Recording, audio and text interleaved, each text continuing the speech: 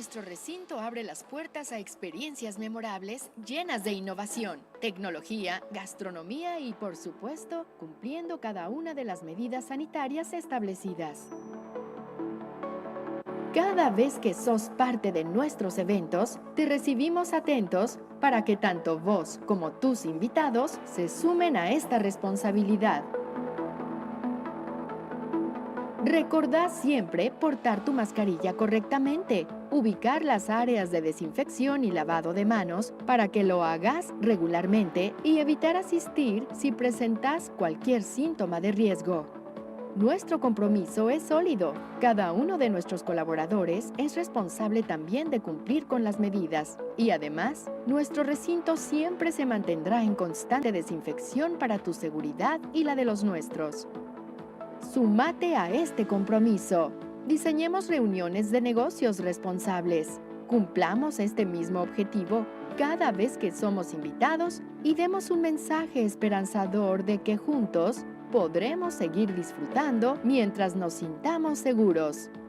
Somos el recinto más importante de Costa Rica. Queremos que te sintas a gusto y cada experiencia que vivas se convierta en un recuerdo inolvidable. Cuidémonos juntos.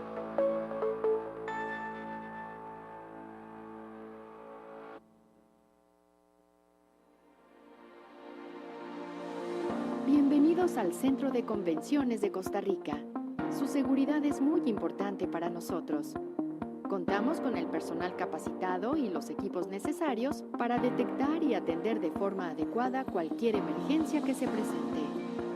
Los brigadistas serán los encargados de orientarlo en su desplazamiento hacia las salidas de emergencia.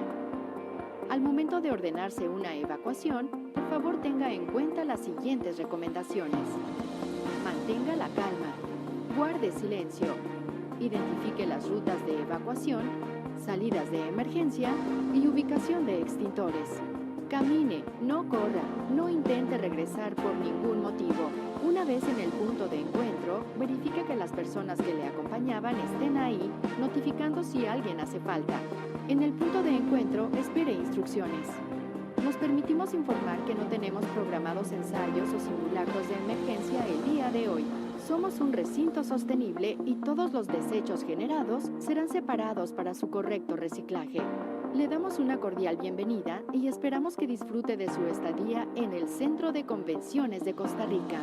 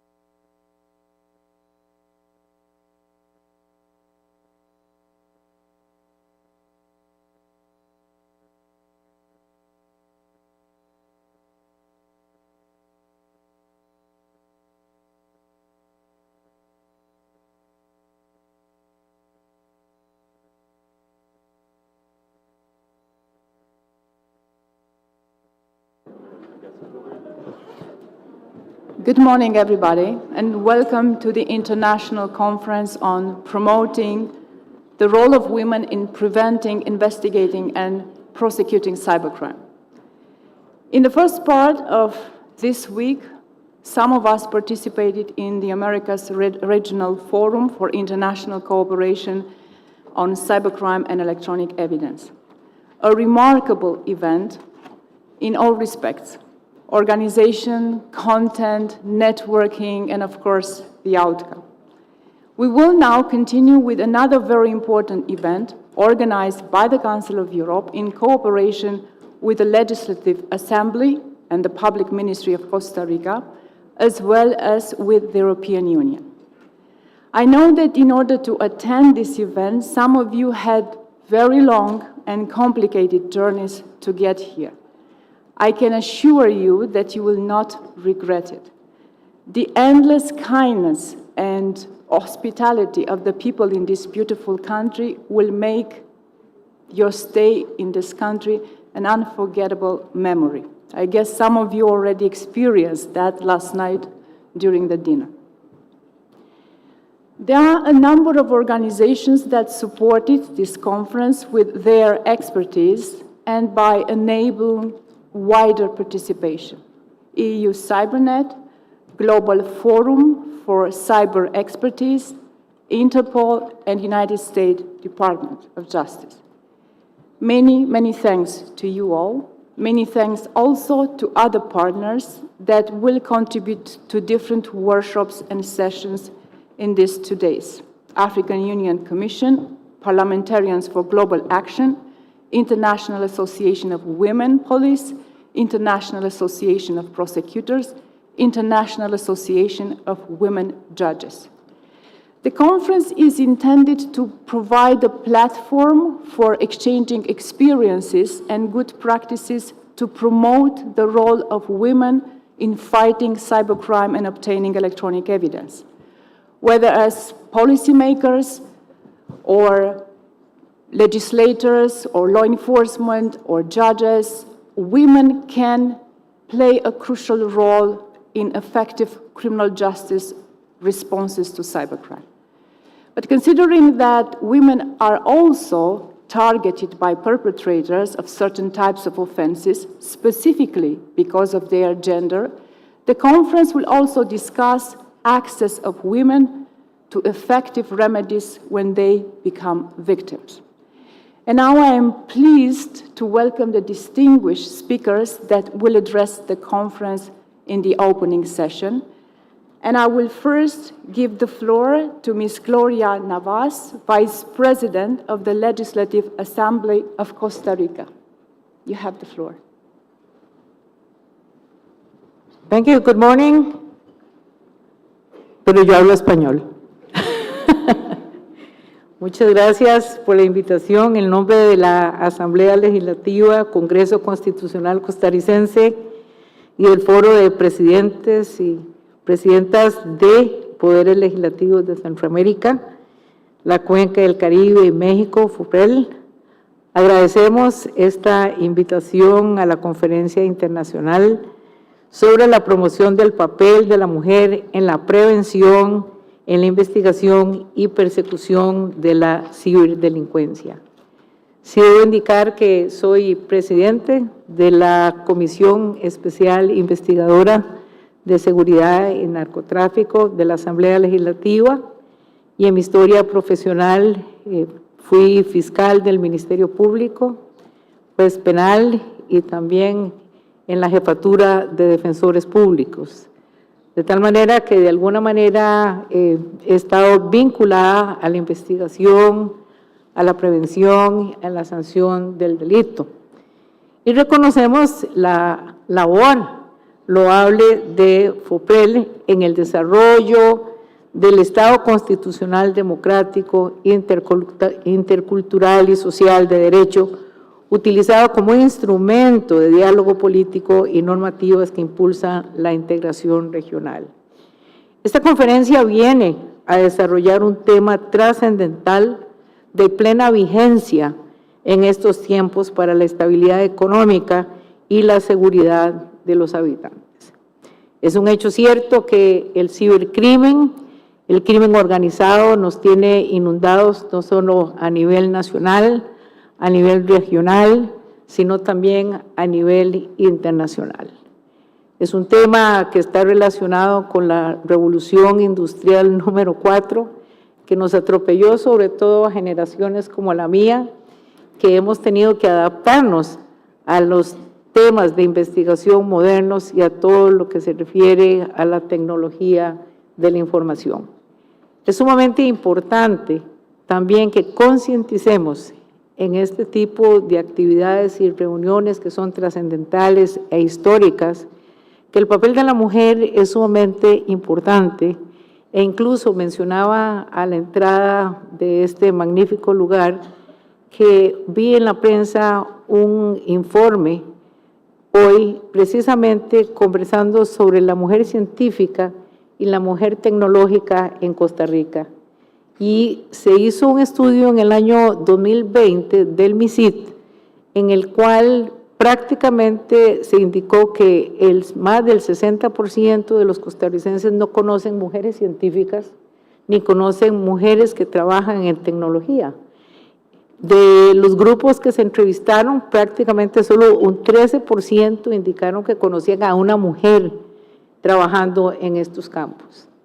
Eso quiere decir que nosotros hemos desarrollado un papel fundamental en la sociedad internacional, que hemos demostrado capacidad a todos los niveles, capacidad profesional, capacidad familiar, capacidad en los puestos que hemos venido desempeñando y en las políticas públicas de los estados, que tengamos esa conciencia y mantengamos esa lucha contra el cibercrimen. No solo estamos hablando del ataque a las naciones. Costa Rica sufrió un ataque extorsivo en temas que incluso se habla de terrorismo cibernético. Y nosotros tenemos, por supuesto, que ajustar la legislación a esos temas actuales. Sin embargo, la posición de la mujer lo es de carácter esencial. Nosotros hemos venido desempeñando en pocos años realmente, no solo el derecho al voto, sino que hemos incursionado en todas las actividades humanas. Pero también seguimos siendo un buen número de personas, así como el adulto mayor y los niños, que están en posición de desventaja. Y esos temas son de carácter esencial porque si vamos a hablar de regímenes democráticos, de regímenes constitucionales, tenemos que elevar la categoría de los derechos humanos en la aplicación real en nuestras naciones. De tal manera que les doy gracias por la invitación, felicito a cada uno de los participantes, creo que va a ser muy exitosa y bueno, adelante mujeres, seguimos trabajando, seguimos distinguiéndonos y haciendo la diferencia en nuestras sociedades. Muchas gracias.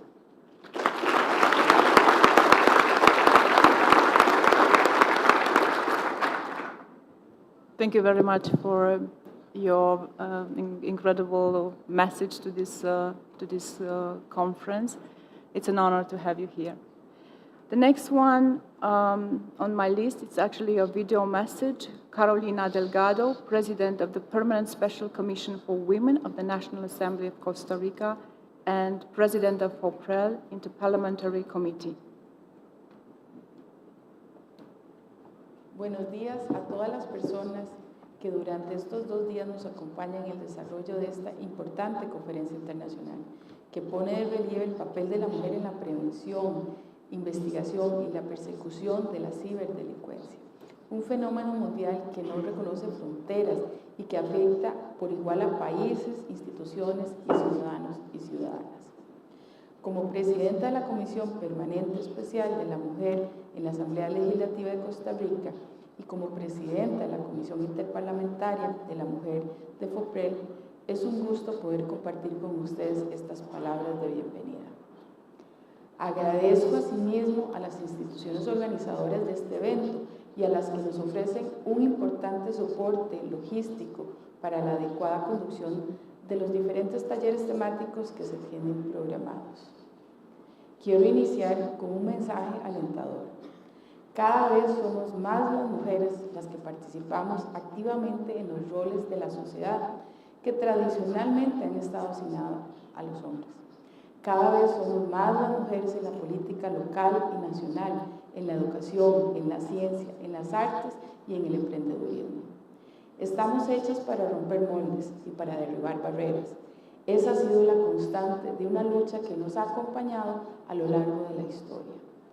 Por ello, nada más atinado que abordar, bajo el enfoque de género, la realidad de una de las circunstancias que antepone retos a las autoridades judiciales de todos los países, la ciberdelincuencia. Este fenómeno, que ha ocasionado graves ataques por parte de piratas informáticos a los sistemas de la institución encargada de la recaudación y administración tributaria en el país y de la entidad que vela por la seguridad social de los costarricenses, ha detonado la verdadera necesidad de enfrentar con estrategia y planificación los riesgos asociados al cibercrimen. Colombia es un país que ha sufrido 11.200 millones de ciberataques en un año. Solo un ataque cibernético afectó en un mismo momento a 200 empresas en Estados Unidos, mientras que un hackeo a la red social Facebook permitió el robo de datos a 533 millones de usuarios, y ejemplos como estos abundan en todo el mundo. Hablar de ciberdelincuencia es hablar de vulnerabilidad, y si lo enfocamos desde una perspectiva de género, es hacerlo desde una dualidad, la de la víctima y la de la que está al frente del trabajo de prevención, atención e investigación a la espera de una oportunidad. Ambos cauces convergen en un mismo punto, en la necesidad de que los países determinen una mayor atención y protección a las mujeres víctimas, y otra que promueva una mayor participación femenina y su profesionalización en todo el proceso que conlleva a la contención del delito. Por eso, quiero invitarles a que puedan aprovechar al máximo las experiencias y los conocimientos que serán compartidos en los diferentes talleres de esta conferencia internacional y donde se tratarán aspectos como la promoción de las mujeres en los ámbitos técnicos de la lucha contra la ciberdelincuencia, cómo combatir la ciberviolencia, casos de éxito desde la perspectiva de los poderes políticos en las propuestas de soluciones y testimonios que permiten proyectar el futuro del rol de las mujeres en estos espacios.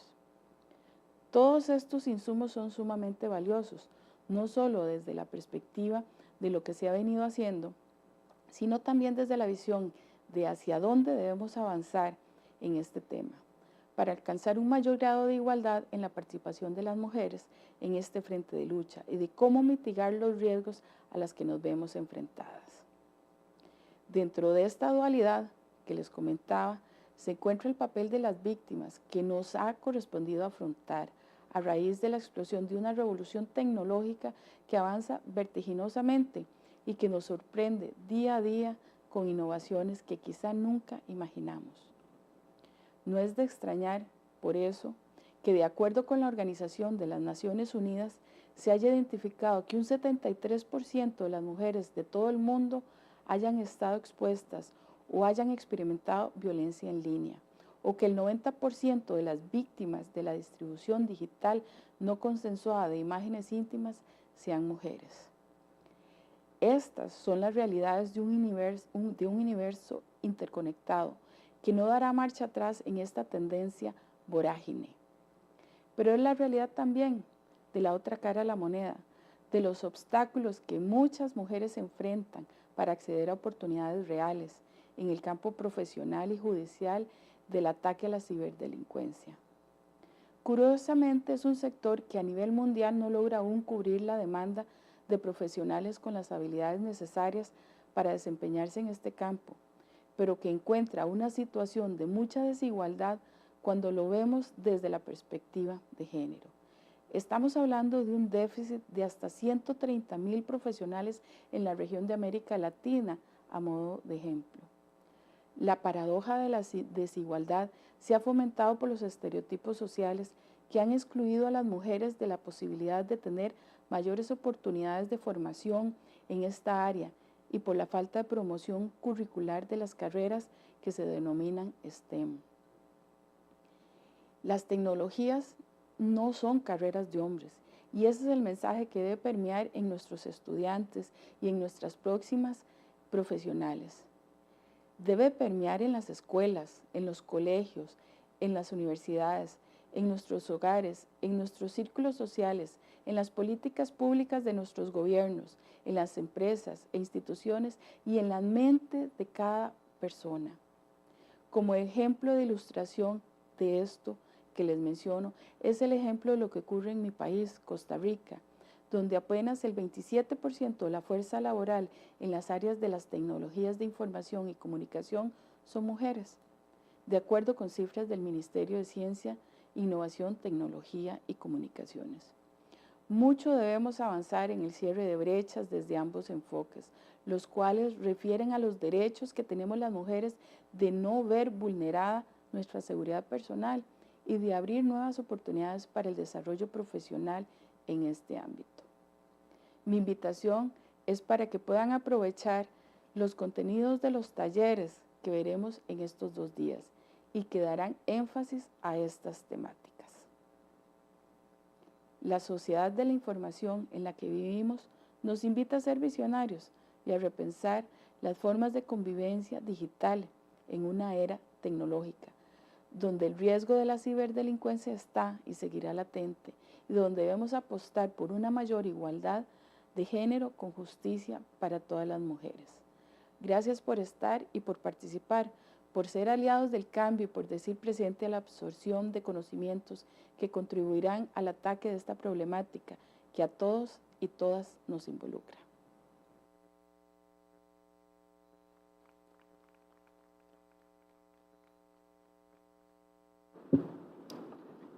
Thank you very much for this also very powerful message from another high official of the Costa Rica that confirms the approach of this conference, that we have to look from different angles to this topic, but also the fact that we have to start looking into this topic at a very early stage through education and many other areas.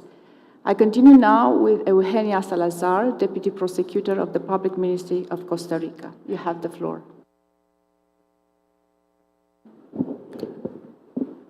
Muy buenos días a todos y a todos. Reciban los aquí presentes un cálido saludo y la bienvenida a Costa Rica.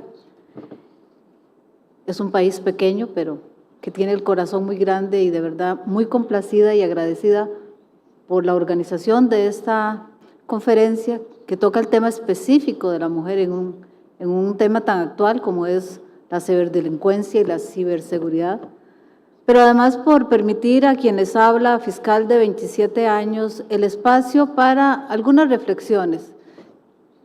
Y en el tiempo que me designaron para compartir con ustedes, voy a echar mano a 3 palabras y voy a tratar de, son 5, perdón. Y a partir de esas 5 palabras, hacer algunos enunciados sobre la importancia de quienes estamos acá. Entonces, primero que nada, la preocupación que tiene quien les habla en relación con este tema y con el papel de la mujer, pero yo me voy a permitir hablar por la mujer, por la que no está acá, aunque sabemos que cualquier persona puede ser víctima de delitos, pero en particular por la mujer que ha sufrido algún tipo de violencia en línea o en el espacio virtual, que no está acá y que quiero de alguna manera ser voz de estas. También hablarles de la realidad en cuanto a la violencia contra las mujeres, la violencia por razones de género y cómo esta afecta y cómo se manifiesta en el espacio virtual. Luego, decirles cuál es la responsabilidad que nos toca a quienes estamos acá, para luego decir cuál debe ser desde mi perspectiva el compromiso que debemos asumir quienes estamos y tenemos el privilegio de asistir a actividades de esta naturaleza. Y cerrando con un desafío, de cuál es el desafío desde la visión de alguien que ha estado en la parte de persecución penal por aproximadamente 27 años. La violencia contra las mujeres, todos sabemos que se caracteriza por ser histórica, estructural y sistémica. Costa Rica, como país signatario de la Convención para la eliminación de todas las formas de discriminación contra la mujer, se ha dado desde el año 1984, y la Convención Interamericana para prevenir, sancionar y erradicar la violencia contra la mujer, conocida como Belén do Pará, que también está vigente en nuestro país desde 1985, o sea, hace bastante tiempo, le dice al Estado costarricense que al haber suscrito a estas dos convenciones asume un compromiso y una responsabilidad ante la comunidad internacional. Y básicamente le dice al Estado que está en la obligación de realizar los cambios en la legislación y de tomar medidas para realizar los cambios en todos los ámbitos para garantizar a las mujeres el derecho humano de una vida libre de violencia. Y esa frase la decimos mucho, pero hay que darle contenido, o sea, cómo materializamos y cómo actuamos en consecuencia para que efectivamente la mujer tenga derecho a una vida libre de violencia. También es bien sabido o conocemos que la violencia contra las mujeres ocurre en todos los ámbitos, que a partir de estas convenciones hicimos el brinco y ya no pensamos que es un asunto privado, porque por muchos años se consideró que la violencia contra las mujeres ocurría entre cuatro paredes y que no era de interés del Estado, pero ahora sabemos que es un tema de interés público y por ende, y esta violencia se manifiesta sobre las mujeres y contra las mujeres en la familia, en la sociedad, en el ámbito educativo y en el ámbito laboral. Y por supuesto, ahora tenemos que agregar esa violencia ya no solo en el espacio físico, sino al espacio virtual, al espacio en línea, que ahí nos ubica, y por eso la preocupación, en un contexto totalmente distinto, donde no solo tenemos que llevar todas las características y las condiciones en las que sufren violencia las mujeres en el espacio físico, sino a un espacio como es el espacio virtual. Revisando rápidamente el marco regulatorio en nuestro país en cuanto a la parte penal, quienes habla con preocupación, no solo de ahora, sino desde hace algunos años, ha venido llamando la atención de que las normas penales vigentes, que tenemos un artículo en específico, el 196 bis, resulta insuficiente para brindar tutela efectiva a esta forma de violencia que afecta de manera diferenciada a las mujeres. En el 2019 hubo una iniciativa legislativa para hacer una reforma de ese artículo y de alguna manera brindar una respuesta a esta forma de violencia. Este proyecto, me parece que hace mucho tiempo fue archivado, pero bueno, ya han pasado desde el 2019 a la fecha 4 años y seguimos con una norma vigente que a criterio de quienes habla es insuficiente y no ofrece los mecanismos de protección específico que requieren las mujeres. Cuando hablamos de mujeres y de las interacciones que éstas podrían tener en línea, es llevar un poco y extender un poco esa violencia del espacio físico al espacio en línea.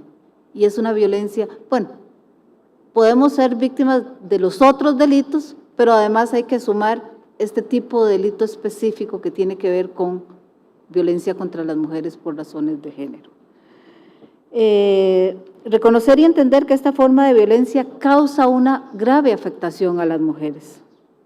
Situaciones como el ciberacoso, la pornografía por venganza, por citar algunas, impacta de manera directa en la salud emocional, en el ámbito familiar y laboral de la persona afectada, y en este caso, por supuesto, de las mujeres. Y además, sabemos que esta forma de violencia constituye una grave violación de los derechos humanos de las mujeres y se manifiesta en vulneración de derechos fundamentales como lo son la dignidad, la privacidad, la intimidad, la libertad, la indemnidad, para citar algunos de ellos. Estamos en una época donde la información, los datos son el tema de todos los días y esto nos permite hablar de un ciberespacio, o sea, cómo debemos que responder desde lo penal, porque también hay que trabajar en la parte de prevención, pero a mí me permiten referirme a la parte penal porque es en la que trabajo.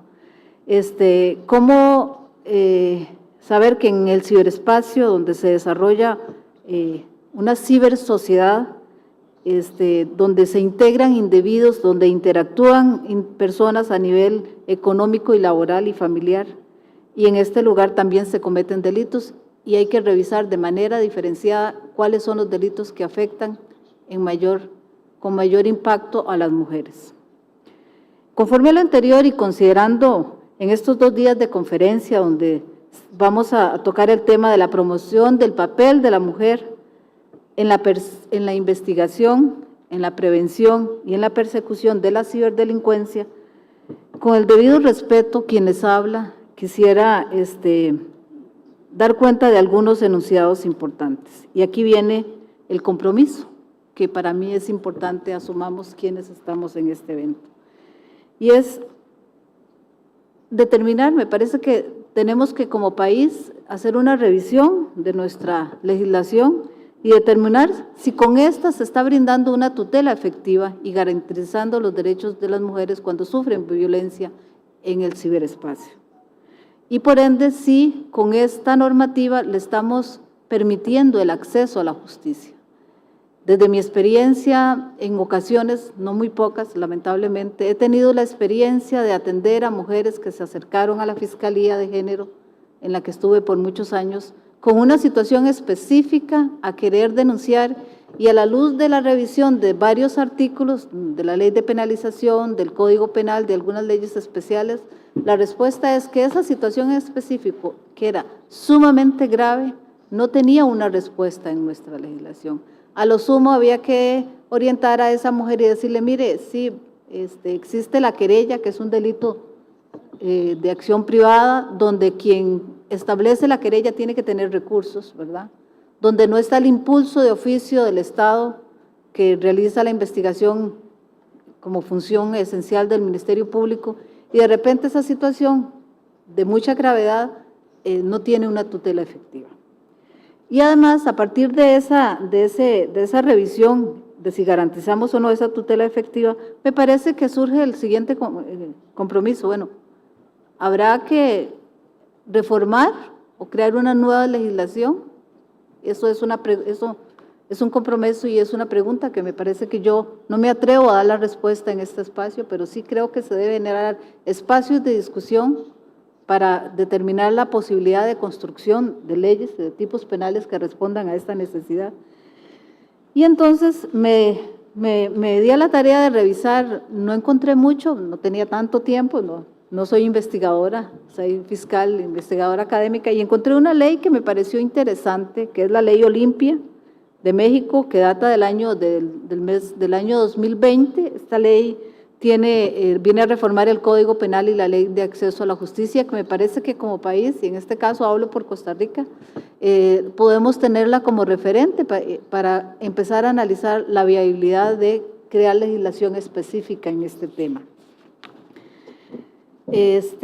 Por supuesto que es necesario que en esta revisión de la legislación también se analicen, bueno, qué acciones se pueden tomar desde la política pública, ¿verdad? No solo, yo me enfoco mucho en lo penal, pero tengo claro de que la prevención debe ser primero y además es mejor prevenir y no atender a víctimas a las que no se les dé la respuesta o en el supuesto de una legislación en el que sí se cuente con una legislación. Cierro mi intervención, porque ya se me acaba el tiempo, llamando la atención en cuanto al compromiso y la obligación que tenemos que asumir, en este caso me incluyo y me pongo de primera, las mujeres que desempeñan o tienen puestos de decisión. Entre ellas, contamos aquí con la presencia de la señora diputada Gloria Navas. También es importante involucrar en este proceso la parte de judicialización, ya no la parte de investigación, sino el tipo penal, el Ministerio Público lo aplica, pero al final quien tiene la última palabra es el juez, y es el juez el que va a decir si esa conducta, si esa situación específica se encuadra dentro de la norma. Y por eso me parece que con eso, ese compromiso y esa obligación está vinculado con un derecho fundamental que en nuestro país está tutelado en el artículo 41 de la Constitución Política, y dice que recurriendo a la justicia todos verán tutelados sus derechos, y cuando dicen todos se refiere no solo a la parte acusada, sino a la parte imputada, porque de repente ese artículo ha sido más pensado para la parte imputada y de pronto las víctimas están un poco en el olvido. Porque a criterio, y con esto ya termino de quien les habla, hay muchas situaciones, más de las que yo quisiera decirles, que no tienen una respuesta desde el punto de vista del derecho penal. Y les puedo decir que han habido casos en los que se ha intentado aplicar el 196 y a pesar de la gran cantidad de verbos rectores y de que se describen de manera muy amplia la conducta que se regula en ese artículo, ninguna de esas permitió a la Fiscalía perseguir penalmente un hecho gravísimo que ocurrió hace algunos años en el que varias mujeres fueron víctimas de violencia por parte de, fueron víctimas de este tipo de violencia y que no pudieron recurrir a la vía penal y no vieron tutelados sus derechos y por lo tanto se les denegó el derecho a una vida libre de violencia y en todo caso el derecho de que si ya usted sufrió un delito, recurrir a la justicia y que ese derecho le sea reconocido y le sea tutelado. Muchísimas gracias, bienvenidos todas y todas a Costa Rica y yo tengo muchas expectativas de los resultados y de lo que pueda generar esta conferencia como un espacio de discusión a partir del cual empecemos a trabajar en consecuencia, en protección de esas mujeres que no tienen la palabra aquí hoy, pero que nosotras y nosotros estamos obligados a garantizar sus derechos. Muchísimas gracias.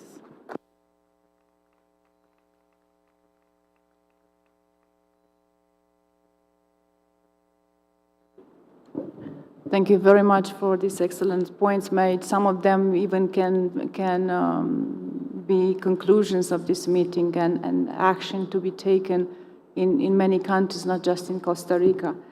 Extremely valuable input on lesson learned or challenges in violence against women. Start with reviewing the legislation. Indeed, that's the first step, and if you want to think even further, prevention is a very important element. It's better to prevent than deal with the victims of these horrible crimes. Thank you very much. I look forward to other discussions because you launched a number of challenges for different workshops that are going to be held these 2 days. Now, the next speaker, Alberto Manghini, Head of Cooperation, EU Delegation of Costa Rica, one of the co-organizers. Alberto, you have the floor. There. I'm here. Good morning. Thank you, Cristina. Good morning, ladies and gentlemen. Muchísimas gracias, doña Gloria, nuestra anfitriona, y en representación de Costa Rica, de lindísimo país donde tengo el privilegio de vivir y de trabajar, y también en representación de la institucionalidad de Costa Rica y de FOPREL. It's a real pleasure, honor to be here today. It's actually a very significant, human opportunity also to be here today addressing you. Recognizing the work that is being done, and as the bar of the presentations has been set very high, I'd like to share with you just some personal considerations. First of all, if I look around me, I'd like to make a reflection. I think we're all digital citizens. We all have access to social networks. We've all seen pictures of very important fora, global, where women are not represented. There's pictures circulating where you see very important fora, and the decision makers are all men. So if I look around me today, at the main table, in this room, I see many women, many capable women, so I want to pay tribute to you, to your presence, to your capacity, and to your leadership. And I want to thank the colleagues of the Council of Europe and GLASSIS for organizing this event. This is very, very important. It's very important that when we discuss important issues, women are there and they are in the driving seat. So thank you very much for that.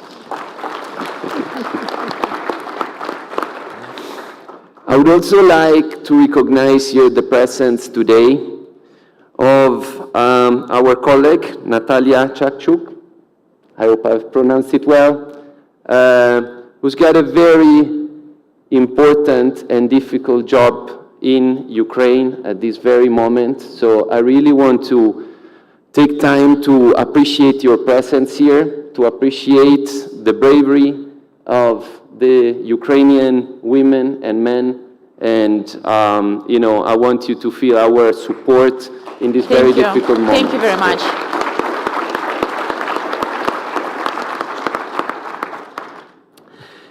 Thank you. I also like to recognize the presence here of, you know, a group that includes our colleagues from the United Nations, from Canada, and all of you here. I think this is where we are really put our efforts where our words are, and, you know, we try to come up with solutions together.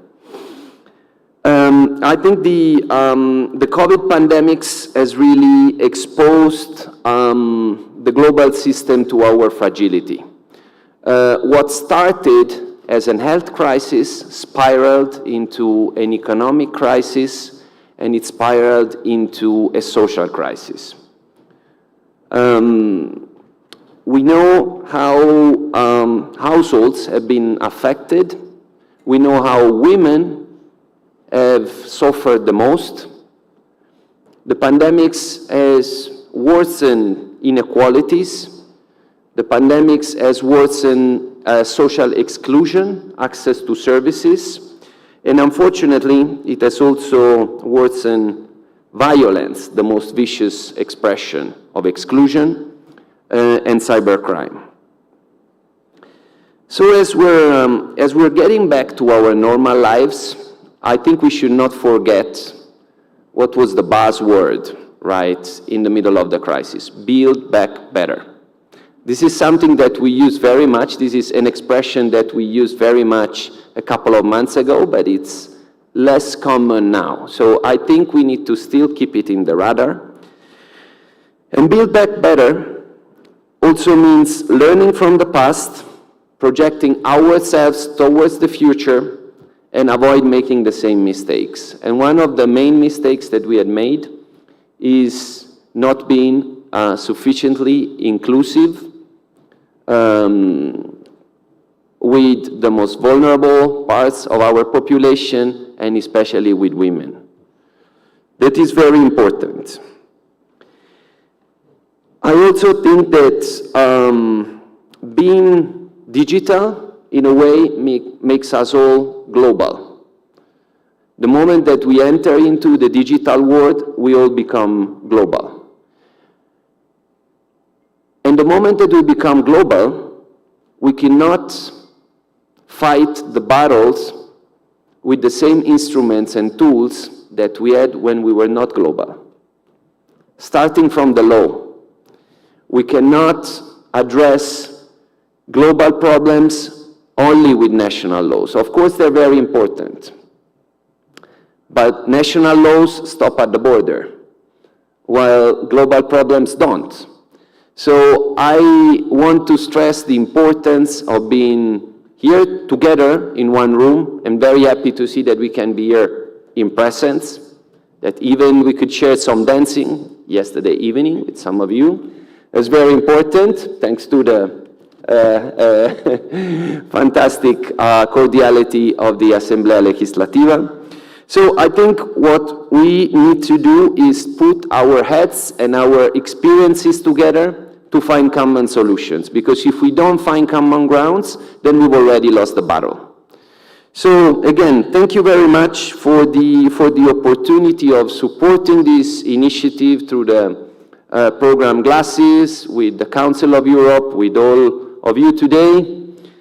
And in conclusion, I'd like to me asocio al llamado de doña Gloria, adelante mujeres, adelante lo que estamos aquí, mucha suerte y de nuevo, muchísimas gracias a todas y todos.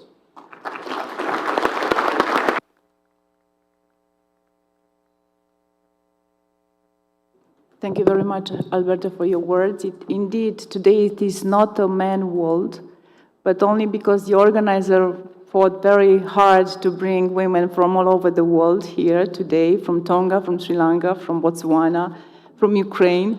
Normally, cybercrime meetings are more men meetings, but it's getting better. There is hope, as some of the speakers underline. We have now another video message, Catherine Debal, Executive Director of Europol. Ladies and gentlemen, dear colleagues, thank you for the opportunity to share with you my views on what it means to be a woman today for someone in my shoes, a policewoman in a digital world who is also in a leadership role. Many layers of complexity. Let's try to peel the onion. First, we should see women as women. Mothers, daughters, sisters, friends, with all the beautiful attributes of being a woman and so much untapped potential still to be explored, such as empathy, emotional intelligence, ability to multitask, strong management and leadership skills. We need to embrace our special gifts and be proud of what we have to offer. Then on women as police officers. We bring unique skill sets to the profession, including advanced problem-solving skills, de-escalation and more. Further to soft skills, women who choose a career in law enforcement get to work and serve their communities, helping to improve community safety. Having females on police forces improves representation and creates law enforcement agencies that are more representative of the population they interact with. There are a few steps that law enforcement agencies can and have begun to take to attract more women to the profession. Many within law enforcement are actively working to change the culture and narrative around the ideal skill set of a police officer and to encourage gender balance and diversity. About women as police officers in a digital world. It is important to understand why there are few women in disciplines related to cybersecurity, so to identify potential obstacles and to motivate women to pursue careers in this field too. Understanding the barriers to access cybersecurity careers can contribute to increasing the participation of women in the field of cybersecurity. About women as victims of cybercrime. Women are not spared from being the target of cybercriminals. In fact, cyberspace facilitates various forms of gender-based cybercrimes that particularly affect women and girls. When falling victim to cybercrime, women often encounter difficulties seeking access to justice and navigating criminal justice system. The numbers are quite striking. For example, in a report issued last year by Women's Aid, 45% of victims of domestic violence have experienced some form of abuse online during their relationship, while 48% reported having been subject to harassment or abuse online after ending the relationship. And women as top leaders of law enforcement agencies. The next question is, how can a woman be a leader in what is traditionally seen as a man's world? Law enforcement in general and cybersecurity more specifically. How can women be seen, valued and respected as a peer amongst peers? There is still a long way to go. As a leader, in the law enforcement world, I am to leave a legacy of respect and build an inclusive culture of respect for diversity and for the individuality of each person at Europol, be it staff, partner, customer, or service provider. This approach has been embedded in the Europol Diversity and Inclusion Strategy 2022, a first of its kind for the agency. This strategy was developed with inspiration from our staff and management, engagement with the European Commission, the European Union agencies network, and learning from academia and private sector's best practices. The strategy goes beyond the mere statement of a principle. The real difference is made when you fully integrate diversity and inclusion in the various domains and processes of your organization. And for Europol, this means embedding diversity and inclusion in the decision-making of the agency, in its staff professional development, in its projection to the outside world. These steps ultimately enhance organizational effectiveness and meet future challenges while enriching our culture along the way. Europol manager and staff members assume direct responsibility for its implementation, recognizing that promoting diversity and inclusion are both individual and a collective responsibility. It should ultimately be a prominent part of the fabric and culture of our agency. I wish you success in your discussions, and I am certain that the outcome of this event will be very fruitful and support women in cyber and in the prevention of cybercrime. Thank you very much.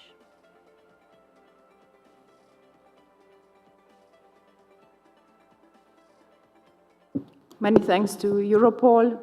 Promoting diversity and inclusion at the level of organization, it's an individual and collective responsibility. Wise words from Europol. We'll have a workshop dedicated to law enforcement and promoting the role in this area, so more discussion there. Many thanks, and now from the Council of Europe, President of Grevio, Iris Luaris. Thank you, Your Excellencies, distinguished guests, ladies and gentlemen. It's absolutely an utmost pleasure and privilege to be part of this event. And I would like to thank the Council of Europe Cybercrime Program Office for organizing it, bringing together the field of cybercrime and also the violence against women. Online and technology-facilitated violence against women is an issue that transcends disciplines and also national borders.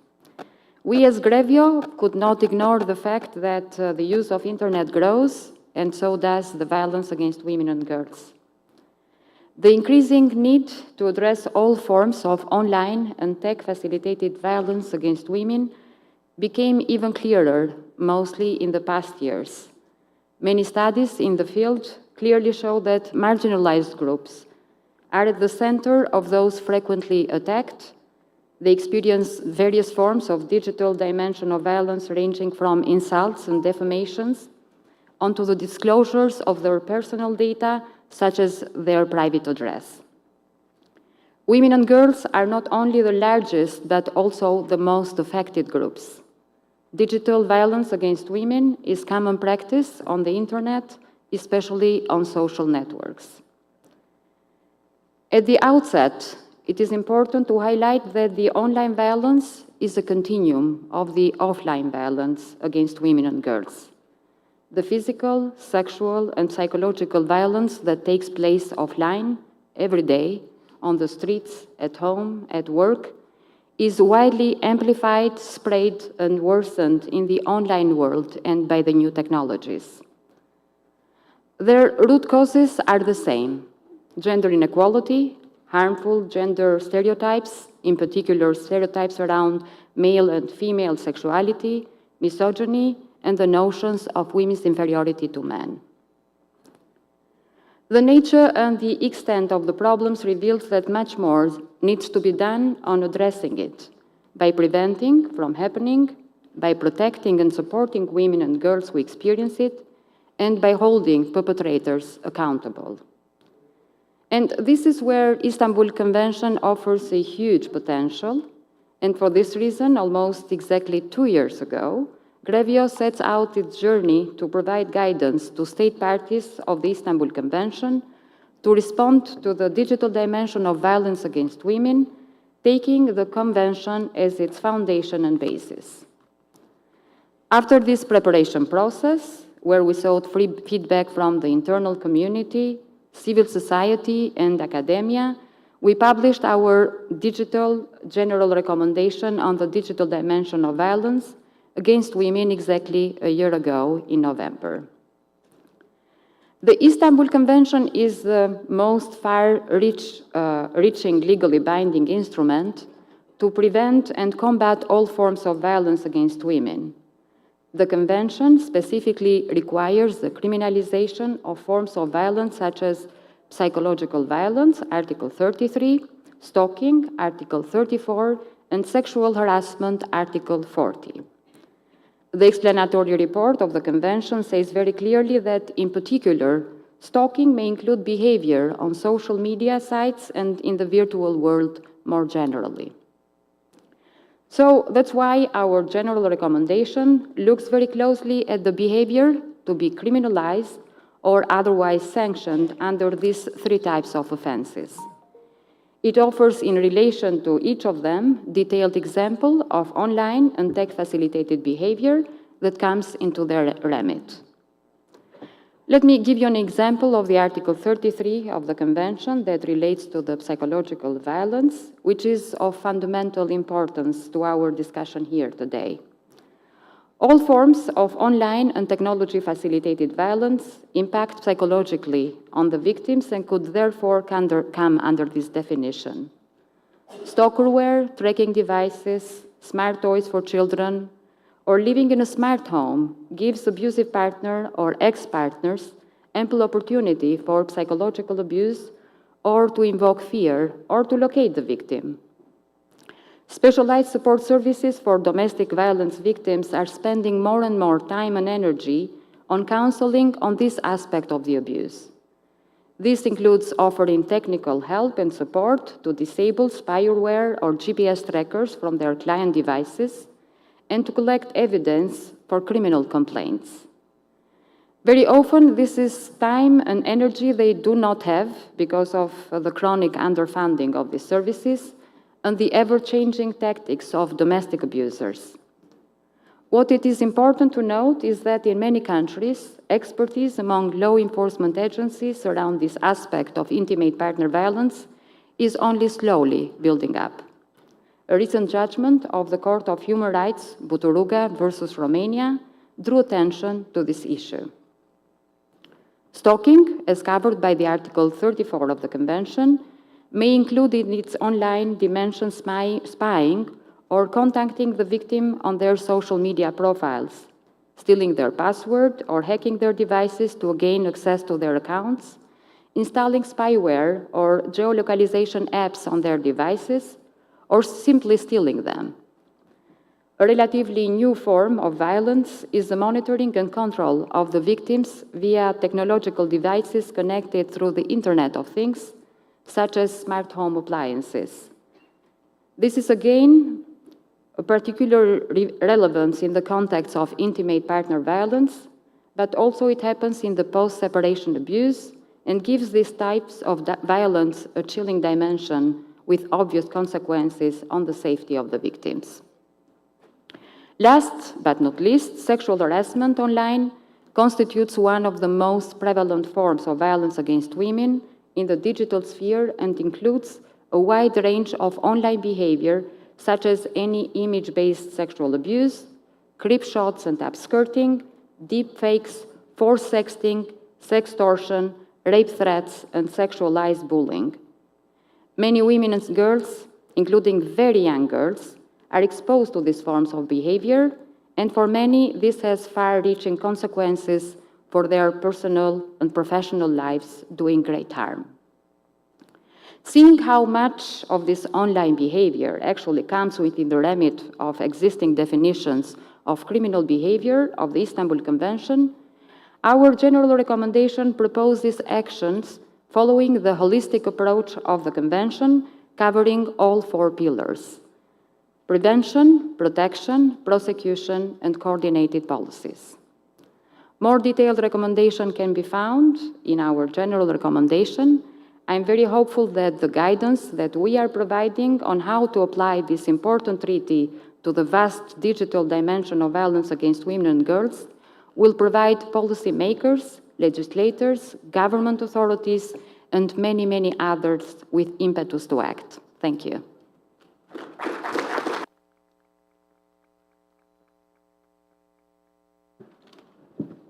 Thank you very much. Indeed, Istanbul and Budapest Convention are complementing each other in addressing online and technology-facilitated violence against women. This is also the conclusions that the Cybercrime Convention Committee reached after study on cyber violence, mapping study on cyber violence. And now, after we heard from the Council of Europe, we continue with UNODC, Global Program on Cybercrime, Neila Loya. Please, you have the floor. Muchas gracias. Buenos días a todos. En primer lugar, quisiera agradecer al Consejo de Europa y a los diversos programas que tiene de capacidad, de fortalecimiento de capacidades en el tema de ciberdelito, la invitación que nos han hecho para poder estar aquí presentes en este día. El programa de ciberdelito fue establecido en el año 2013 por diversas resoluciones de la Asamblea General de las Naciones Unidas y tiene como objetivo promover la creación de capacidades técnicas sostenibles para prevenir, investigar y combatir el ciberdelito. Mi programa tiene equipos en distintas regiones del mundo. Cubrimos África Occidental y Central, el Sudeste Asiático, Asia Central, Centroamérica y Sudamérica.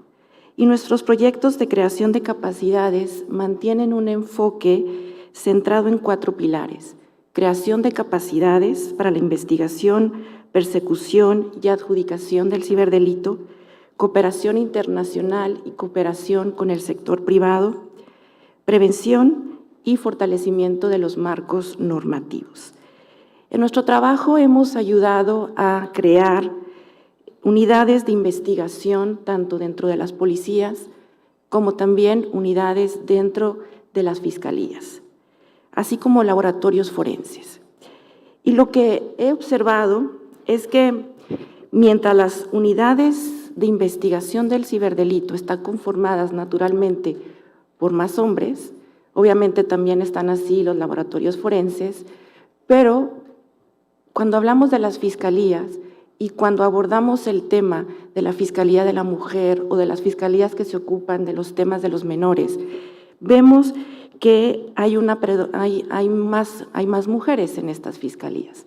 Al menos este es más o menos el panorama para América Latina. Pero cuando nos vamos a otras regiones del mundo, como el sudeste asiático o en África, pues la situación es un tanto diferente, habiendo un poco más de hombres en todas las áreas.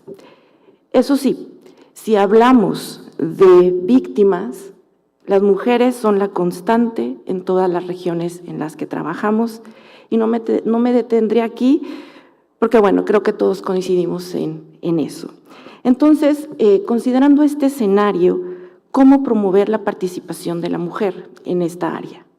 Primero que nada, considero que debemos partir de una concepción general o bien transversal de lo que es ciberdelito, para que cuando se esté aplicando en las instituciones de manera organizativa e institucional, se puedan incluir más unidades operativas en donde la mujer se pueda desempeñar, pero también para abarcar las demás áreas como la ciencia forense, la evidencia digital y la prevención.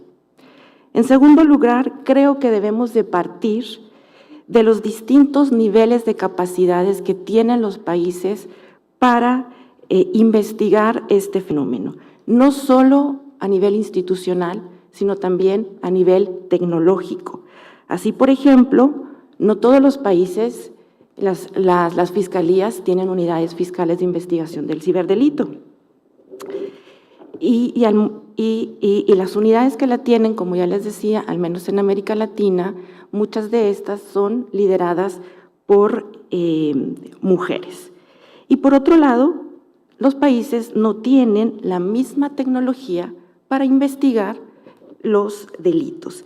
Y creo que este es el espacio precisamente para poder abordar estas diferencias que hay en la capacidad de cada uno de los países para pensar cómo desde la propia situación se puede pensar la participación de la mujer en esta área.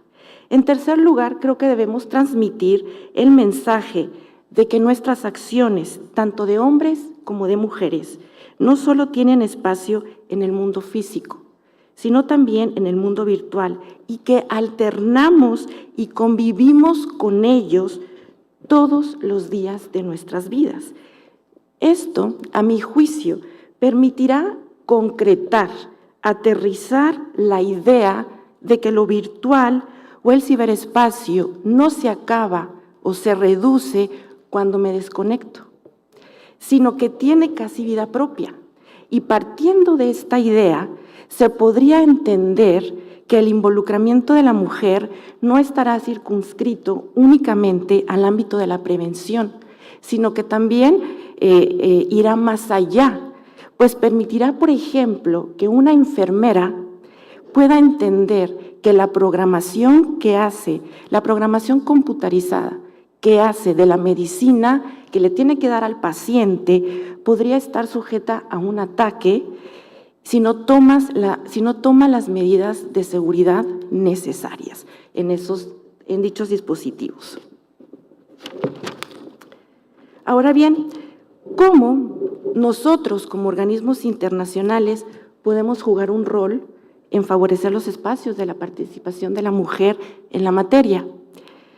Creo que la respuesta para mí pasa por pensar globalmente y actuar localmente con estas ideas que se piensan de manera global.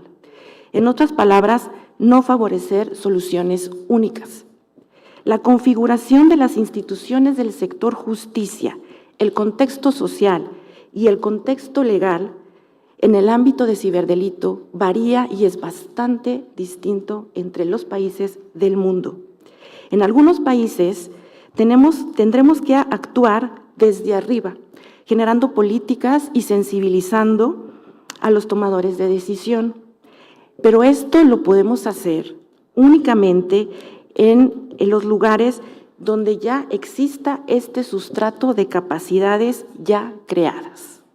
En otros, tendremos que trabajar en el ámbito educativo, favoreciendo ofertas de programas de educación superior universitaria en áreas más vinculadas a la tecnología y también a la investigación criminal.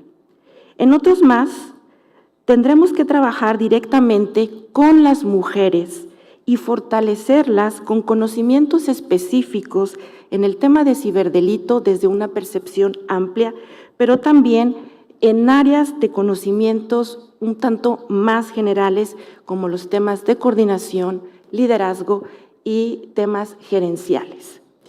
En el programa que dirijo tratamos de dar respuesta a esta situación.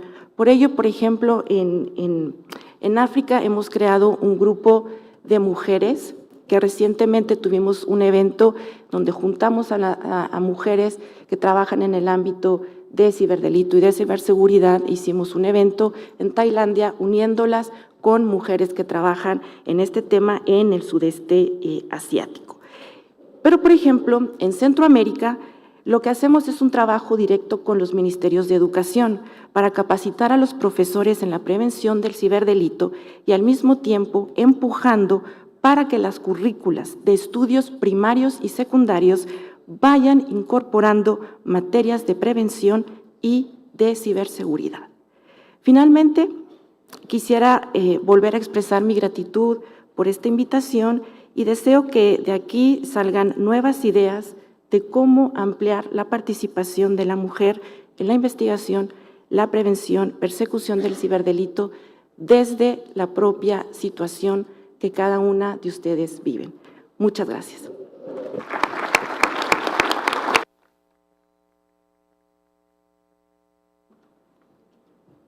Thank you very much. We appreciate very much to have you here because you have extensive experience on this topic. Think globally and act locally. Indeed, that is a very good point. The solutions need to be adapted according to the situation in the country or in that particular region. I look forward to further discussion from your experience. And now we move to Interpol. Jacqueline Delange, Assistant Director, Cybercrime Directorate, Cybercrime Threat, who contributed to many of our sessions this week. Please give us your perspective on this topic. Thank you very much, and good morning, ladies and gentlemen. Before I start, I just want to say from up here, it's a beautiful picture, very beautiful. It's a great honor and privilege for me to be here in Costa Rica to meet with our like-minded women. This is an important part of building closer partnerships and enhancing trust and underlining the importance of women in the combating of cybercrime at a national, regional, and international level. A warm thank you to the European Union, the Council of Europe, and the Ministry of Costa Rica for hosting us in Costa Rica for the promoting the role of women in the preventing, investigation and prosecuting of cybercrime international conference for the next 2 days. We are all aware that the pandemic has opened up new avenues for cybercriminals to carry out various forms of online crime.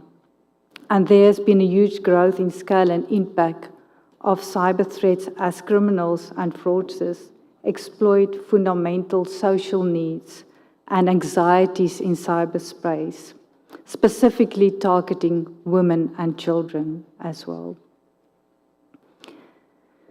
We know that cybercrimes affect women and men in different ways, and that women fall victim to cybercrimes in a different way as men. Women specifically are more targeted by cybercrimes like cyberstalking, cyber harassment, and romance scams due to their gender. It's also now important more than ever to promote the role women have in the prevention, investigation, and prosecution of cybercrime by exchanging experiences and best practices in the global fight against cybercrime. The production of online child sexual exploitation material targeting children is on the rise, and according to the new published Interpol Crime Trend Report, we could see this from this report. Due to shifts in online behavior during the pandemic, both the demand for and the production of these materials have been on the rise. Interpol's Global Crime Program and the Interpol Global Cybercrime Strategy for 2022 to 2025 has the mandate of reducing the global impact of cybercrime and protecting communities for a safer world. It focuses on delivering policing capabilities in the prevention, detection, investigation, and disruption of cybercrime to our 195 member countries. With Interpol as a global actor that can connect police within the policing environment globally, our neutral platform, together with our tools, systems, and databases, enables us to assist our member countries in a very unique way. To be effective in our fight against cybercrime, we need to understand the threat and how it affects our communities. Having good crime statistics is important in this regard. With relevant information and intelligence, we can also better understand the interplay between enablers of cybercrime and cyber threat actors. For this to happen, the sharing of information is key. And to share information, we need to build trust. This trust element is crucial to optimize partnerships and collaboration. In the case of cybercrime, trust and partnerships is necessary, not only between law enforcement organizations, but also with civil society and the private sector, which hold a lot of this information necessary to be able to investigate cybercrime in the first place. In addition to our member countries, Interpol also has formalized several partnerships with our private sector through the Gateway Project framework, allowing information exchange with these trusted partners. And just to mention that Interpol now has cooperation agreements with 13 private partners, allowing for the information and intelligence, support threat response, and operational planning and targeting. Understanding the threat, having the right intelligence through trusted partnerships, leading to actionable intelligence, and carrying out joint operations based on that intelligence allows us to reach outcomes that each of us alone could not have achieved. During these 2 days, we will discuss how to promote the role of women in the prevention, investigating, and prosecuting of cybercrimes, as well as what effective remedies there are available for women when they become victims of cybercrime. As a final word, I want to say that Interpol, we are ready and committed to work with like-minded women, supporting and promoting our women in law enforcement, as well as prioritizing the prevention of cybercrimes against women and supporting women as victims of cybercrime globally. Additionally, I just want to say that we as women need to be courageous. We need to be brave. We need to grab every opportunity and challenge out there without fear and take our fellow women's hands and just go for it, because together we can do it. Thank you very much.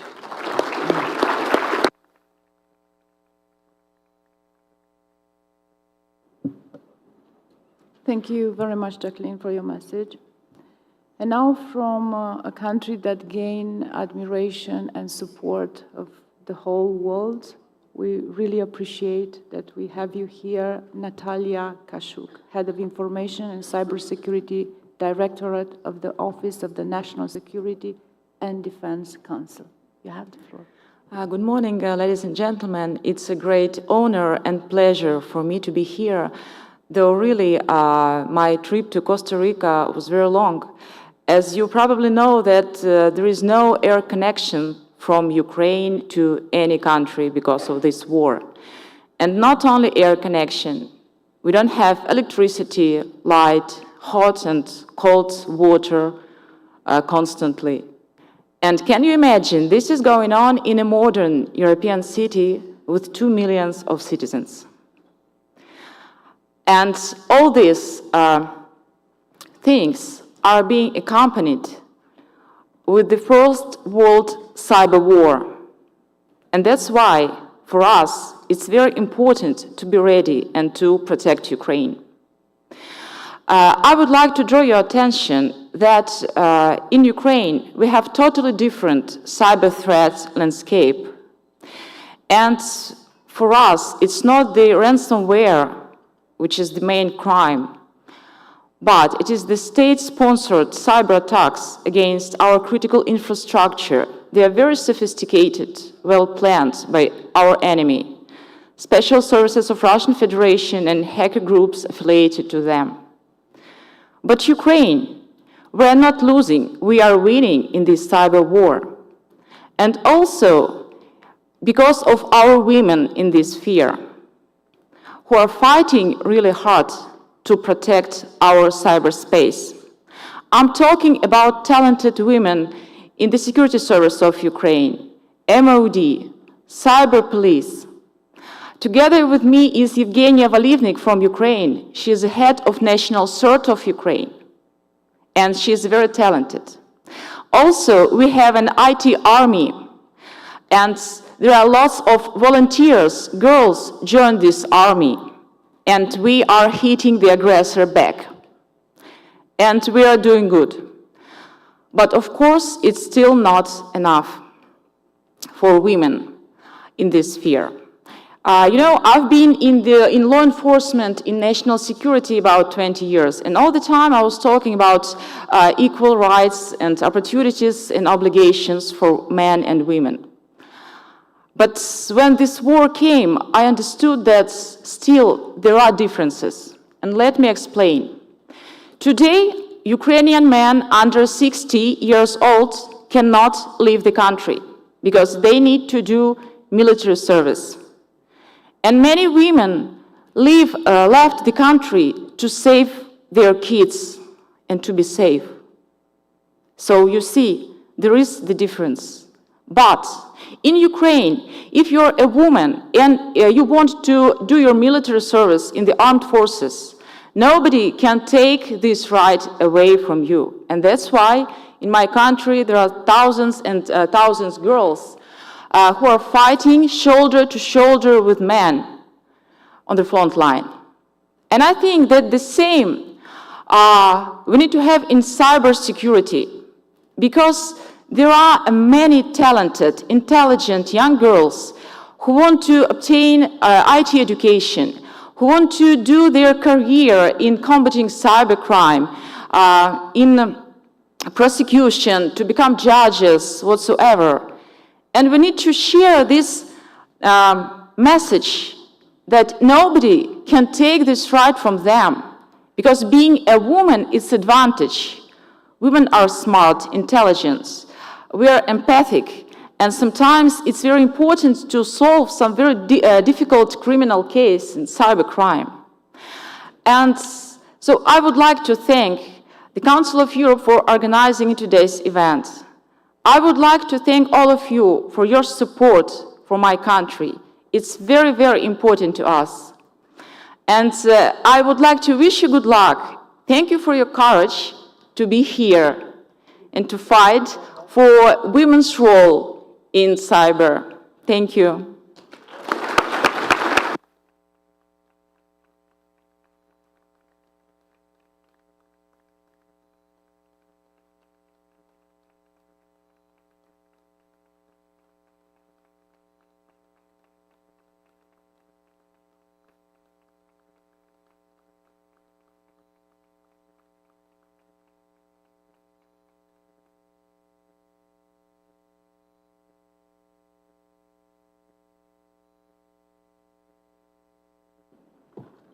Thank you very much for this emotional message. You're certainly an inspiration for the whole world. And now, finally, we have the last speakers on my list, Patrick Sexworth, Deputy Director of the Anti-Crime Capacity Building Program at Global Affairs Canada. You have the floor. Great, thank you. Good morning, everyone. I will try to be quick because I am the last speaker before the break, and I know we're all looking forward to coffee and refreshments. It is an honor and a pleasure to be here today on behalf of the Government of Canada and to be sitting beside so many inspiring leaders in the realm of cybercrime.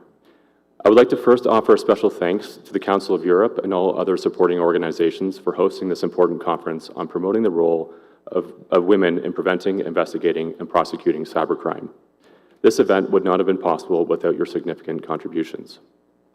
I would also like to thank all of you for being here this week to learn more from one another and share your experiences and expertise.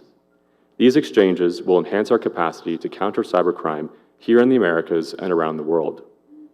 It is clear that cybercrime affects many people differently, and one area that is of particular importance is understanding how cybercrime impacts people through a gender lens. By seeking to deepen our knowledge on the different factors that play a role in cybercrime from both a victim-centered approach and a gender-focused lens, we will be better placed to advance our capacity to protect all of our citizens online. As part of Canada's Feminist International Assistance Policy, we recognize that supporting gender equality and the empowerment of women and girls is the best way to build a more peaceful, prosperous, and inclusive world. That is why we are pleased to see conferences such as this as they help to address specific gender-related gaps while advancing efforts to support our collective security. Throughout the next couple of days, we will be able to share ideas on how we can expand the access to technical skills training and education for women and girls in the pursuit of promoting a more fair and equal cyber labor market. But we all have key roles to play to ensure that gender perspectives are being integrated into all aspects of our work that seek to respond to new and emerging threats and challenges. In Canada, we use a tool called Gender-Based Analysis Plus, which is a means to assess how diverse groups of women, men, and gender-diverse people may experience policies, programs, and initiatives differently. This is applied across the Government of Canada, including on our work on peace and security. Canada will continue to play a significant focus on understanding how we can support gender equality while promoting the role of women and gender-diverse people throughout the world. In cybercrime and policing, we know that women play an important role in creating a diverse workforce that is more representative of the populations they seek to serve. By having officers that can better understand and speak to the different ways people have experienced cybercrime, we can better address the needs of victims and avoid re-victimization in our cybercrime investigation and adjudication. Lack of equal representation in the workforce is not just a women's issue, but an issue for all of us, as we miss the opportunity to leverage each and every one of our individual strengths and increasing our collective capacity to protect all of our citizens. As we reflect on the ways that women and girls, in all of their diversity, are overcoming these immense barriers, let us also recognize and thank them for their resilience. But let us also be clear that our highest focus must also be on addressing the factors that require them to be resilient in the first place. We do not have to look far to recognize the leading role that women are playing in the fight against violence and oppression around the world. I look towards the women of Ukraine who are making enormous contributions to Ukraine's security, to the women and girls of Afghanistan who against all odds are standing up for their rights, and to the women of Iran who have been leading the movement to stand up against gender-based discrimination and oppression. Canada will always stand up for women and women's rights at home and abroad, and we hope that conferences such as this will continue to help us to better understand how we can support gender equality and advance a more equitable world. In order to address these needs, Canada supports cybercrime capacity building throughout the region and globally to help nations fully benefit from the internet and other elements of cyberspace while providing the tools, training, and expertise to effectively counter cybercrime in all forms. Canada's anti-crime capacity building program is one such tool for combating cybercrime globally and forms a critical part of Canada's engagement strategy in promoting an open, secure, and multi-stakeholder-led internet that we believe all nations should work to establish. Canada is also proud to be able to partner with organizations such as Interpol, the Organization of American States, and the United Nations Office on Drugs and Crime to support tailored capacity building throughout the region and globally. Your organizations continue to demonstrate our shared interest in promoting gender equality and creating adaptive and innovative capacity building solutions to address particular needs through a gender lens. Canada will also encourage efforts to promote collaboration and coordination amongst partners and stakeholders wherever possible. Capacity building should always be based on real needs and offer all stakeholders the opportunity to join the discussion. This can help ensure that our efforts are more sustainable with real positive impacts that are widely shared. We will also continue to encourage increased engagement with private sector and civil society organizations as they are integral partners in our efforts to develop successful capacity building initiatives. As one example of this, Canada is very happy to see the establishment of a regional hub for the Global Forum on Cyber Expertise here in the Americas. The GFCE is an essential asset in our ability to coordinate our capacity building efforts and tap into a wider network of experts from more diverse backgrounds. This network can help shape our capacity building strategies in ways that recognize the differing impacts it may have on all people and ensure its long-term success and sustainability. In conclusion, Canada is excited to be able to participate in this very important conference, as events such as this will help us understand the interplay between gender and cybercrime while increasing our ability to promote regional and global security. It is important to take advantage of the relationships made during the coming days, and it is vital that you continue to reach out to your counterparts in other countries when you have questions or experiences to share. By leveraging our shared knowledge and expertise and working together to advance national, regional, and international cooperation, we will be better placed to collectively address the threat of cybercrime, which in many ways has no boundaries. Without this collaboration, it is our view that efforts conducted in silos are doomed to fail. Further to this, acceptance of diversity, but more importantly, the inclusion of diverse employees and stakeholders will allow us to capitalize on our individual strengths and skills and enhance our collective synergy and decision-making capabilities. And with that, I wish you all the best in the days to come, and I look forward to seeing you all again soon. Thank you.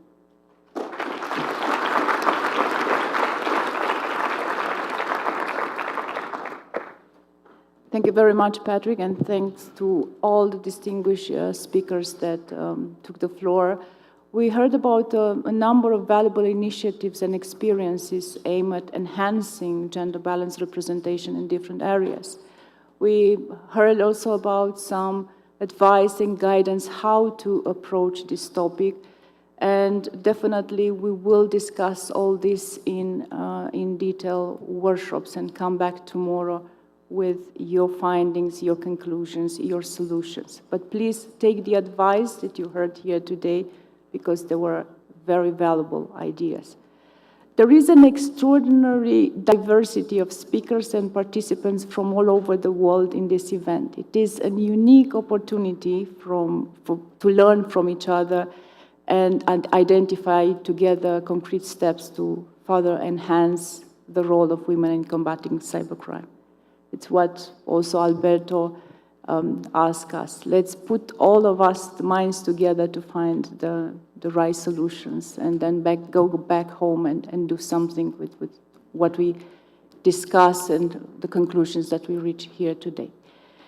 With this, I come to the end of this session. Before I give the floor to the soul of this event, Marta, who invested a lot of effort in this event, we want to express our appreciation for two extraordinary women that are with us today, Gloria and Eugenia, and the organizer prepared a small present for them.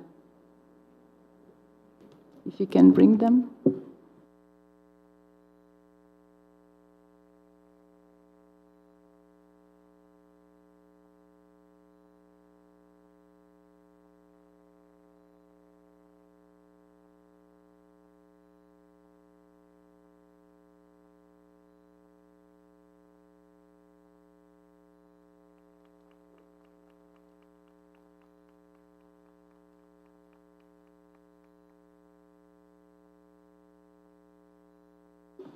Marta, you have the floor.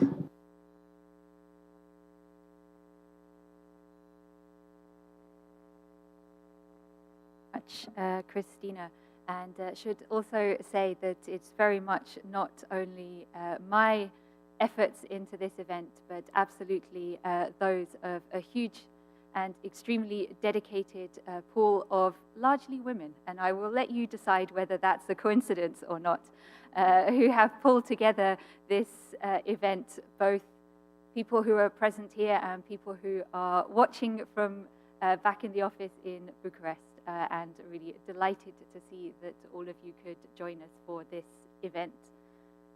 Just a few very quick housekeeping matters from my side. As you've hopefully already discovered, there is interpretation in English, French, and Spanish for all of the sessions. We would ask you to please, at the end of each session, leave the interpretation headset at the door, just to make sure that it can be charged up. And then at the beginning of each session, you can pick it up for the different rooms. We also just encourage you, if you would like, we saw lots of people taking pictures, taking advantage of our nice, colorful logo. If you would like to share those on social media, please make use of our hashtag. If Alberto ducks a little bit, you can see on the screen Women in Cyber.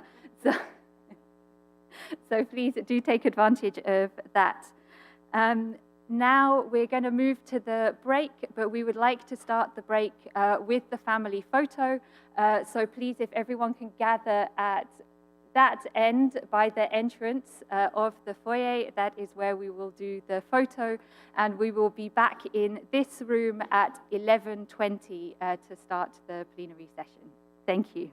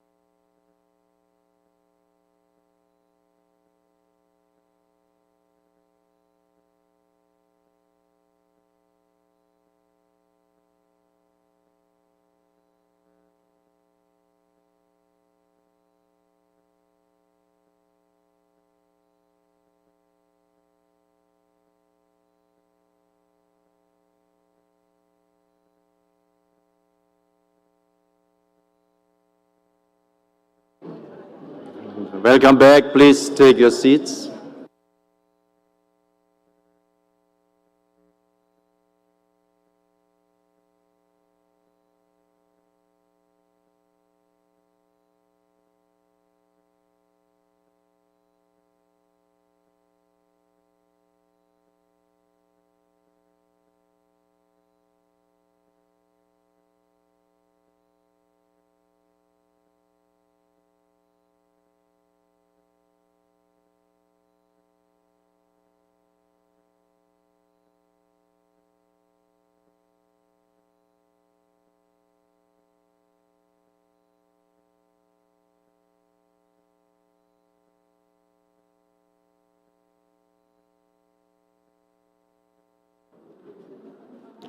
Welcome to all of you, also from me.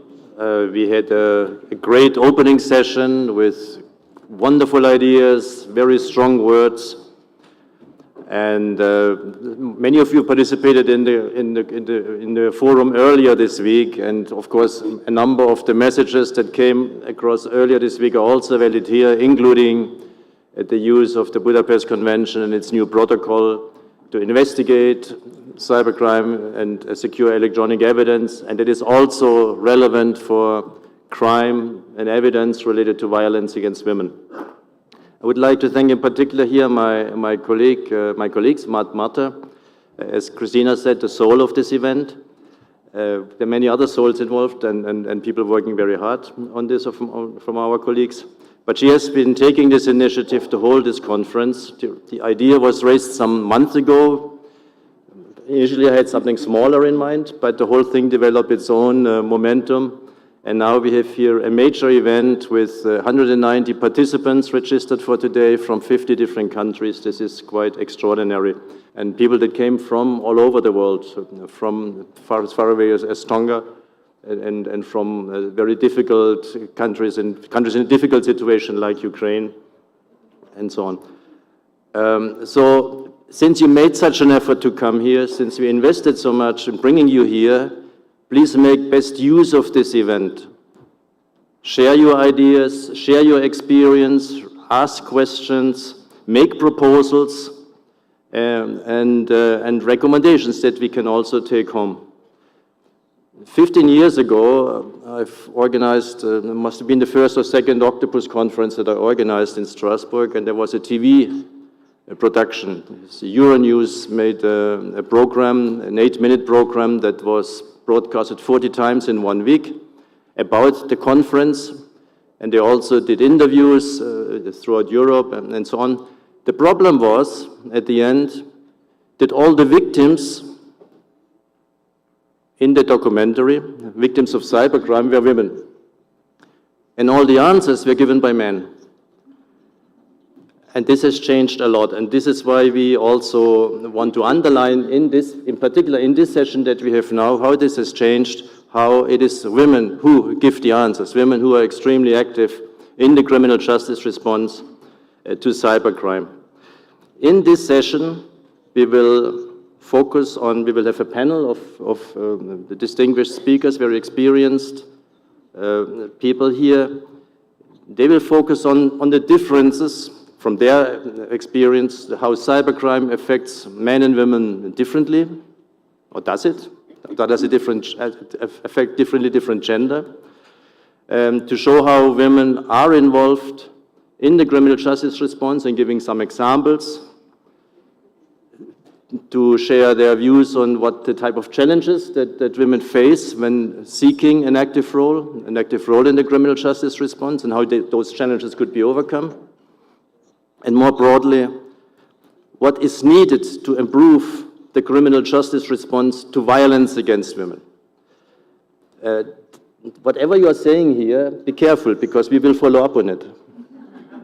So this conference here, but also this panel, will shape what we do in the future. So please think also carefully what you would recommend for us to do from a capacity building side through our Cybercrime Program Office, but also through the Cybercrime Convention Committee. Of course, I'm speaking under the control of the chair of the committee, Christina, who chaired the previous session. So let's get started, and a great pleasure to give the floor to Mr. Davis Opoku Ansa, member of the Parliament of Ghana. Ghana has been a strong partner of us in implementing the Budapest Convention worldwide. Please.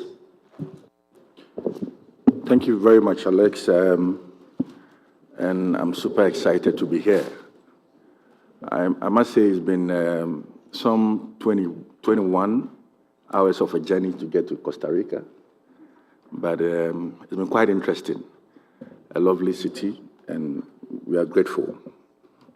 First, let me show appreciation to the Council of Europe for the invitation to participate in this all-important conference here in Costa Rica. I also want to acknowledge the Parliamentarians for Global Action, PGA, a group that I'm an active member of, and our role in promoting the ratification of the Budapest Convention. Ladies and gentlemen, and today I speak to you as an African, but coming from the Ghanaian context. A little over a decade ago, the proliferation of handheld devices with access to internet within the market led to an explosion of the internet usage in Ghana. The World Bank estimates that some 58% of Ghanaians have access to internet in 2020 compared to just 8% in 2010. Certainly, increased access to the internet has improved the quality of life of so many Ghanaians by offering them greater access to economic, educational, and social opportunities. Nonetheless, this rapid access has especially exposed Ghanaians to the ills of the internet, as infrastructure to protect people from many forms of cybercrime is still in its infancy in Ghana and in many parts of the continent.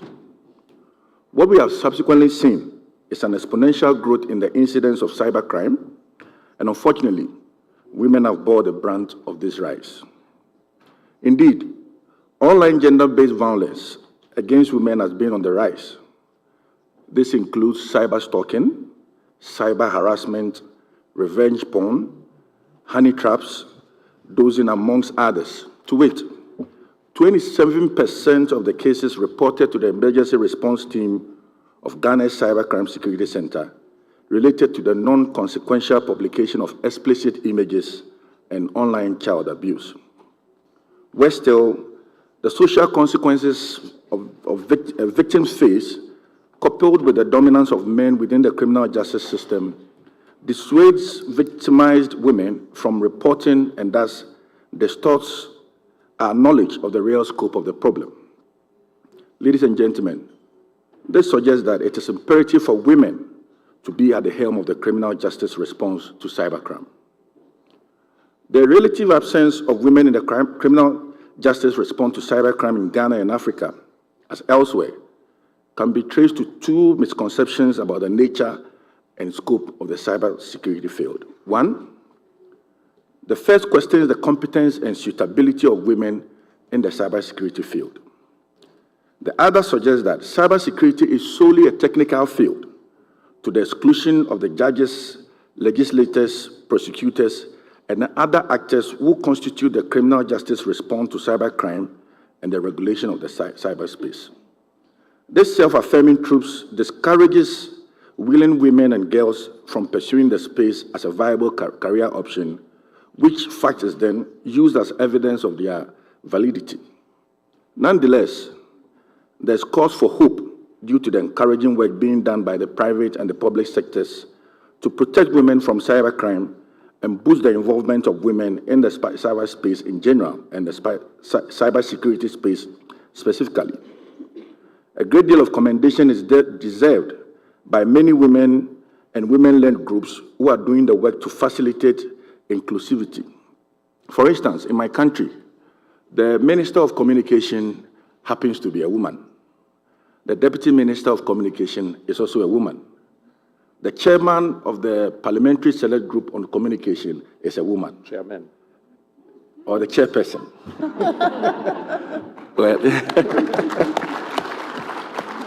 Well, chairperson.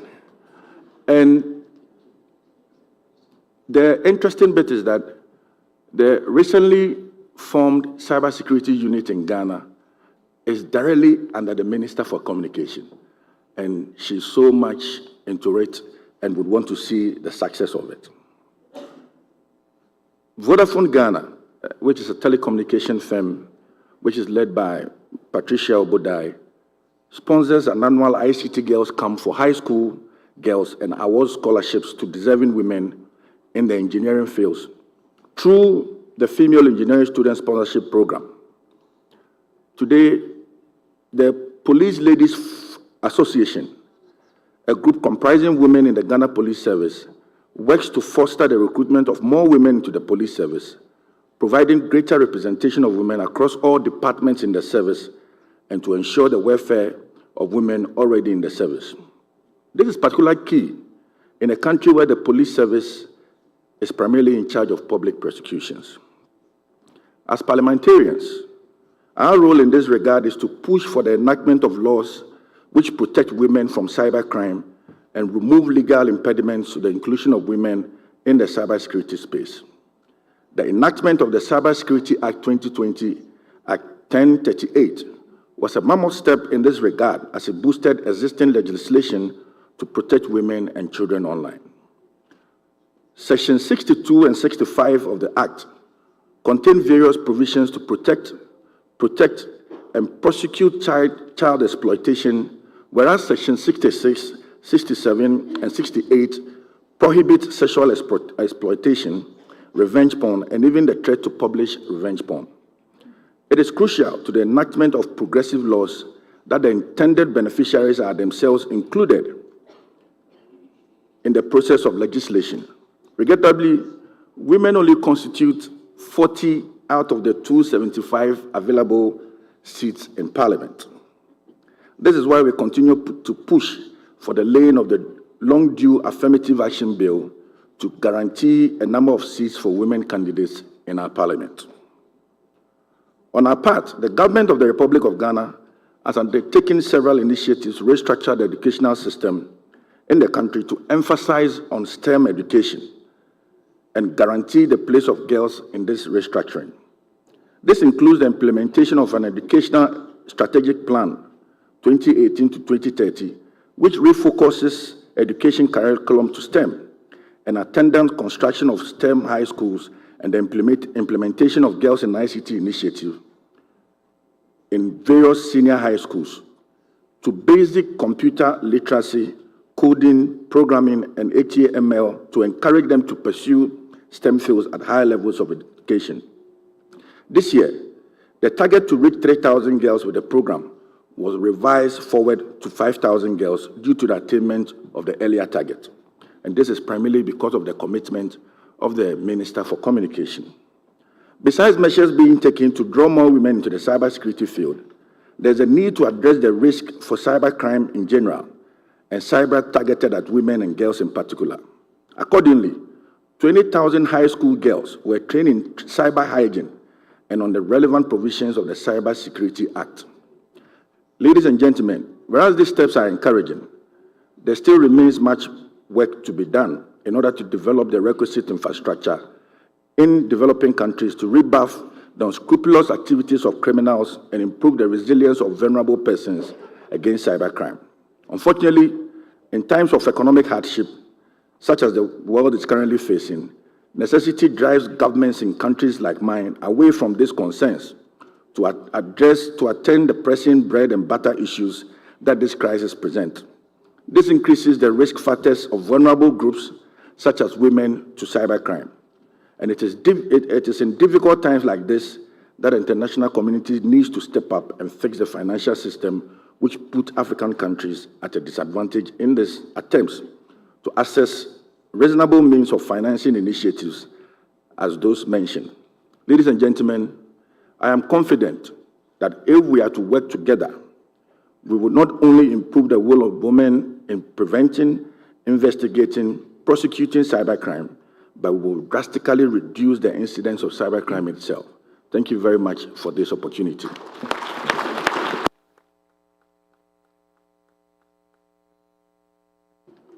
Indeed, you mentioned the Minister of Communications, Ursula Owusu-Ekuful, who has been several times in Strasbourg for the Cybercrime Convention Committee, for the Octopus Conference.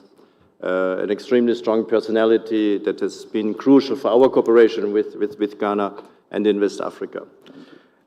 Also, what you mentioned regarding, the educational program, as came out from the previous panel, Christina mentioned it, and some others, that you have to start very early to then see over time how things will change, and that things will change.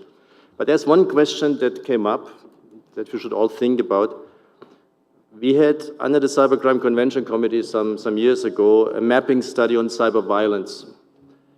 And it was also about the time when we were preparing to launch the work on a new protocol to the Budapest Convention. And one question had come up, is whether such a new protocol should include offenses, substantive criminal law provisions, or not, in particular dealing then with cyber violence related matters. And at that time, there was no agreement that it's needed, or there was not sufficient experience yet. We're talking about not that long ago, 5-6 years ago, there was not sufficient experience to say, okay, here a sort of a consensus is emerging that countries are criminalizing whatever, cyber stalking, different types of harassment, bullying, and so on. There was some experience, but not enough to say now the time is mature to come to an international, to shape this in an international agreement. So it's something to think about, whether we should do further reflection on this, so that sometimes in the future we should think about also, I don't know, whether it has to be in the framework of the Budapest Convention or internationally, whether something is maybe needed, but let's think about it. We continue with Nena from the African Union Commission, the African Union Cybersecurity Expert Group, to be more precise. We have very good cooperation with the African Union Commission. We signed an agreement some years ago, an exchange of letter between the African Union Commission and the Cybercrime Program Office of the Council of Europe, and we have some very good results. We also had twice an Africa Forum. Like we had the Americas Forum earlier this week, we had twice an Africa Forum. Nena, please. Thank you so much, Alexander, and thanks to the Council of Europe and, of course, Martha, for this privilege to have these conversations that are very, very important.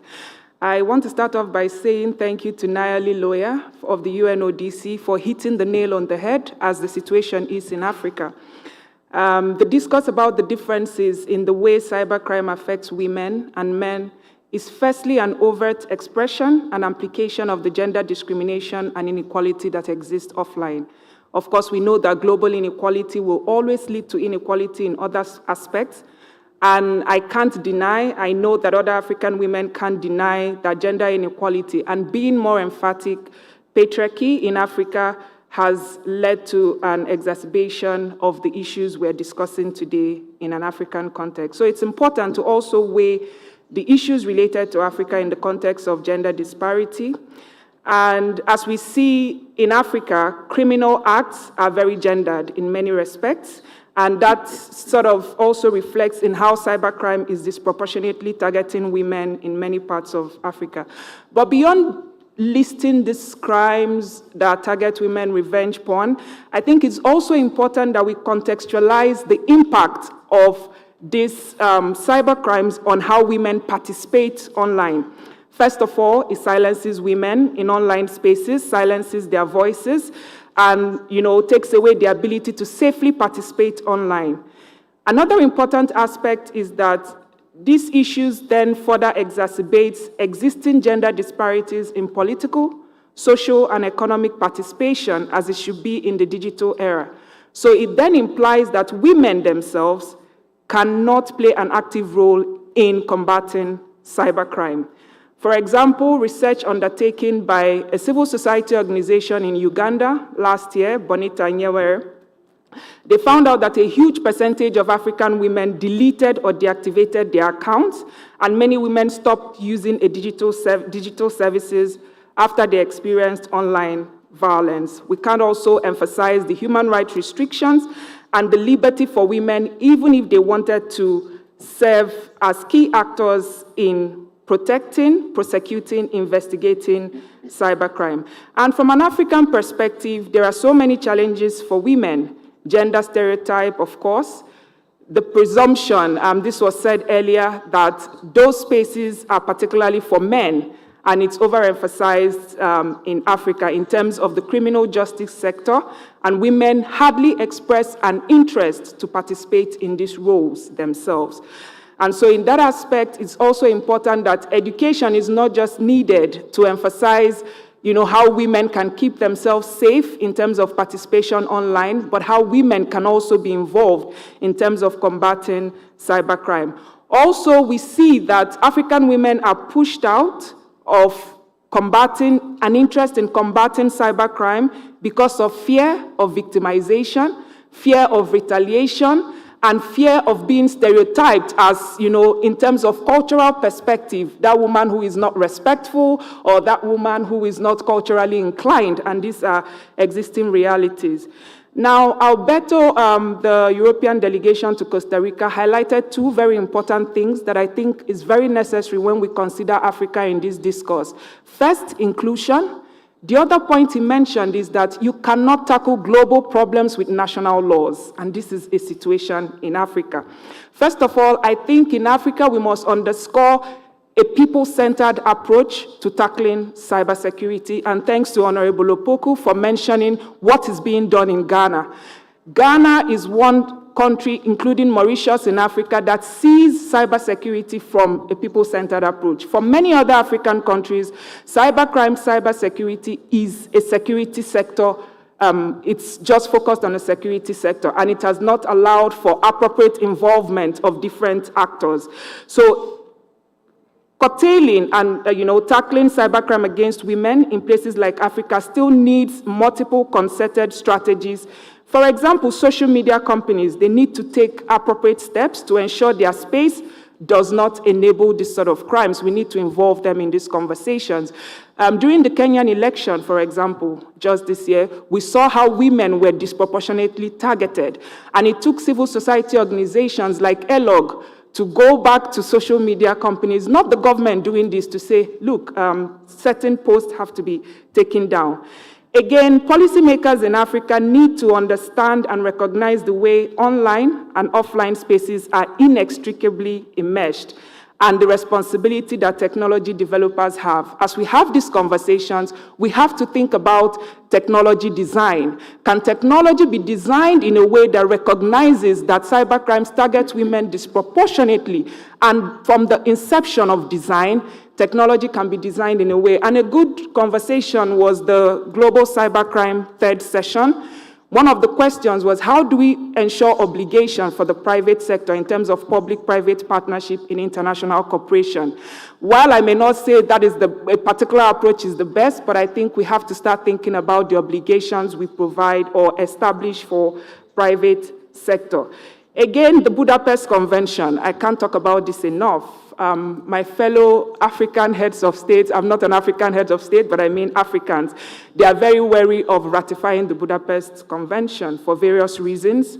But I just want to say that the Budapest Convention may not specifically mention cyber stalking, cyberbullying, cyber violence, but the Budapest Convention provides a framework that permits state parties to build meaningful cybersecurity cooperation strategies, share experiences, and create relationships.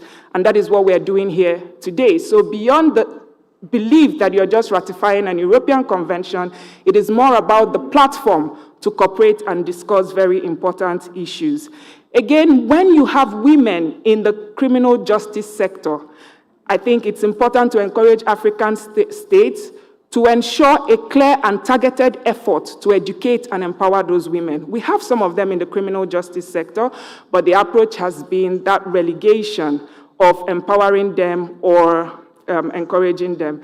Thank you to Honorable Opoku for saying that we need women at the helm of affairs in the criminal justice sector. We need more women to protect women. Across Africa, when women complain to the criminal justice sector or prosecutors about the issues they face, it is usually trivialized. And that is because they don't understand what women are actually going through in those spaces. So it's important that we consciously give women the opportunity. You see, gender equality has become a political tool in Africa. Every campaigner says, oh, we are focused on gender equality. we begin to discuss this as if it's a charity obligation, as if it's a charitable matter. I look around, I see women like me from Africa, but they are not being given the space. So it's not a charitable issue saying we create spaces for women. Create those spaces and consciously allow them take the opportunity. And like I said earlier, educate women on the role they can play. I'm the head of the steering committee for a network of African women in cybersecurity, which was launched this year. And we've been trying to push a gender dimension for prosecuting, investigating, and promoting cybersecurity. We have our challenges in terms of funding and support, but we are getting there day by day. And I was happy to hear that UNODC is working with African women as well. Thank you very much.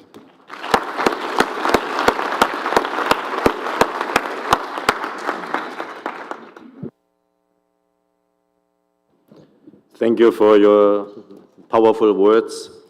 A number of points we will be able to take with us from here. One is the people-centered approach. Of course, we always say we talk about crimes against and by means of computers and how to search computers to find the evidence and that sort of things, but we have to keep in mind at the end, it's all technology has to serve, something has to serve the people.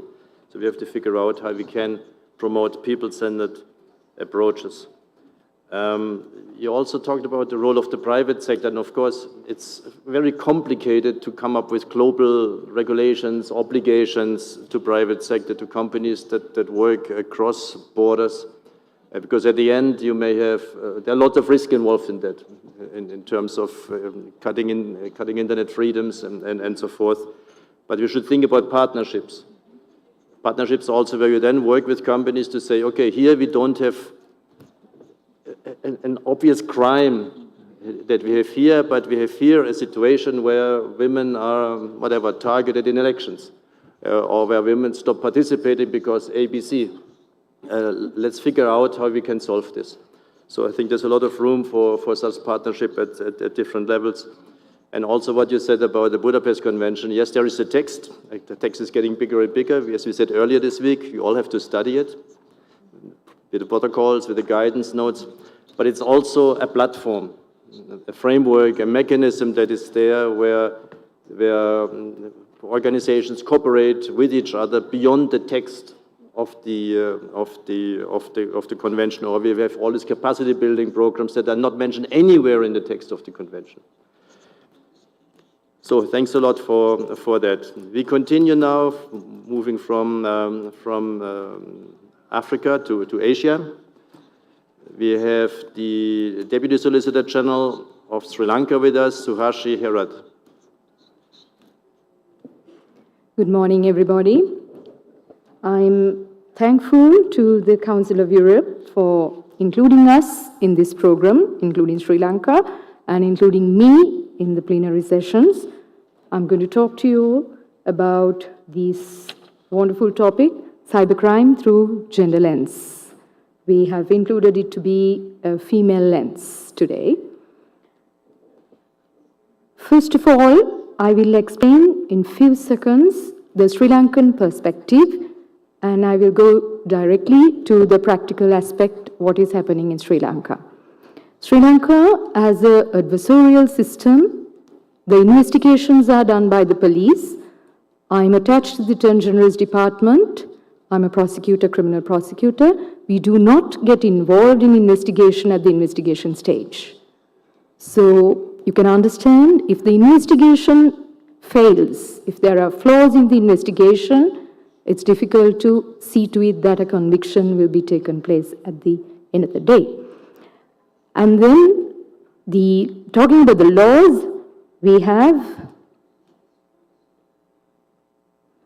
the Computer Crimes Act. The Computer Crimes Act is an act which is also centralized to a device. We have not been able to bring up a law specifically on cyber crime. Our Computer Crimes Act is always connected to a device.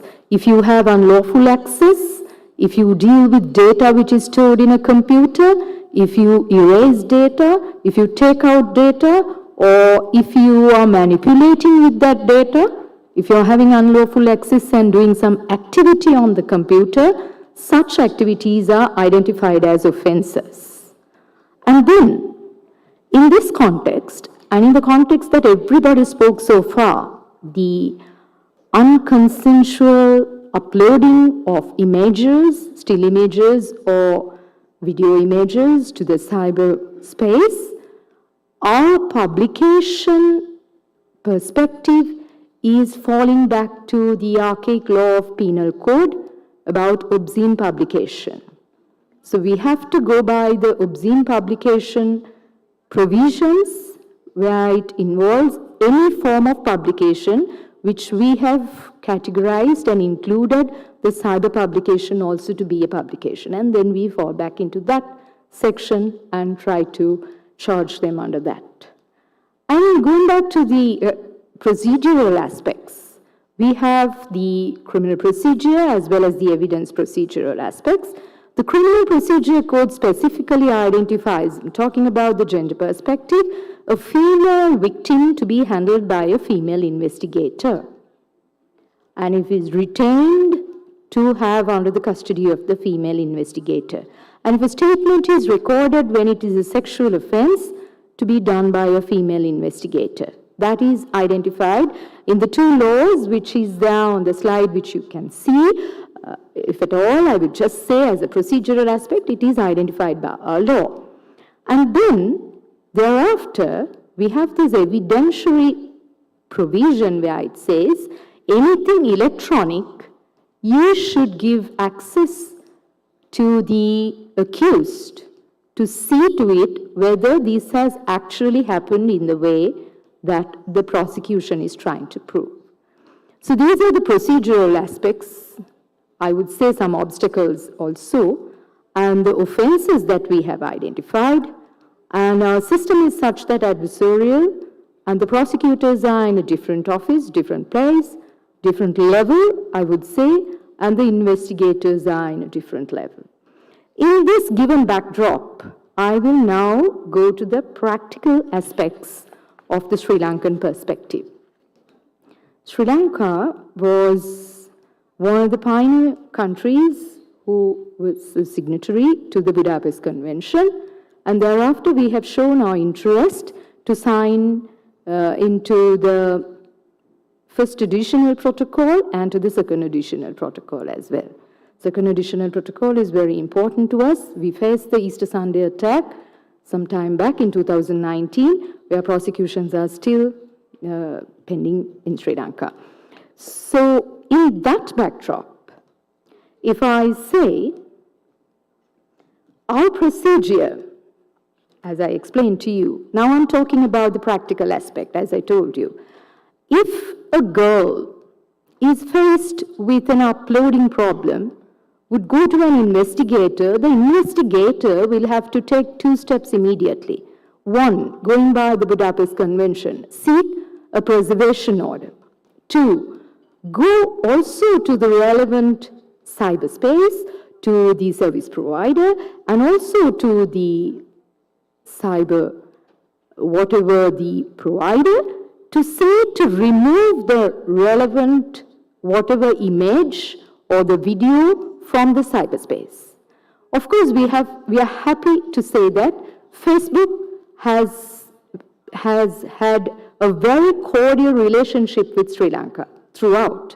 We have been given two portals, we have two email addresses to make applications, to get information for convictions and for investigations, for those purposes to get evidence, and also to make applications to remove immediately whatever is there on the cyber network. So Facebook is working perfectly well with us. WhatsApp, we all know, is a problem about the content, but we have a problem with regard to Emo, Viber, and Telegram, where there is no head office. It's completely in the cyber network. And Emo is now currently one of the most popular social networks in Sri Lanka. And there is no head office, The investigators cannot make a request to remove it, to cooperate with investigations. That has become a practical problem. Then we come to the next stage. You make the preservation order, then you ask for the removal, then you get the evidence. You then go to all local service providers to see what device was used to upload this. By that, we try to capture the offender, the accused, the suspect. You go by the identity card numbers and so on and so forth. Then we are stuck again. People don't provide their actual identification to get connections most of the time. So it stops at that point. A percentage falls back at that point. A percentage falls back at a point when the service providers are not cooperating, the local service providers. And then also, as I told you, there are two aspects. You go for a preservation as well as for a removal. If the preservation order is not sought within time, the whole exercise will go for a 6 because it will be automatically removed from the cyber network. And then we won't be able to make any effort to find the offender or to go through a criminal investigation or a criminal case process. Then, thereafter, once you get the suspect, you get the statements recorded and provide the dossier to the Attorney General's Department. That is the place where I am. And from that point onwards, the prosecutor will start working on this. Now you see, the Sri Lankan perspective, we have, talking about the obstacles, we have obstacles with regard to 3 main aspects, apart from the common obstacles that I have already spoken about. The shortcomings are that the investigators are not that competent in this IT field, and necessarily they have to be females. So we've all spoken about this so far. All the speakers were gracious enough to mention that the IT-related knowledge has to be uplifted among the females. Yes, Sri Lanka needs it more because I say our IT knowledge among the female investigators is not that good per se. Maybe among the younger generation, those who are using the internet, but the investigators who joined the investigation process some time back are not that conversant in that aspect. And then when the dossier comes to the prosecutors, well, I have to confess that some of the prosecutors are also not that conversant with understanding these IP addresses and then how to prove it and then to bring it to court. And then the judge has to have the knowledge to understand this is how it happens. You upload it from here, it goes to the cyber board, and then you contact the Facebook. Now it is no more there. You can't prove it because it's not there. We have removed it, but the IP address is there. IP address is such that you connect it to the local service provider, and the local service provider will connect it to the device and then to the accused. So that chain has to be put into the judge's head as well. Judges, amidst their so many other cases, this is a very intricate, very technical perspective that they need to be trained and they need to have the interest to learn it and do it with that interest. With this background, with the backdrop and the downfalls we have, where the investigators are not that conversant, the prosecutors, some of them are not that conversant, thanks to the continuous conferences and trainings. Some of us are well conversant, I have to say that, but not all. Now we will look at the practical, actual picture of Sri Lanka. Sri Lanka started a cybercrime investigation division in 2021, just 1 year ago. And so far, we have received 450 complaints for 1 year, out of which 292 are unconsensual uploading of images and videos. So 292 cases to be done by the Cybercrime Division, where there are 40 officers, out of which 20 are involved in administrative work. So only 20 officers, those who are not totally competent in this area, is a practical problem. So we are growing in this area. Sri Lanka, I'm sure what was meant by this conference is to share the experiences of the countries. So I'm sharing our experience. Sri Lanka is in this stage. We are climbing up a ladder. We have now started a cybercrime division.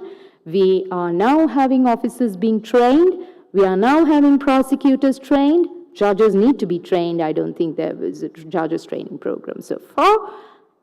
And at the end, we have to have a cybercrime specific law, which is also spoken about the previous speakers. Having the legal framework is also essential.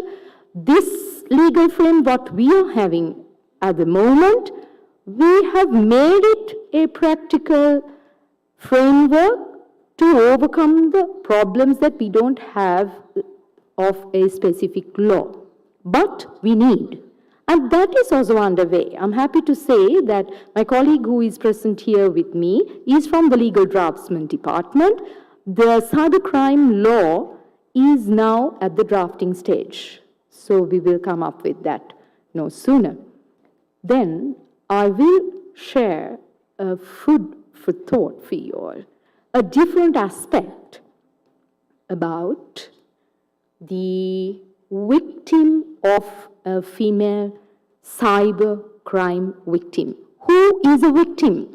We all spoke so far of females who have got their images uploaded, videos uploaded after breaking up of a relationship. Sri Lanka is facing a different perspective under this because our culture is such that females do not want to divulge that they had such a relationship with a male prior to marriage. So they will not come for complaints even. And there were instances, we had 4 instances in the recent past where suicides took place. That the females did not want to go ahead with prosecutions, they didn't go to access the criminal justice system, instead they committed suicide. Because our culture is such that pre-marriage sexual relationship is not that common, or rather it is common but it is not spoken about, and the girls are afraid to divulge it in front of the police or wherever in front of the parents. That is one aspect. But I'm giving you something new to think. Please think about it. That is the most common aspect when we talk about victims. Uploading, sexual harassment, sexual images, all that. But think about wives of criminals.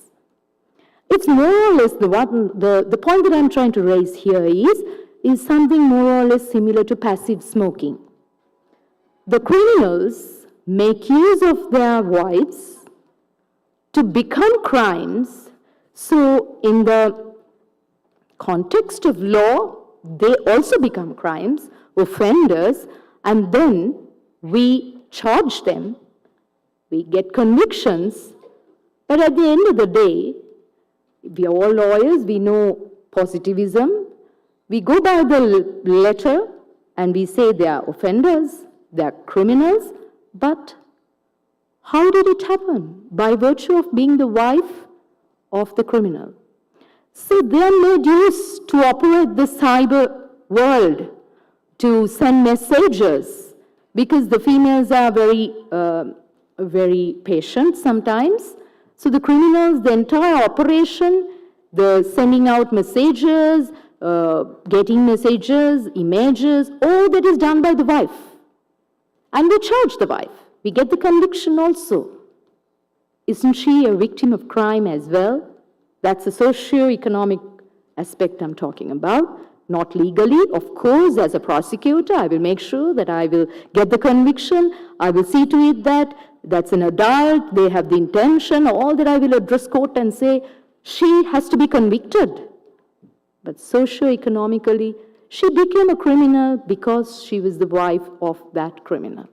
So I have spoken about the practical aspects of Sri Lankan perspective, what is happening in Sri Lanka, and what we are doing at present, and the laws that we have at the moment, the laws that are coming up in the future. And I hope this presentation would have given some insight to you with regard to the Sri Lankan perspective. Thank you very much for your patient hearing.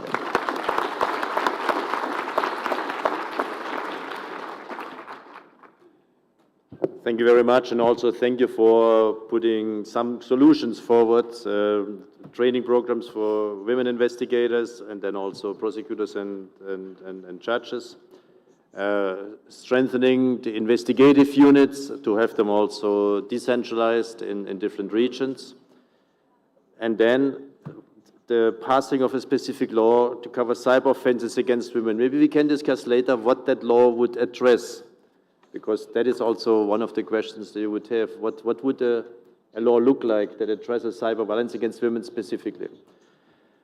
Okay, let's continue with Katie James from the UK Foreign Office, Commonwealth and Foreign Office, please, and Development Office. Yes, we've got development in there now too. Thank you, and hello everyone. It's great to be speaking on such an excellent panel. I have a slightly unusual job, so I'll just explain it quickly. I'm part of the UK Diplomatic Service network of cyber officers, and a main part of my job is explaining to people that cyber is for everyone. It's not a technical domain. We've already talked about that. And the other half of my job is on gender. So this forum is a great opportunity for me to learn lots from everyone in this room. And what's been really interesting over the last couple of years is seeing how those two topics do increasingly come together, both in gender equality conversations. We've talked a lot about online violence already, but increasingly in the cyberspace and looking at cyber from a gender perspective. Given I spend a lot of time explaining why this matters to everyone, I wanted to kind of kick off with a few examples, fairly basic examples of how cybercrime affects women in the real world. And of course, it depends a little bit on how we define cybercrime, but that's perhaps a conversation for another day. I won't go too much into online gender-based violence because I know that was talked about really well in the first session earlier, but just to say, there was a recent study that came out across 51 countries that said 85% of women have witnessed or experienced online violence. So that's pretty much all women, which is a shocking stat. Other examples of kind of offences that are more closely associated with gender are, we've talked about non-consensual sharing of images, and I also wanted to mention revenge porn. In the UK, 70% of calls to the revenge porn hotline are made by women. And then in addition to that, we've got the cyber-dependent crimes. So that's the crimes that require ICT to occur. And those also affect different genders differently. And I think sometimes that's a bit harder for generalists to conceptualize how a cybercrime might have a different impact on women. So just very briefly, a few examples. Firstly, hack and leak crimes. We often see that they affect women and also members of the LGBT+ community in a different way or disproportionately. They may face stigma, marginalization, and violence from hack and leak crimes, particularly when personal information is released, and that might be about their sexual reproductive history, their sexuality, or their gender identity. And then just one more example on internet shutdowns and loss of access caused by cybercrime. We know that that has a disproportionate effect on women. So, for example, women may not be able to rely on their mobile phones for safety. That might lead them, for example, to be walking across a public space in the dark because they aren't able to use a ride-hailing app, for example. And more broadly, it also affects women's access to education and banking and financial services, which we know are a vulnerability factor for women in general.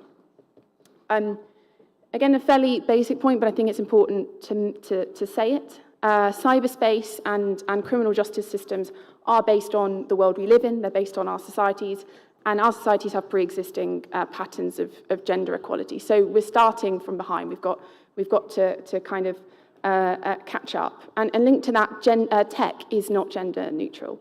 It's often created and implemented by people in positions of social power and with education, and very often those are men. So whether consciously or subconsciously, tech is often developed and designed with the needs of men in mind.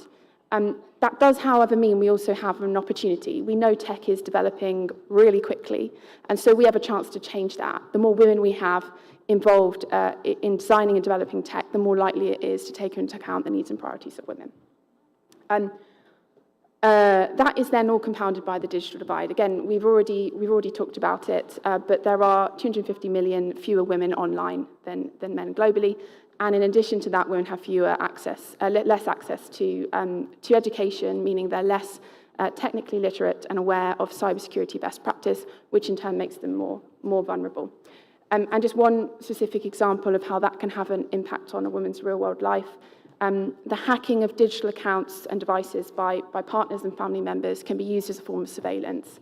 And that is essentially an extension of control and intimate partner violence. I think that's a really important point because we're increasingly seeing violence prevention solutions that use online tools or apps.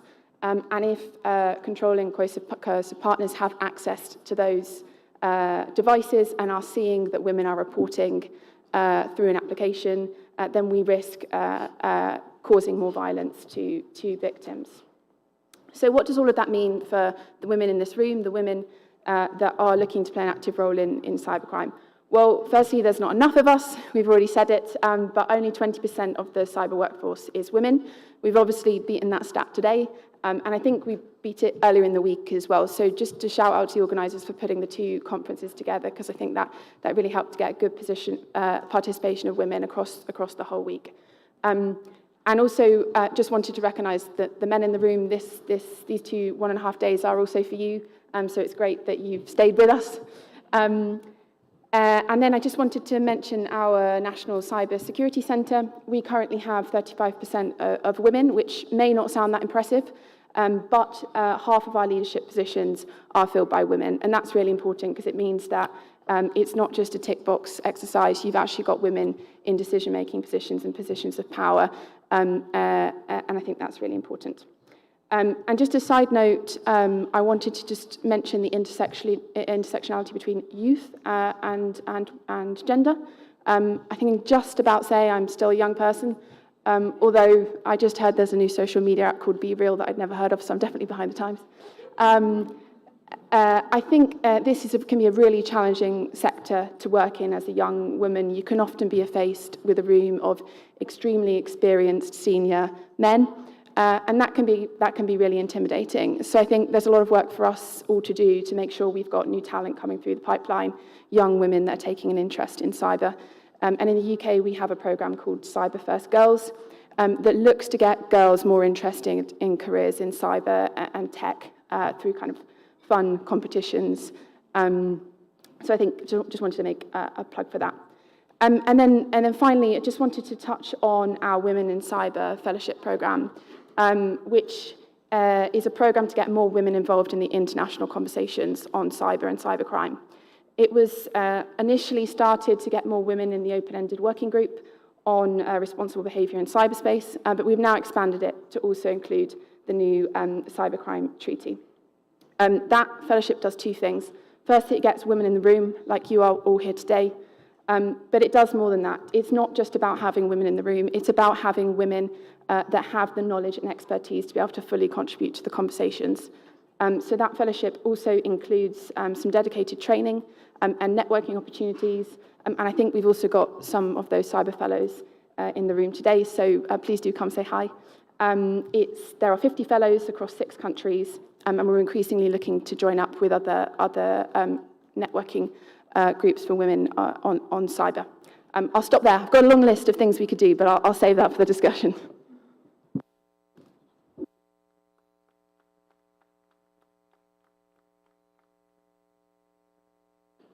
So there's a whole range of measures one can do to enhance the participation of women in all matters cyber, in all things cyber across the board that you mentioned.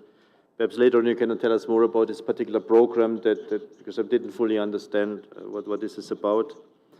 And also, it means if you say we should create opportunities for networking and sharing experience, it means we are doing the right thing here, because this is exactly what we are doing here. And you encourage us in short to do another one like this quite soon. Okay, taken, message taken. We continue with Sharon, who is from the public ministry here in Costa Rica. Some people have come very far away, but even in San Jose with all the traffic, it's not so close, right? So please, go ahead.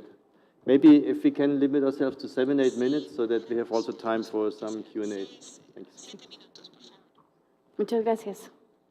Muy buenos días a todos y a todas. Voy a quitar esto un momentito. Bueno, lo que les quiero compartir es un poco de las reflexiones que me salen o me saltaron a la vista en el momento en el que por lo menos obtuve la invitación, ¿verdad?, para participar de este panel, ¿verdad?, para poder hablar sobre este tema de la prevención, de la investigación y también de la persecución del ciberdelito y donde estén involucradas las mujeres. Creo que es un tema muy amplio, ¿verdad? Podríamos ocupar una mañana en prevención, una mañana en investigación y así sucesivamente en cada uno de los temas. Entonces es un poco pues, difícil poder transmitirles el sentir, ¿verdad?, relacionado a este tema en específico. Sin embargo, voy a tratar de ajustarme, me ajustaré al tiempo para que podamos continuar con esta actividad. Sin lugar a dudas, las mujeres tienen un papel protagónico y un papel completamente crucial en este tipo de dinámicas. En definitiva, a pesar de que son demasiadas las aristas de las que podríamos evaluar o sentarnos, conversar, proponer y demás, lo cierto del caso es que en el tema de la parte de la justicia penal, ¿verdad?, que es por lo menos en lo que yo me ocupo al día de hoy, es que tenemos que buscar una serie de respuestas que son eficaces para que en definitiva todo este tipo de situaciones o todos estos movimientos que nos están permitiendo pues, exponernos y además de eso, que nos veamos realmente ante el mundo y ante las posibilidades y qué tantas buenas estrategias y qué tantas buenas ideas tenemos con respecto a este tema, pues yo agradezco mucho este espacio porque este espacio es justamente uno de esos espacios en los que podemos aprovechar para realizar todo este tipo de conversaciones. Esta es una gran tarea, esta tarea está asociada no solamente a participar en reuniones, que nos inviten, que nos sentemos a escuchar, no, sino es que además de eso tenemos que tener una participación sumamente activa, esa participación activa donde podamos proponer, donde podamos plantear soluciones, donde podamos plantear estrategias y que justamente sea el tema de género un eje transversal en todo lo que nosotros estamos realizando, tanto en las cuestiones de prevención, en temas de investigación, incluso también en temas de capacitación, donde vamos a poder, sin lugar a dudas, pues realizar una serie de sensibilizaciones con respecto a este tema. Por eso les digo que el tema es tan amplio, ¿verdad?, que me encantaría tocar pues todos los aspectos que considero importantes con respecto a esto. Además, bueno, pude observar en estos días algunas investigaciones y algunos informes que se han realizado, que son estudios informativos del 2019 y del 2021, donde están algunos que son por parte del Consejo de Europa y también de otras serie de instituciones, donde hacen referencia también al tema del Convenio de Estambul, el Convenio de Budapest y un sinnúmero de situaciones donde claramente se evidencia que la mujer es un objetivo claro, ¿verdad?, en el tema del ciberdelito y que es justamente víctima directa justamente por esa condición, ¿verdad?, por un tema de género. Entonces, en virtud de esas circunstancias, veo muy positivo que se realicen todo este tipo de conferencias, incluso en la conferencia Octopus y en otras conferencias regionales en las que he tenido oportunidad de escuchar pues, las ponencias, hacen ver ese papel protagónico que debe tener pues, la mujer en todo este tipo de circunstancias. Entonces, con esto, ¿qué podemos concluir? en todos estos espacios que se están abriendo justamente para que las mujeres participen y se visualicen. De hecho, este es el primer evento, debo decir, en el que veo tantísimas mujeres que estén relacionadas a este tipo de materia, ¿verdad? El tema de ciberdelincuencia y de evidencia digital. Y eso me alegra muchísimo porque en un inicio, ¿verdad? Cuando, por lo menos, al menos yo empecé en este tipo de materia, por ahí del 2000, no sé, 15, 14, una cuestión así, éramos muy pocas las mujeres que asistíamos a las reuniones o a eventos específicos y la mayor cantidad de personas eran varones.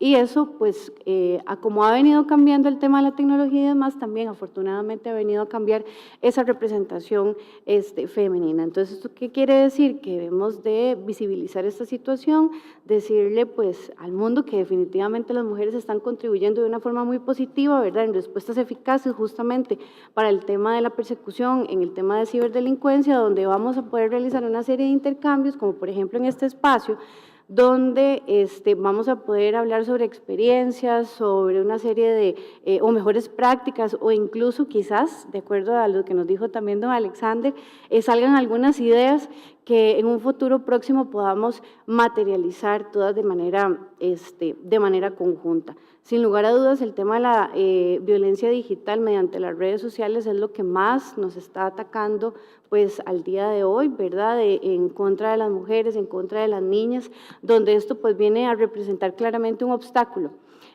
para el acceso seguro de las comunicaciones y también de la información digital que vamos a tener todas y cada una de las mujeres.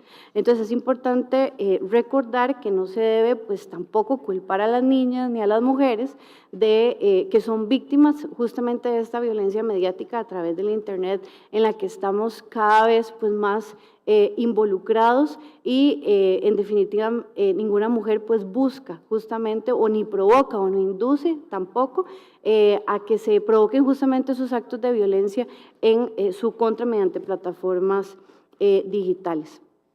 Finalmente, se trata de motivar definitivamente a que las mujeres estén en este campo, en este ámbito, en carreras relacionadas, por ejemplo, al tema de ciberseguridad y otras áreas que están relacionadas que lamentablemente no son muchísimas las mujeres que están relacionadas a este tipo de dinámicas. Sin embargo, a lo largo de cómo ha venido avanzando el tiempo, sí hemos visto un incremento, pero pues nunca es suficiente, ocupamos mayor representación de las mujeres. Esto nos va a permitir definitivamente pues evidenciar o entender todas las barreras, ¿verdad?, que eventualmente tenemos como mujeres y empezar a paliar todas estas circunstancias con una serie de estrategias que probablemente esa es la finalidad de esta mesa de trabajo y esto va a venir a contribuir desde luego a apoyar una mayor igualdad, ¿verdad?, y espacio para las mujeres, también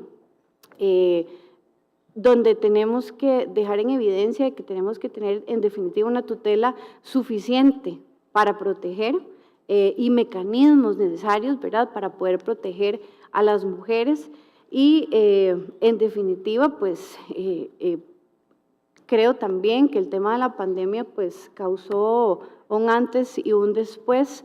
Hay una serie de situaciones que también se vieron incrementadas, ¿verdad?, las brechas digitales, la exclusión social y otros tipos de violencia que ahora se realizan en línea que anteriormente se hacían pues de otras formas. Entonces, pienso que se ha demostrado a lo largo del tiempo y más en estos tiempos que las mujeres tienen habilidades, tienen muchísimas habilidades blandas, tienen muchísimas habilidades directivas que son situaciones que podemos sin lugar a dudas explotar y evidenciar en cada una de las personas que podemos tener al frente y debemos ser lo suficientemente inclusivos. Y eso es justamente responsabilidad de todos y todas, ¿verdad? Las mujeres tenemos mucho potencial y sin lugar a dudas creo que ese tiene que ser el mensaje principal y es que entre todos vamos a poder establecer, ¿verdad?, o responsabilizarnos de que efectivamente sea así. Muchas gracias.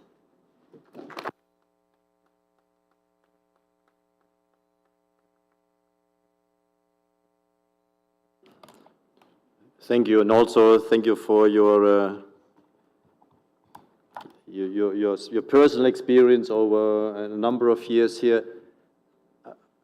I would say that the situation today is much better than it was some time ago in terms of women in leadership positions and so on. A problem that we see is that still very few cases of cyber violence against women are actually investigated and prosecuted. They're not a priority. Cybercrime units are overloaded with many things that may be considered more important and so on. So I think we also have to make a clear case of saying, okay, here we have one. It's maybe not the most important case in the country, but let's make the point, investigate, and see this through to have a criminal justice outcome, and that may trigger a new dynamic in this whole field. Very good. We have already loads of ideas here.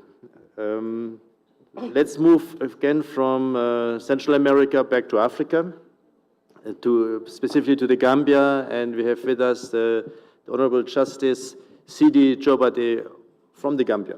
Please. Thank you very much, Mr. Chair. Good afternoon, distinguished ladies and gentlemen. All protocols duly and respectfully observed. I am particularly honored to be part of this conference, a move to promote the role of women in preventing, investigating, and prosecuting cybercrime. My task this afternoon is to deliberate on the topic, Women Combating Cybercrime Challenges and Opportunities. In doing so, I'll be looking at some of the challenges women face in the Gambia in the criminal justice response to cybercrime and other crimes involving electronic evidence, and what is needed to improve the criminal justice response to cybercrimes against women, and who should be responsible for taking these steps.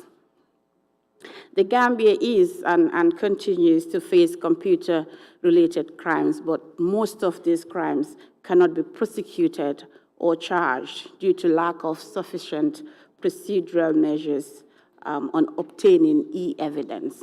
This has been the major problem of investigation in the Gambia.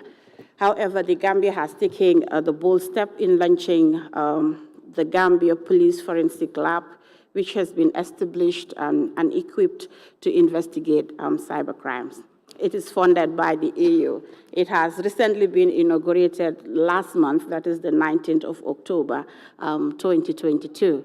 However, with this lab, cases can be properly investigated and criminals brought to justice. However, investigation is one aspect of enforcement. So effectively enforce crimes, legislations should be in place to criminalize the offense. The Gambia is yet to introduce adequate cybercrime legislation. So prosecutors resort to charge perpetrators under the criminal code for defamation and sedition. The Information Act also criminalizes online dissent, where individuals are convicted of criticizing, impersonating, or spreading false information about public officials. In these sections also is important to note that it is mainly protecting public officials and not the wider public. And again, the Supreme Court of the Gambia in 2018 had to strike out criminal defamation to be unconstitutional and narrowed down the definition of sedition to apply only to the person of the President and administration of justice, as opposed to initial defamation, which included government of the Gambia. So these sections were believed to have targeted journalists in the former regime to silence them, infringing their right to freedom of expression under the 1997 Constitution. Some of the victims, however, take civil redress in respect to libel and defamation. But most of these victims are men. The women that are victimized are just ordinary Gambians who cannot secure the services of a lawyer. Cybercrime offenses reported are largely related to social media accounts being compromised. Most of these cases reported are reported by women for being threatened and bullied. However, majority of the women victimized do not report cases, and even if they do, they are not willing to come forward and give any further evidence because of the stigma that generally surrounds cybercrime. Again, most of these units are male-dominated, so women are not free explaining their problems to male officers. For cases that go on trial, using related statutes, technicality in tendering computer-generated evidence confuse prosecutors and jeopardize most of the cases. Section 22 of the Evidence Act 1994 of the Gambia set out principles and guidelines that needs to be followed to have computer-generated evidence admitted or admissible in courts. So the police prosecutors, because these cases that are charged usually are tried at the magistrate's court and not the high court because they are not capital offenses. These prosecutors, who are mostly male, are not legally trained, so it's very difficult for them to actually fulfill these conditions, and most of the cases obviously are jeopardized because of that. I had cause to preside over a internet fraud matter. A particular ministry in the Gambia was defrauded for over $30,000 US.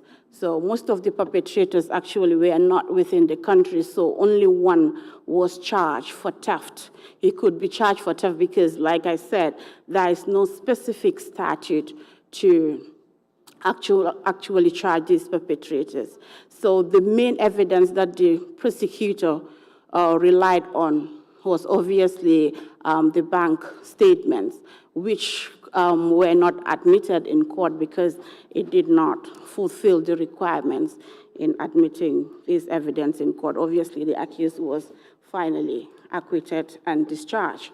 Again, cases also take a long time to prosecute because there are a backlog of cases throughout the courts in the Gambia.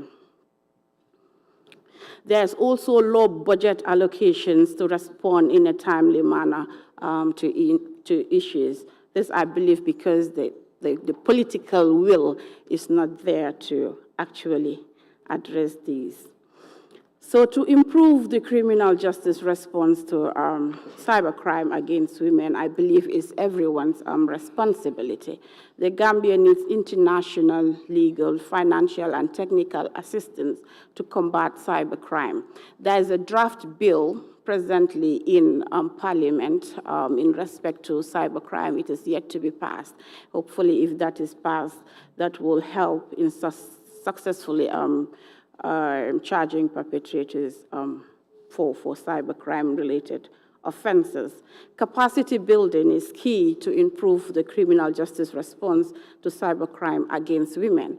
I am pleased to state that the Gambia judiciary is now female-dominated, but it doesn't stop there. It's not just having more women in these fields. We need to have women that are very much willing and trained to tackle these problems. So the government should encourage and appoint more women in these fields. Although efforts are ongoing to put in place all legal frameworks to address cybercrime, but more needs to be done. So the government needs to harmonize legal frameworks to combat cybercrime. Legislation on computer-generated documents should be amended to avoid any technicality and train prosecutors on this subject. There should be specialized courts set up and experts trained to man these courts to expedite and effectively adjudicate and dispose of criminal cases. If these cases should go through the normal courts, it will take a long, long time to prosecute them. There should also be greater public awareness of cybercrime to educate the public about the need for caution with regard to the use of cyberspace or transacting online. There should be allocation resources to personnel to respond to timely manners to respond in a timely manner to these issues. The government should, however, allocate adequate resources, so there should be political will to address this. Children, being the future generation, should be taught computer ethics, and the government should ensure that it be included in the school's curricula. The government should also build regional partnerships and enter into multilateral agreements with other countries to combat internet crime and corruption. I believe with effective monitoring and collaboration, we can better make cyberspace safe to use for all, particularly women. I thank you all for your kind attention.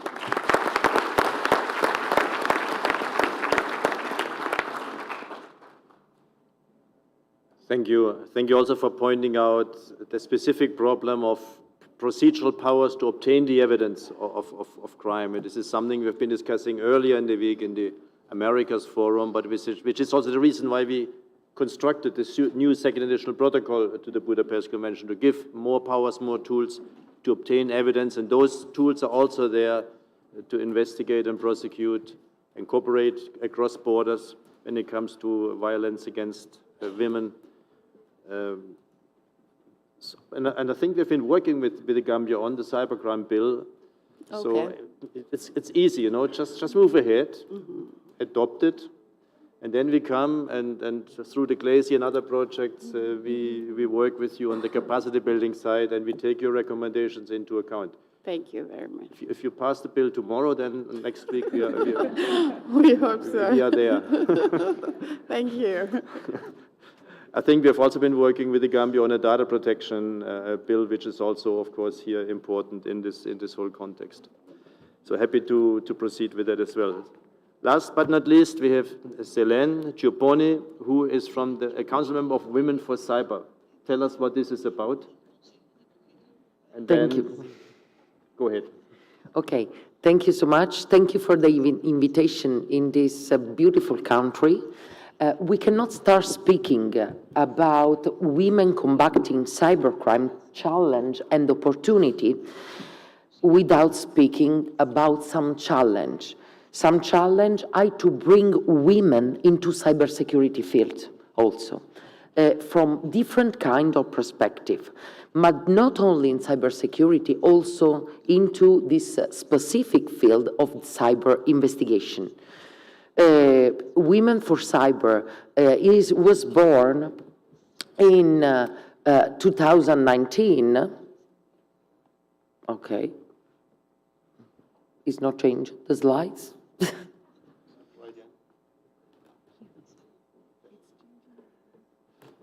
No? Okay. Okay.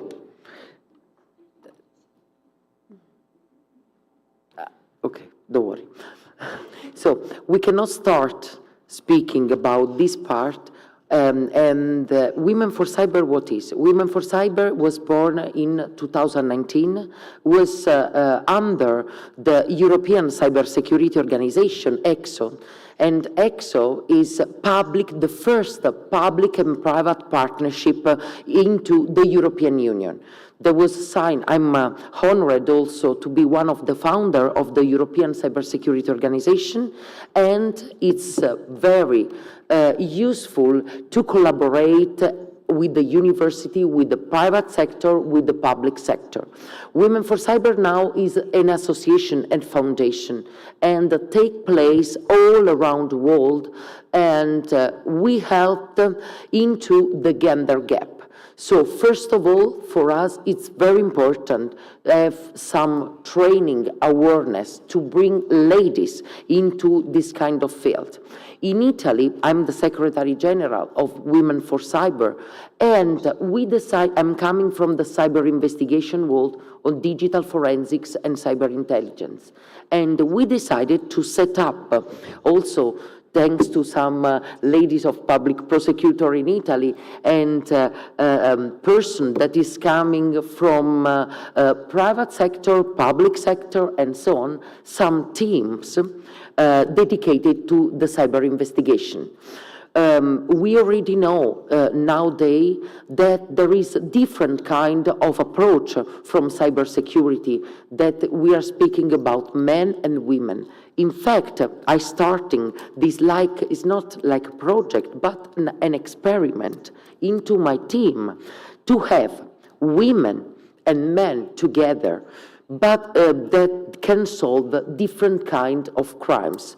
So we have a lot of different kind of high-tech crimes, of course, but specific, all the crime related against the women. So first of all, some of the speaker before me was speaking about revenge porn.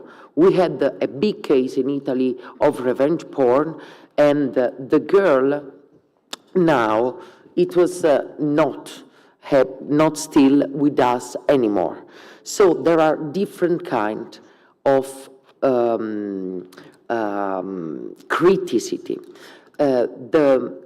We can see here the women violence of worldwide, of course, and we can see also some different abuse of female gamers. So I just taking just a few examples of the critical part of crime that we had into our world.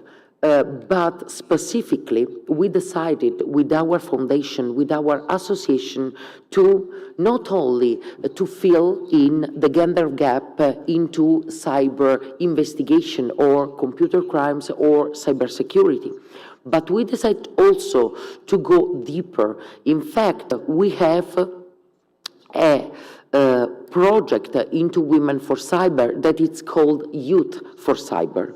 Because Sharon was speaking, she was speaking about also the teenagers, something else, and also some ladies and so on. But we think from a cyber investigation perspective, especially during the pandemic, we had a lot of critical crimes during the pandemic, related especially to the person.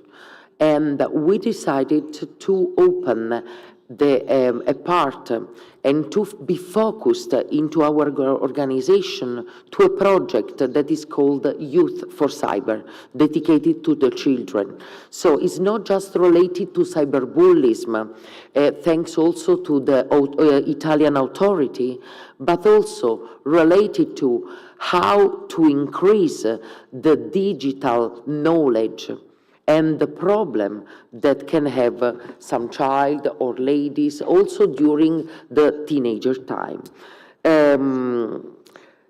I would like also to be focused that into our field, the cybersecurity field of the women, we have not only the gender gap, because I'm very happy here, because when I'm going as usual into a cybersecurity conference, I just see few ladies.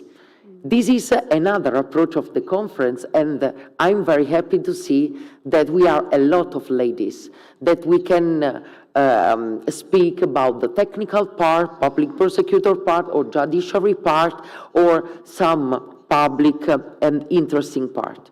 When we start Women for Cyber Italy, we start to dedicate it to be focused, not only, as I told you before, to the women and get their cap, but also to fill in some group, digital forensics expert, cyber intelligence expert, especially women. We have just a few in Italy. I remember when I was at the university, I'm an IT engineer, we're just 3 ladies at the university. So it's very complicated. Now we are promoting into the university this part, because we can something into the gender gap of the cybersecurity field, but also to improve women to contrast this kind of crimes. And another part that is very important for us is that for example, a cyber attack or a cyber investigation cannot be solved only by one part, because we need to have today an hybrid approach. We cannot just do a technical part, a technical approach. We must analyze the geopolitical aspect, the legal aspect, the criminal part, and also the psychological part that is very important. In fact, another part that is for us very important is also to profiling cybercriminal. And when we are doing profiling, it's just a full team of men and women together. So it's an inclusion team that can help, because we need to have different kind of thinking, different kind of mindset, because the criminal today, they are very creative. So also from our side, from investigator perspective, we need to be very creative and also be very skilled into all this part. So we spoke about revenge porn, and also other speakers spoke about that.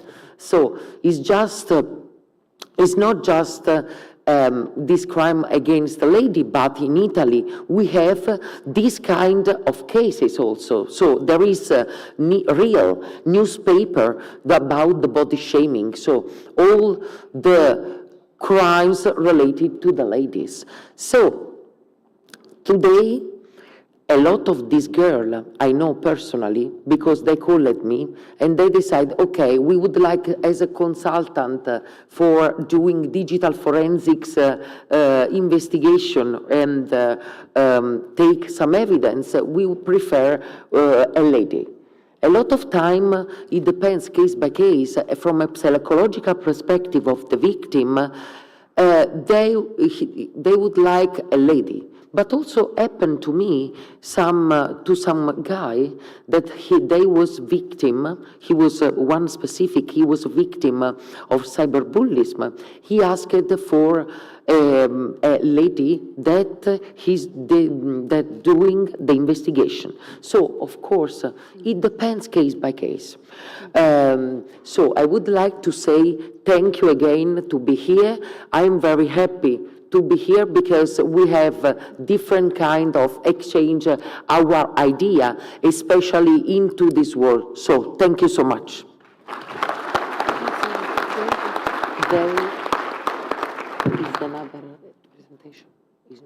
Very good. And of course, as you said, there are so many different aspects that one has to address. And then there's also a risk in that. Namely, then you look at it and you say, it's impossible. If there are 500 things to do in order to solve the problem, I do something else. I focus on something else. I don't do anything at all. And that is a risk. That's a bit of discussion we had about the Grevio study on the synergies between Budapest and Istanbul conventions. At the end, I looked at it and said, okay, but where to start? It's impossible. Let's put it away and do something else. So I think it's important that for all of us, we figure out what can we do best very practically and start somewhere. Everything is connected, so wherever you start, you get anywhere, right? So let's start with whatever we can start and make a difference at any level. Okay, we have time for questions. And please do not hesitate here. Here's the opportunity. Okay, 2 microphones we need in the back.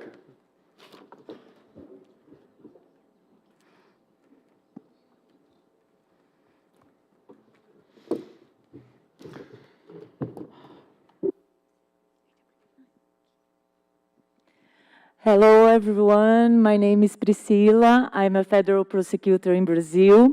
And first of all, I'd like to thank you, Council of Europe, for providing us with this amazing meeting. And I'm very honored to be here with all of you women that daily face lots of problems, but keep working for more inclusion, for no discrimination.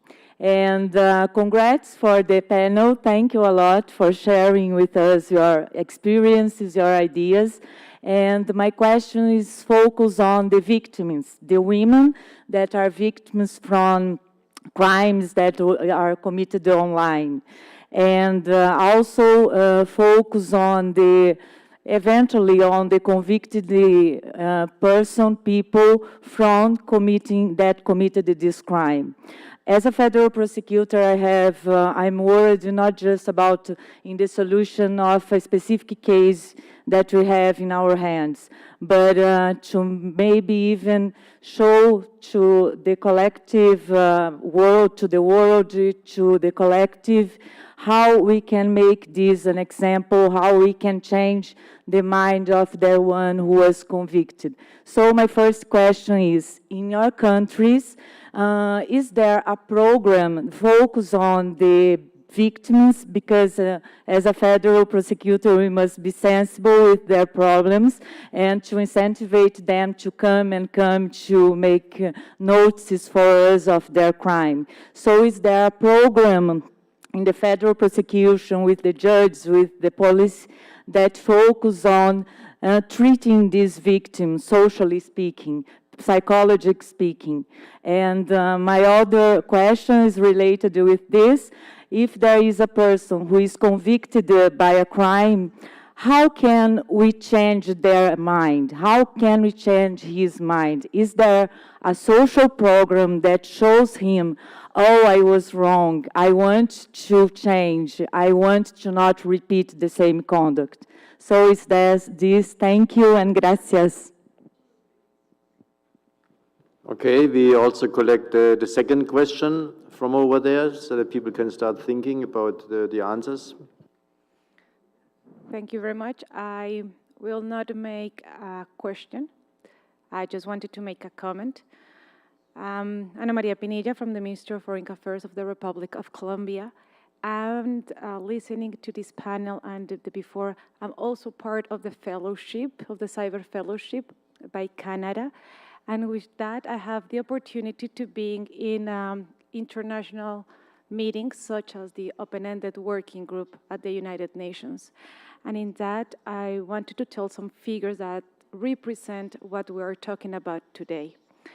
In our first session, that was in December 2021, 37% of interventions were from women speakers. In our second session in March, this grew to 43%. Also, by the end of July 2022, there were 188 interventions, and this made 52% of interventions were made by women speakers. So these figures speaks by their own that we are engaging in international discussions of very high level and that we need to continue in this process. Thank you. Okay, thank you. That is very encouraging, and maybe we should also keep statistics on the ad hoc committee of the UN that is working on a new treaty. But from the first 3 sessions, there's a lot of interest, and many statements have been made to address gender issues in the future treaty. We'll have to see that in January, how that translates into specific proposals and text. Any answer to the first question about programs dealing with? Let's first answer this question and then we come to the next. So any answer to the question of are there programs in place to focus on victims and on the specificities of women as victims, and also programs to work with offenders so that they stop from doing that sort of crime in the future? Any experience on that, either here on the panel or in the room? Well, I think I can relate to the first part of it with regard to victims. Sri Lanka has the Victim and Witness Protection Act, and that has a program, not specifically having lectures as such to brainwash them or to give them emotional support fully, but there is a program where they will be encouraged to come to court, they will be supported, financially supported. If they need emotional support, they will be given emotional support, and they will be looked after at least until the case is over. So that program, we have a specific authority established, and that is working really well in Sri Lanka, the Victim and Witness Protection Act. With regard to offenders, especially in the field of cybercrime or sexually related offenders, I'm afraid we don't have a specific program for the offenders. But Sri Lanka was very successful in rehabilitating LTT suspects. Most of we were under a civil war for 30 years, so the suspects who were in remand with regard to that terrorist attacks were rehabilitated, and that is one of the most successful programs that Sri Lanka had ever with regard to making them ordinary citizens and not to engage in terrorist activities thereafter. So we are trying to do that to that de-radicalization program to the suspects who are in remand, large number of suspects who are in remand, consequent to the Easter Sunday attack. Also, that program has not taken place as yet. So those are the two experiences coming from Sri Lanka, but specifically for the offenders with regard to sexual offenses or any other offense, we don't have examples. Many thanks, and I think Sharon has also something to share. Sí, es una breve, es una breve intervención. En Costa Rica sí tenemos una oficina, no específicamente de específico para mujeres ni en temas de ciberdelito específicamente, pero sí tenemos una oficina que es de atención y también de protección de víctimas que pertenece al Ministerio Público, y esta se encarga justamente de dar atención y protección a las personas que son víctimas, testigos y también otros intervinientes dentro del proceso. No está únicamente ligado a la persona víctima en específico, sino a la que ocupe pues algún tipo de contención dentro del proceso. Tienen algunas medidas procesales y otras extraprocesales, y tienen todo un equipo interdisciplinario que viene a abordar a la víctima o a la persona que esté necesitando o requiriendo de alguna ayuda en particular. Y con respecto al tema de los programas de las personas pues ofensoras, básicamente todos son de carácter pues voluntario, entonces eso es un tema pues complicado y que ha dado mucho pues ha dado pie a muchas discusiones, ¿verdad? Y que justamente eso debería de ser un paso posterior a que se realice cualquier tipo de condena o situación de ese tipo, para que pueda tener pues o que se pueda paliar de cierta forma que se puedan repetir cualquier tipo de conducta incorrecta que ya se ha cometido con anterioridad. Eso era lo que quería contarles.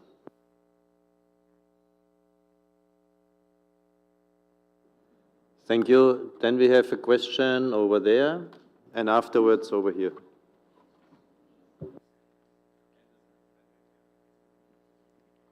Thanks, everyone. Good afternoon. Thank you for giving me an opportunity to share my question with you.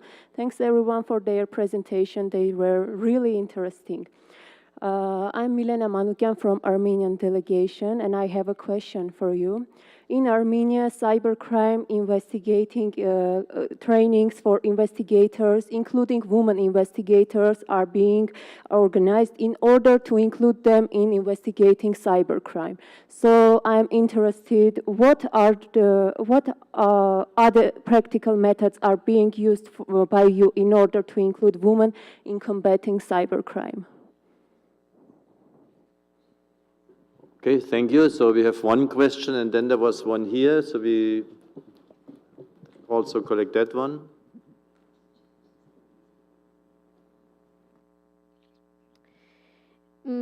Bueno, sí quisiera consultarles acerca de una experiencia puntual, toda vez que desde Ecuador nosotros estamos trabajando en prevención del burnout en los funcionarios y funcionarias que se exponen a los contenidos, por ejemplo, en la hotline, cuando se hace la investigación también de estos delitos y la descarga del material.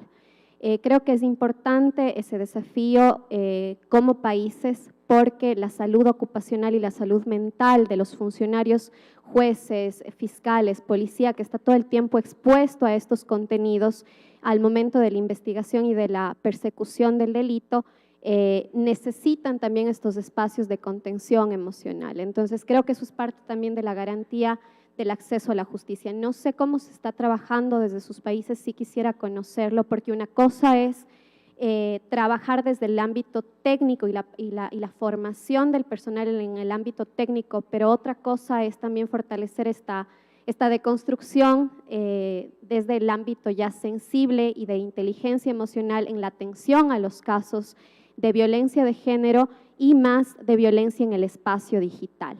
Como una de las ponentes manifestaba, falta todavía desde nuestros funcionarios tal vez no culpabilizar a las víctimas y fortalecer también la puesta de denuncias desde la confianza de la institución y evitando la revictimización estatal. Sin embargo, sí creo que también una de las líneas de acción tiene que ser la prevención del burnout para que no solamente pierdan esa sensibilidad en la atención a los casos, pero también tengan ellos la oportunidad de hacer estos espacios también de descarga emocional tras la atención de las víctimas. No sé si es que ustedes están haciendo prevención de burnout y básicamente esa es mi pregunta. And we collect the third question. Flora, please. Well, it was more an answer to the question that you were asking, so maybe you want to answer those questions first, or? No, go ahead. Okay. Hi, I'm the deputy head of the Dutch National High-Tech Crime Unit, and I was just going to respond to your question about prevention of offenders, because I think there's a lot of emphasis on the prevention of victims when we talk about prevention, which is of course great, but I want to state 2 reasons why we should aim more at offenders. Like, first of all, protect your daughters, but raise your sons. So we should not only protect women, but make sure that we educate the boys too. And second of all, because one offender can make 1 million victims. So it's just way more efficient, I think, to focus on offenders. And especially within law enforcement, of course, we have a lot of outreach to offenders or potential offenders. So I will talk in one of the sessions a bit longer about this, so I will not elaborate about it too much, but I think there's a lot of opportunities that we don't use enough right now when it comes to primary, secondary, or tertiary prevention of offenders, and a lot can be done on a voluntary base. Like, we offer programs that are a lot of fun too for boys. It's combined with playing games against the police and a lot of education around opportunities in the private sector and working in the public sector. And it's more about making them aware of the fact that they can not only become a victim of cybercrime, but they can also, without realizing it maybe, become offenders of cybercrime. And I think there's a lot of opportunities there that we can still use. Thank you. I think you will have many people participating in your workshop today. And another question or answer, and then we answer the answers or the questions. Yes, hello. My name is Raoul Noté, a researcher from the Netherlands, and I have a question for the lady, for me on the right from Sri Lanka. I'm sorry, I didn't remember your name. And it was actually a question that's also a comment, but most of them are here, about the process that you follow. Because I made a picture and I saw that the 5th step, when you go after a report of image-based sexual abuse, the 5th step was going to the platform that hosted the picture. When I interview victims for my studies, actually that would be their first and biggest need for them to be met. For police go to a platform because they have the power to remove the images. So what's your opinion on that perspective? Because I understand from a prosecuting perspective that it comes later, but what do you think about it from a victim's perspective?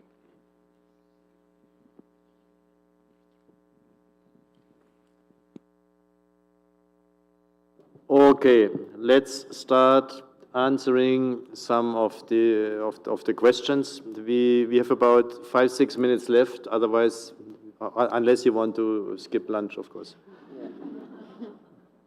There's not much approval to that proposal.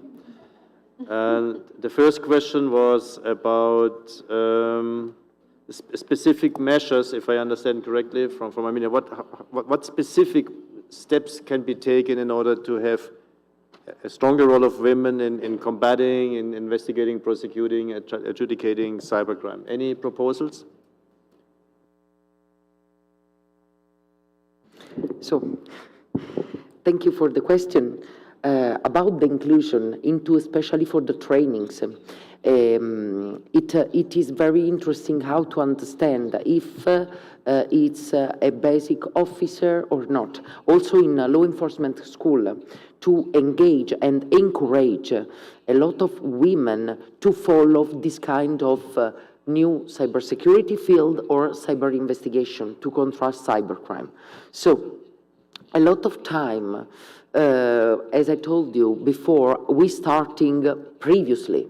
Because if we don't have this challenge to start previously and to understand also to a lot of women, students and so on, how it is important to prevent cybercrime, we got not the person at the end in a few years to do that. Fortunately, it's, and unfortunately also, it's one of the major crimes of the world now, and a lot of women fortunately start to come to learn this kind of new subject matter. So our approach is just doing also some free training, free courses dedicated just for women. So thank you. Thank you. I just wanted to add a couple of very quick points on training, because I think training is sometimes a word we throw out there when there's an issue and we want to kind of patch it. And so we throw training at stuff, but we can actually invest a lot of money in training and have no positive impact on women in cybercrime. And so just two very small examples. The first is, I'm sure all of you in this room will be looking out for training that's going to support you, but what we want to make sure is we're actually targeting the people that aren't looking for it. So we don't just want training room full of women that already know all of this stuff. We want to make sure we're targeting a broader audience. And one really good way of doing that is including gender training within broader compulsory training. And so that's, again, why this conference is great, because it's attached to a second conference. And secondly, on training, we need to make sure it's actually accessible for women in the field. And one example of that is around unpaid care that women have. So women may have additional commitments, childcare responsibilities, for example. And what we've seen in the past is that sometimes we run training and actually the people that it's aimed at can't attend because they need to pick up their child from school, whatever it might be. So kind of two small concrete ways that you can make sure that your training actually has a real world impact. And thanks to the colleague from Colombia for doing a much better job at explaining the positive impact that the Women in Cyber Fellowship has. Thank you. Thank you. And finally, there was a specific question to Suhashi about at what stage you take down the materials that are doing so much damage to the victim. Thank you for the question. And as far as I understood is that you thought it's the last stage. It's the fifth stage that the removal would take place. It is not so. I think I explained. I said there are two portals that we make two requests. As soon as they trace the IP address, we also make a simultaneous request to remove it. So the Facebook, the only portal which we have, is very responsive. They remove it immediately.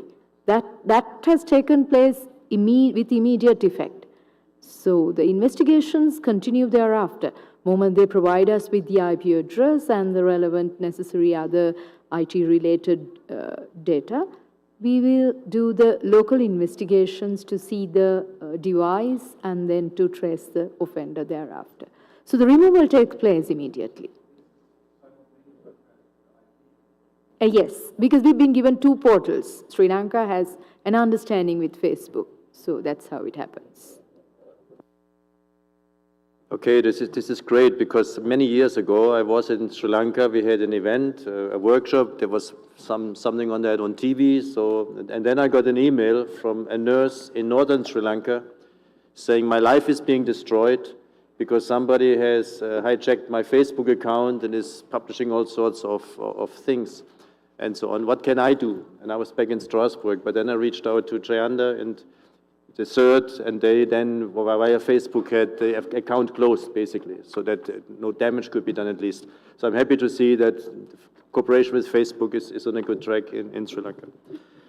Okay, very interesting points, great questions, very good answers, lots of good ideas.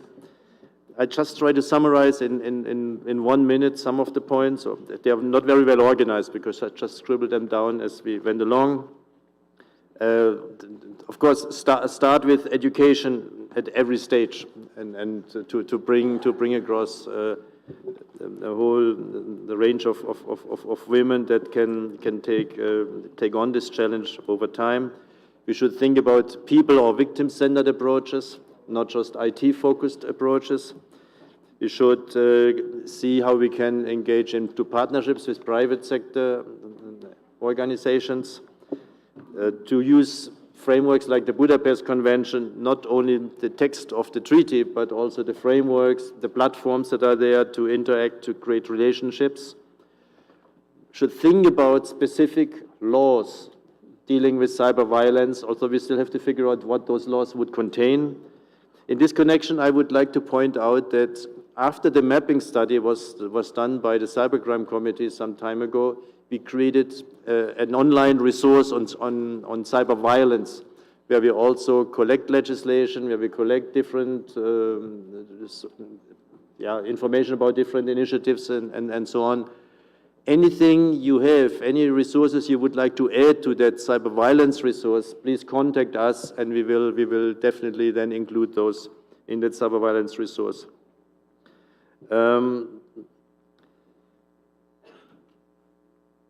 The point of, there's so many recommendations, proposals, but we have to start somewhere. And here one should also start, law enforcement, prosecution services and so on, should start investigating the cases of cyber violence to also demonstrate that it is possible that criminal justice works.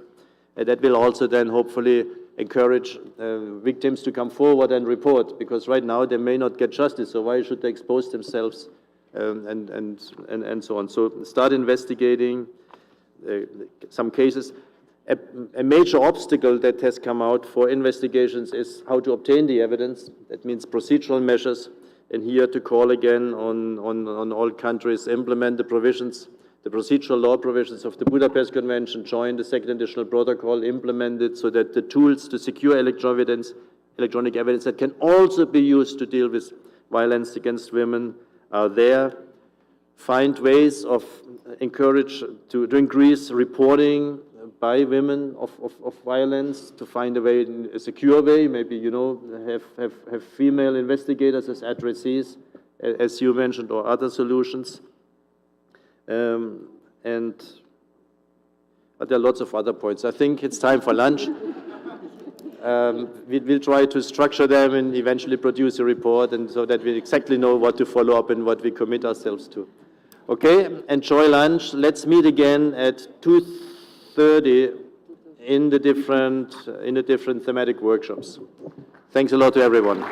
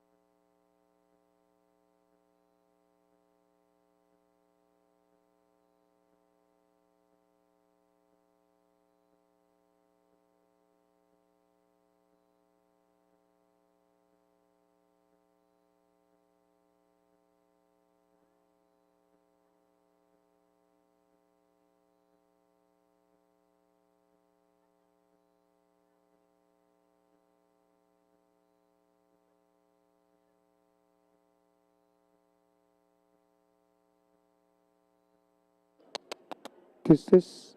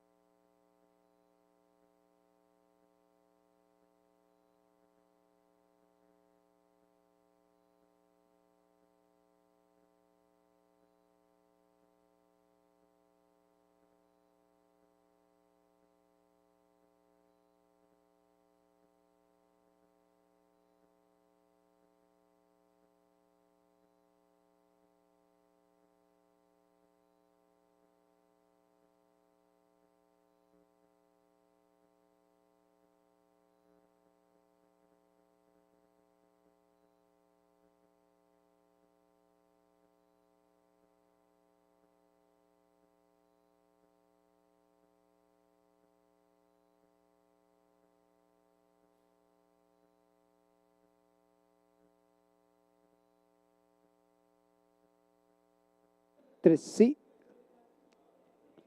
Tres sí.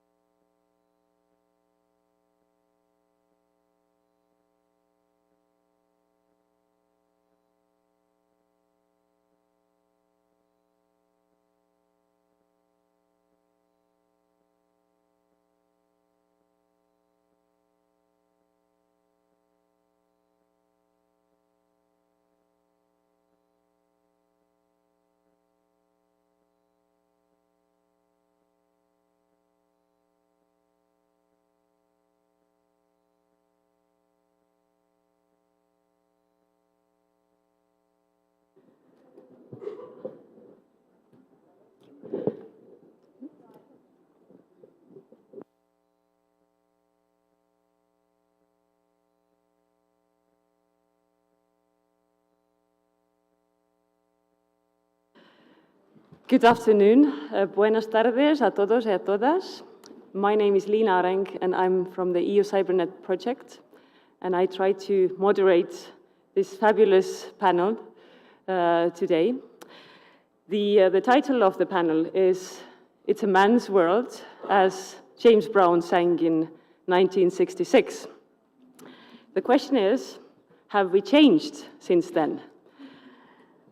And we have definitely come a long way in including women in technical domains and changing the women's role in general. But there are still glass ceilings and glass walls that make it harder for women to break into the technical domains as experts, but more so as leaders and positions of power.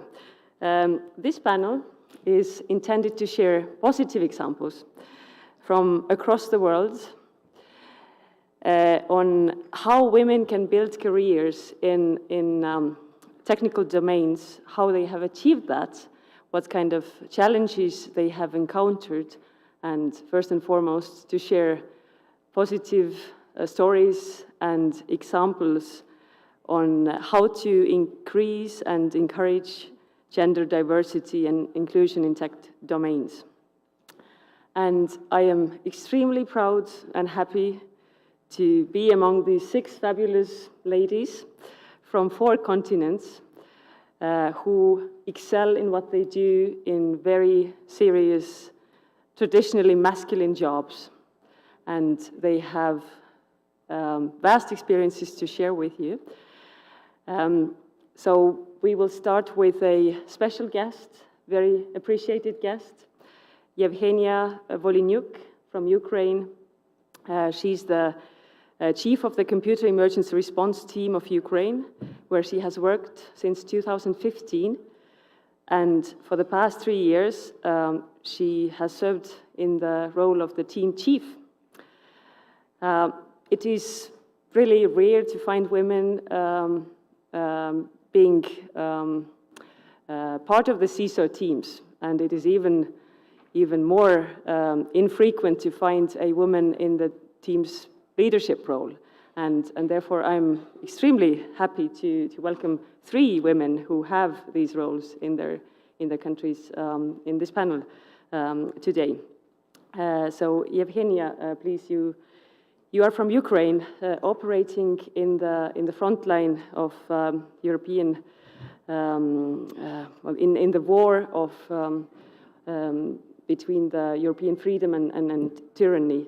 And as we heard this morning, and as we from your colleague Natalia Tkachuk, and as we hear from the news, women have become a very crucial front in this. A crucial force in this fight, serving in multiple, serving in combat roles alongside men and filling different positions. So, with your 7 years working in the CSIRT and operating in a broader environment of IT professionals, has the war challenged perceptions about gender and inclusion of women, and broadened the opportunities for women also in the ICT sector in Ukraine? Thank you. Greetings. Our team is a department of the State Service of Special Communication and Information Protection. Our service and CERTUA are good examples of contribution of women in the technical domains. About 30% of our team are women. They have strong technical skills and ensure the provision of essential services of our team. We provide cyber protection entities with several services: cyber incident response, indicators of compromise distribution, information about cyber threats and vulnerabilities. We help all public authorities and critical infrastructure facilities in cyber incident response and handling, mitigation and recovery. Russian Federation started the first ever cyber war against our country about a year ago. As a result, since January 2022, CERT-UR has been operating in emergency mode. The main purpose of attackers is to conduct intelligence data, long-term espionage, and destroying data. Attackers target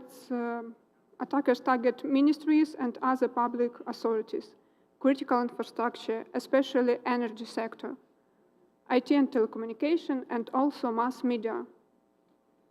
Malicious activity in cyberspace often correlates with political escalation and military actions. Sorry. Thank you. A so-called simple attack can be one stage of a complex target cyber attack. Russian actors use various methods to gain initial access to their target. For example, they can start with phishing campaigns, exploitation of unpatched vulnerabilities, and supply chain attacks. Most campaigns are associated with Russian state-sponsored hacker groups like Sandworm, Armageddon, APT28. Also, Russia has many so-called hacktivist groups. These groups organize and coordinate their activities using the Telegram platform. They manage DDoS attacks, publish stolen data. Many of them coordinate their activities with the special services of Russian Federation. Women in our team are participating in investigations of all the most critical cyber attacks on the Ukrainian public sector and critical infrastructure. They directly perform tasks related to cyber incident response, digital data analysis, malware analysis, research. They are tracking cyber actors and their campaigns. Their investigations and attribution results are helpful for Ukrainian law enforcement. Another critical area of the women in our team is fighting against fraud. Attackers adopt to political events and use up-to-date topics. For example, we are investigating incidents related to systematic fraudulent activity, creating fake web pages and pages in social networks. Hackers using topics of cash benefits, compensations, and the goal of attackers is to steal payment data. We are reducing the loss of citizen funds through joint efforts with Cyber Police and the National Bank of Ukraine. In our team, the leader of this work direction is also women. Today, CERT-UA concentrate Ukraine's best expertise in cyber defense. The best Ukrainian cybersecurity experts have joined our team. In addition, we work closely with the other Ukrainian cybersecurity stakeholders and our international partners. Now, our team is gaining invaluable experience. Such experience will contribute to the increase in the number of women in leadership positions in cybersecurity. Finally, an important point in promoting the role of women in cyber is the educational process. For example, our team's main source for employees is the Institute of Special Communication and Information Protection of Ukraine. It is a military educational institution that functions as a part of our service. Girls also are cadets of this institute. Not afraid of the challenges of military service, they acquire knowledge in technical domains. Representatives of various departments and services hold meetings with cadets to inform them about real work and what skills are required. We pay attention to sharing experience in cyber defense and cyber incident response. A positive indicator is the girls' interest in the direction and their desire to improve their skills in the cyber protection area. The teaching staff, our colleagues, our top management are doing everything to support the interests in becoming excellent cybersecurity specialists. I hope that our experience can be helpful. Thank you so much, Yevgenia,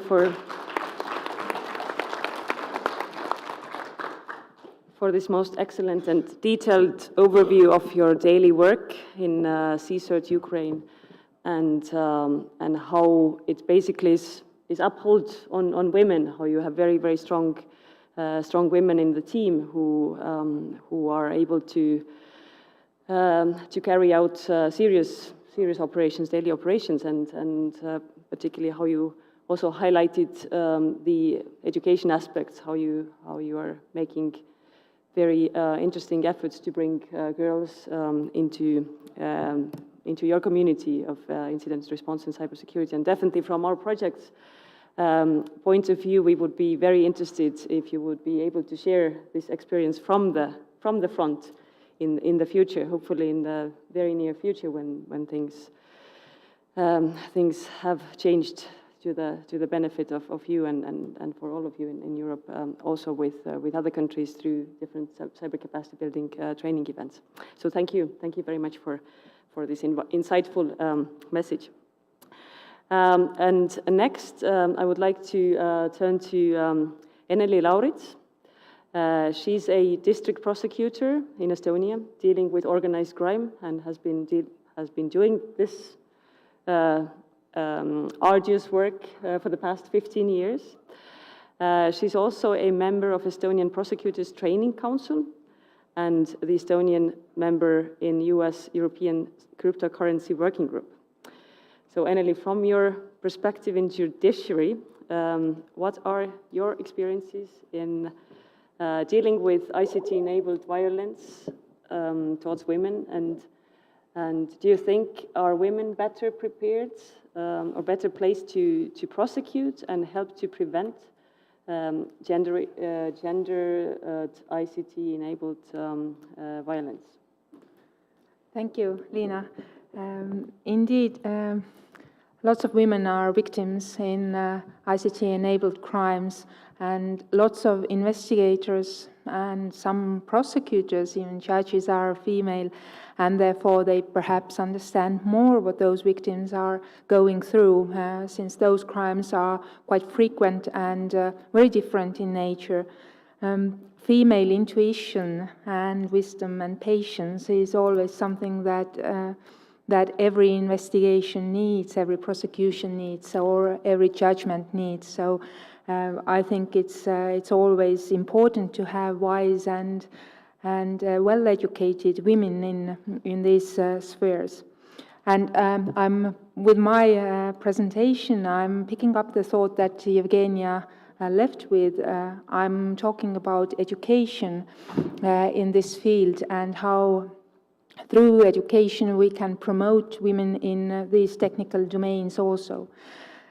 So I will start with how I started to be a part of this very technical world in prosecutor's office. I was young then, and my employer, senior prosecutor, came to me and said, "You are so young, you understand the internet, you are going to deal with crimes committed in internet, whatever crimes, just the environment as such will be your responsibility."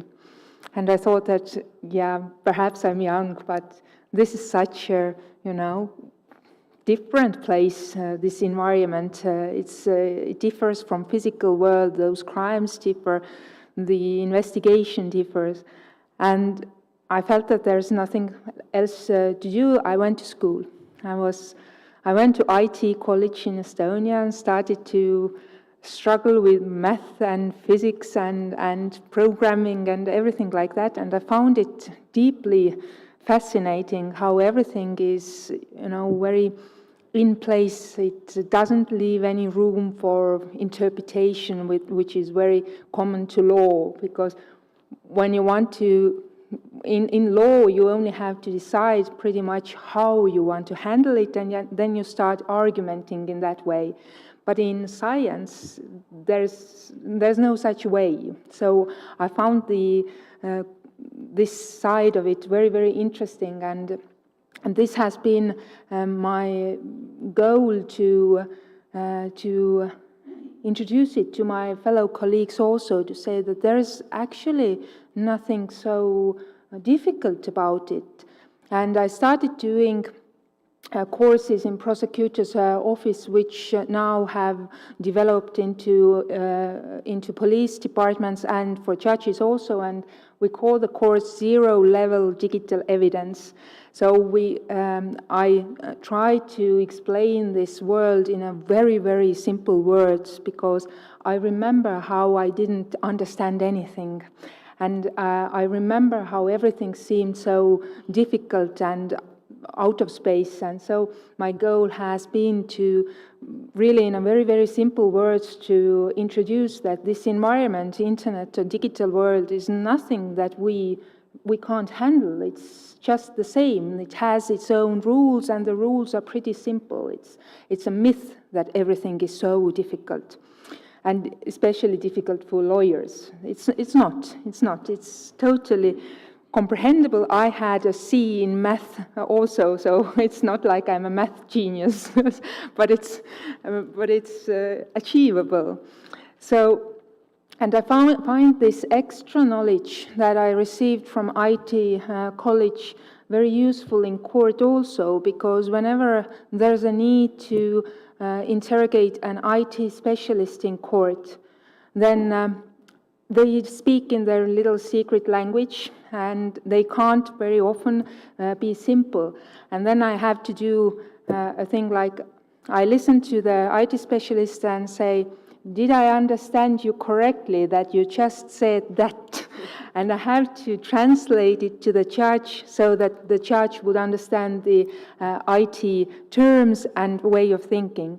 So this has really helped me, this double education, to be a kind of an interpreter in courtroom also.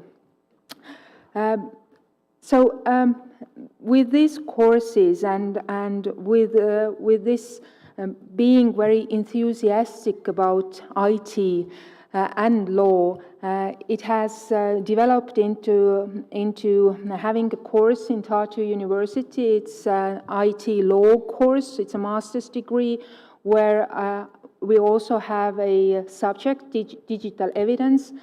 And in that subject, I also try to spark an interest in future lawyers who come from all over the world, and to say that this is really cool to investigate in the internet, to have these technical cyber crimes, and this is really achievable. And the fun thing is that in those IT law courses, which are international in Tartu University, 1/3 of students is male and 2/3 are women. So the ratio of teachers is half, but students are more female. So I always find that it's an excellent possibility to gain the interest in IT and technical areas in those classes also. And just to simplify everything that perhaps seems very, very difficult to students. So for me, this work of I also, and why it helps this kind of education is that you are equal in investigative world also. There is no secret language for me. The investigators can't talk, about cryptocurrencies or dark web investigations, and they can't make it, mystify it, say that it's so difficult to understand. It's not. It's very easy. You just have to know what you're looking at. And if you know the little secrets, then it becomes really clear to you. So my idea has been constant self-educating. You go to courses, little courses, and you start to understand how it goes. Why female are really good at this investigative part is that if they know that the environment is, easy, so to say, or understandable, then the investigation still needs female, because we are looking for a real human being, and female with their intuition are really good investigators, because in the internet there is always a person who is committing crimes. The person has its own motives, and it's still the same. So for female, it's sometimes, or very often, in my team we have lots of women. It's always this playing cat and mice and tricking. It's finding the evidence and knowing where to look at. It still is a female job, right? If you have a victim who is a female, then again, it's much easier for female-to-female communication, even if, when we talk, especially when we talk, for example, online grooming, where you have children and their mothers who are deeply affected with that crime, or we talk about cyberbullying when we have little children or small children. Then again, female investigator, prosecutor is someone who relates to that more better, is more affectionate, and so this internet crime which you are investigating or prosecuting, it becomes a really real one when you meet a person who is affected to it.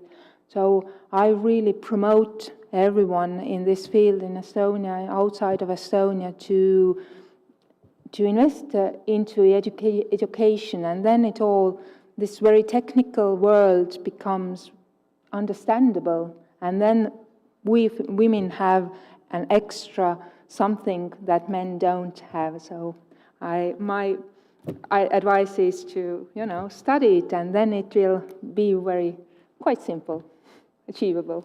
Thank you.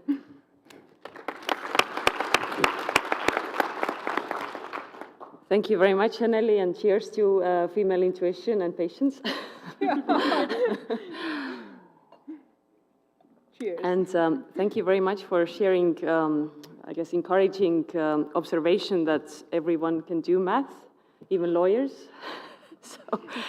so that there is hope in the world. Next, I would like to turn to Elsa Encarnacion, and with that we are moving from European continent to Latin America. Elsa is a director of a defense CSIRT and a member of the National Cyber Security Committee of the Dominican Republic. She is very passionate, como dominicana obviamente, about being a positive example and inspiration for women in the region to pursue careers in cyber defense. And in 2022, she was nominated as one of the top women in cybersecurity in Latin America.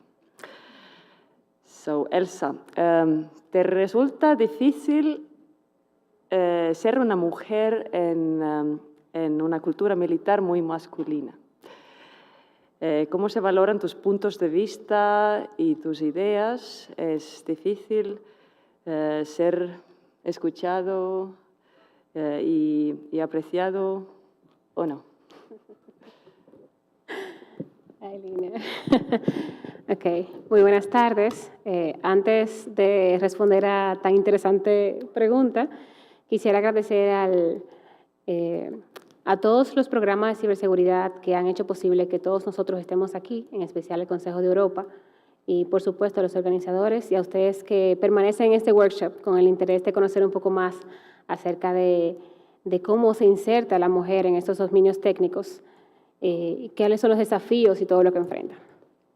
En respuesta a tu pregunta, Lina, sabes que inicialmente no fue nada fácil y no lo es todavía hoy en día. Tengo casi unos 3 años en la posición como directora de CICIG de Defensa de la República Dominicana, y cuando comencé, recuerdo que sigo siendo joven, pero era aún más joven. Entonces, muchas personas pronosticaban que yo no iba a pasar, no iba a durar más de 3 meses en la posición.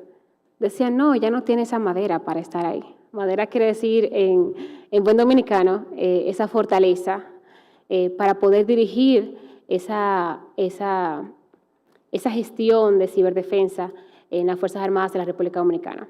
Sin embargo, debo decir que nosotros hemos podido atesorar metas alcanzadas importantes, Tanto que el centro en el cual laboro se llama Centro de Comando, Control, Comunicaciones, Computadoras, Ciberseguridad e Inteligencia, C5I de las Fuerzas Armadas. Ustedes están viendo, tienen varios pilares que componen esa institución y que durante la pandemia fue quien gestionó las estrategias del país en términos del COVID. Pero dejando de lado eso, el C5I se conoce por los aspectos de ciberseguridad que ha podido llevar a cabo en términos de campañas de concientización al militar, en términos de cumplimiento con la Estrategia Nacional de Ciberseguridad y, por supuesto, tengo que destacar que dentro de los más de 120 hallazgos que hemos podido reportar, tenemos un 99% de hallazgos resueltos. Y eso se debe gracias a la gestión que hemos podido llevar a cabo. Inicialmente, muchos dijeron, tú no vas a poder liderar un equipo tan técnico porque no te van a respetar. Sin embargo, hay formas de poder demostrar que mujer no es sinónimo de debilidad. Es el sexo débil, el sexo débil. O sea, yo estoy totalmente en desacuerdo con eso. Una cosa es que seamos delicadas, pero no débiles. Porque ¿quiénes están a luz? La mujer. Cuando la mujer tiene la menstruación, sigue yendo al trabajo normal con todo el dolor. Pero cuando el hombre tiene una gripecita, se cae en la cama y no se levanta. Entonces, al final, ¿quién es el sexo débil? No somos nosotras. Entonces, en definitiva, no ha sido nada fácil. Pero quiero resaltar, de hecho, que este año nosotros tuvimos un Capture the Flag, un ejercicio cibernético a nivel de Fuerzas Armadas, que fue nuestro segundo ejercicio cibernético y fue dirigido por una joven con 20 años, cuando ella es parte del equipo de respuestas a incidentes cibernéticos. Y cuando le asigné esa responsabilidad, ella decía, Dios mío, pero es que yo no voy a poder. Y yo le decía, es que si yo confío en ti, tú tienes que confiar en ti también. Y déjenme decirle que ese ejercicio cibernético fue el más exitoso de lo que hemos realizado, porque se unieron más de 75 personas en relación con el año pasado, que solamente se habían unido 25. Entonces, quiero hacer una breve presentación con respecto a los desafíos que enfrenta la mujer en estos escenarios. Y menciono la primera palabra, apoyo. ¿Por qué? Porque nosotras como mujeres debemos siempre optar por apoyarnos mutuamente. He visto y he identificado, no solamente en la República Dominicana, sino también en otras naciones, porque lo he socializado con algunas colegas, de que hay un complejo de abeja reina. Si yo llego, la otra no puede llegar porque entonces yo no voy a ser importante. Y no es así. Déjenme decirles que todas podemos llegar, todas podemos estar en posiciones de tomadora de decisiones y destacarnos y aportar nuestro granito de arena para una sociedad más segura en el ciberespacio. Muchas veces la trayectoria de la mujer se ve afectada porque no es valorada en la misma dimensión que el género opuesto, indistintamente de que tenga los mismos años de estudio, la misma cantidad de años de experiencia. Sin embargo, si nosotras no creemos en nuestras capacidades, nadie más lo va a hacer. Cuando nadie creyó en mí, yo creí en mi capacidad y aquí sigo. Entonces, en segundo lugar, les planteo acerca de los estereotipos. Hay un componente muy importante, yo sé que eso tiene que ver con un tema cultural, y me refiero expresamente a la crianza. ¿Por qué? Porque muchas veces el tema de que la mujer no elija, no decida estar en una carrera que tenga que ver con tecnología, con ciberseguridad, no es precisamente porque no le llame la atención en primera instancia, sino porque lo que le enseñaron es que esas carreras, los que nos han enseñado a muchas de nosotras, esas carreras son para hombres, esas carreras no son para mujeres.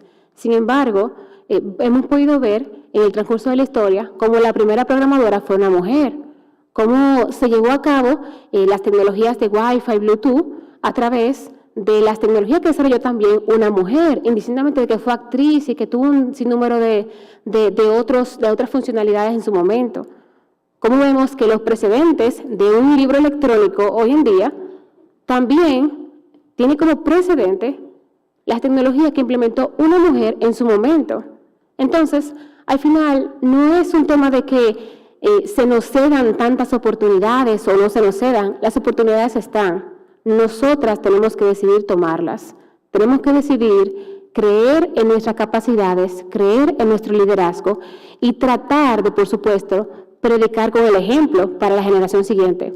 Hay un punto muy interesante que quiero destacar, y es que he identificado que muchas chicas, mujeres, por el hecho de que han habido muchos programas orientados precisamente a la inclusión de género, y entre muchas otras capacidades que nosotras trabajamos mucho, queremos que sigan manteniéndose. Pero no trabajemos para que nos den la oportunidad simplemente por el hecho de ser mujer. Yo prefiero que me den el trabajo, que me den la oportunidad, que me den el proyecto por mi capacidad y que además soy mujer. Entonces, es una diferencia que nosotras en nuestra mentalidad deberíamos de cambiar, porque eso nos va a hacer más fuertes, nos va a hacer más unidas, nos va a hacer la diferencia entre una era y la siguiente. Y por supuesto, no quiero dejar de mencionar la palabra de confidente. Confidente en que nosotras vamos a lograrlo, en que nosotras podemos seguir avanzando.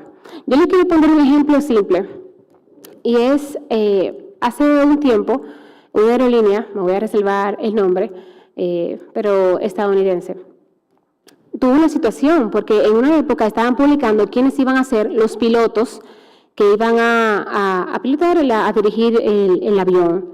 Y cuando eran mujeres las que iban a pilotar el avión ese día, todo el mundo cancelaba.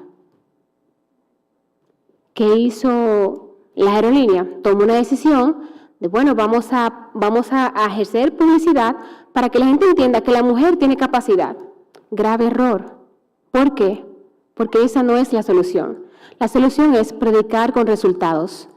Entonces, la estrategia se reformuló, quitaron los nombres de quienes estaban piloteando y todo el mundo seguía el mismo ritmo. Y al finalizar el vuelo, le decían, fue una mujer quien pilotó el avión.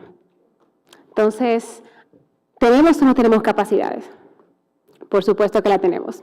Y yo en ese sentido quiero resaltar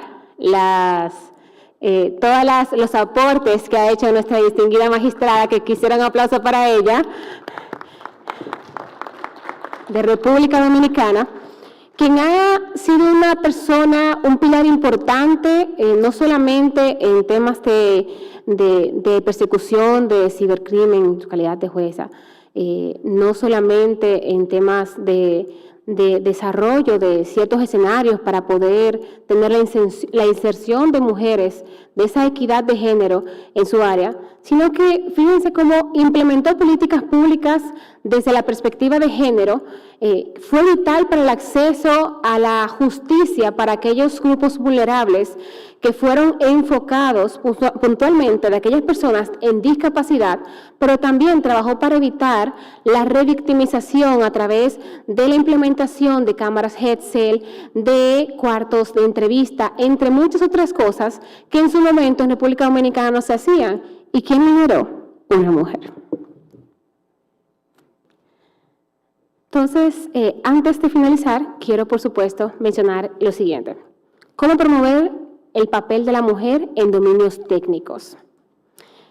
Cuando hablo de concentrar, ¿a qué me refiero? Nosotros hemos visto que muchas naciones, y de hecho, por eso estamos hoy aquí, han puesto mucho esfuerzo en los programas para fortalecer las capacidades cibernéticas y, por supuesto, para disminuir la brecha de profesionales en ciberseguridad y promover la inclusión de género en carreras STEM. Sin embargo, esto se ve muy bien a nivel internacional, pero a lo interno, muchas veces esos programas no llegan a esos grupos de personas que quizás también están esperando tener la oportunidad de capacitarse, pero que no conocen de esos entrenamientos, que quizás a través de una alianza público-privada con las academias, con las escuelas en educación primaria, pudieran entonces también recibir esas informaciones. Es muy difícil ver cómo muchos en posiciones de tomadores de decisiones, quizás del sector público, todavía no comprenden la importancia de la ciberseguridad.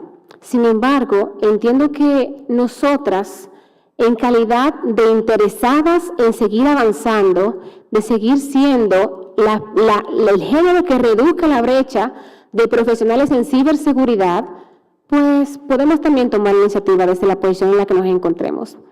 Las políticas, esas políticas públicas que incidan en esos medios de comunicación, en esas redes sociales que día a día utilizamos y que muchas veces somos atropelladas, que muchas veces somos víctimas de bullying, de sextorcismo, entre muchísimas otras actividades que entendemos no deberían ser. Hace poco, una joven de una provincia de República Dominicana se suicidó.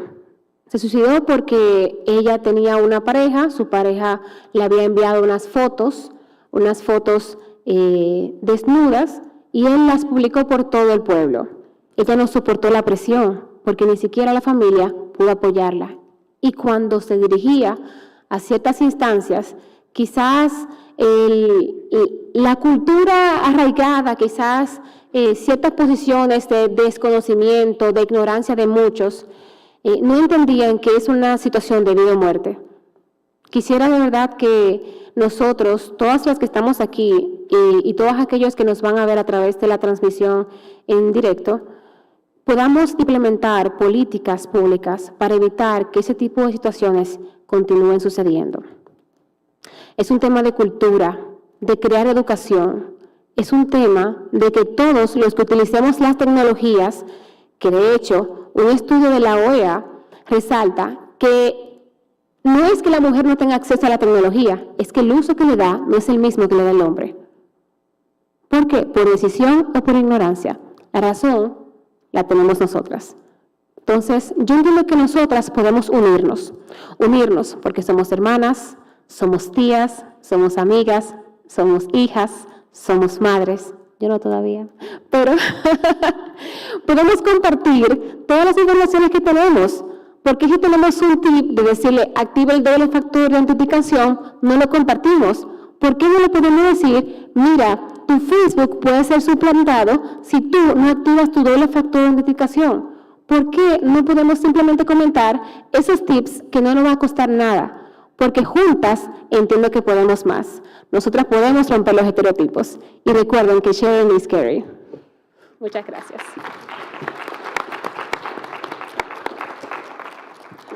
Muchas gracias, Elsa, por ilustrar tan perfectamente que tienes la madera para hacer tu trabajo y quizás mejor que hombres mucho mayores que tú.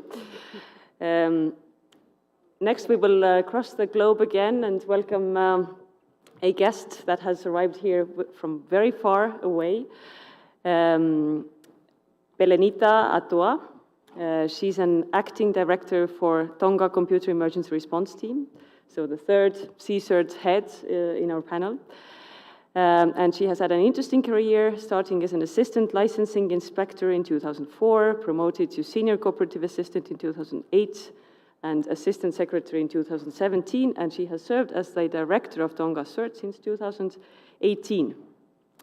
So, Belenita, I am also coming from a tiny country in Estonia, and we are also extremely digitalized, and I know from firsthand that ICT skills are an extremely scarce resource, and considering that half of the population that we have are women, how do you deal with that scarcity in Tonga? Have you discovered a way to encourage more female to join the workforce in STEM or technical domains and study STEM at school? So share with us what is your experience in Tonga.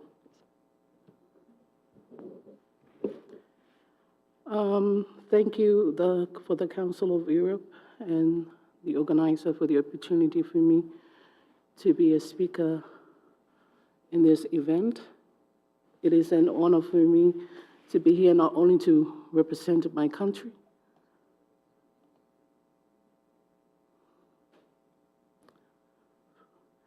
the Kingdom of Tonga,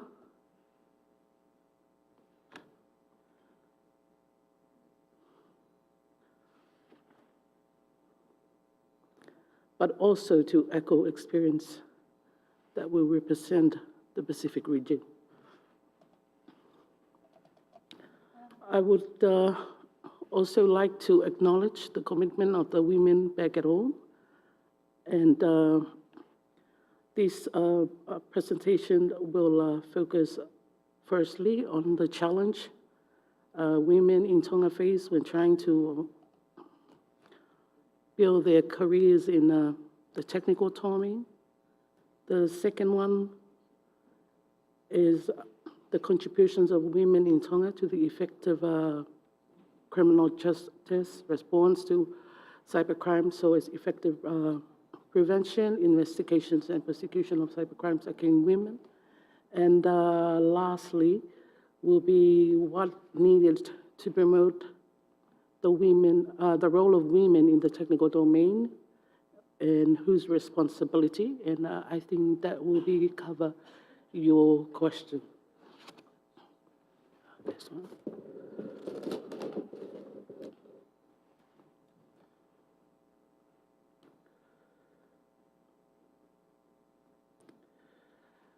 What are the challenges in Tonga? Firstly, hardship being in a male-dominated area, not just because of the culture and custom, but some of the women experience hardships for being taken lightly, being belittled, and not listened, etc. Few they have witnessed men always have the benefit or better position, and not them. This caused some of the women in the technical domain to change their career path to another area. The second one, not a common or a popular career path for women back at home.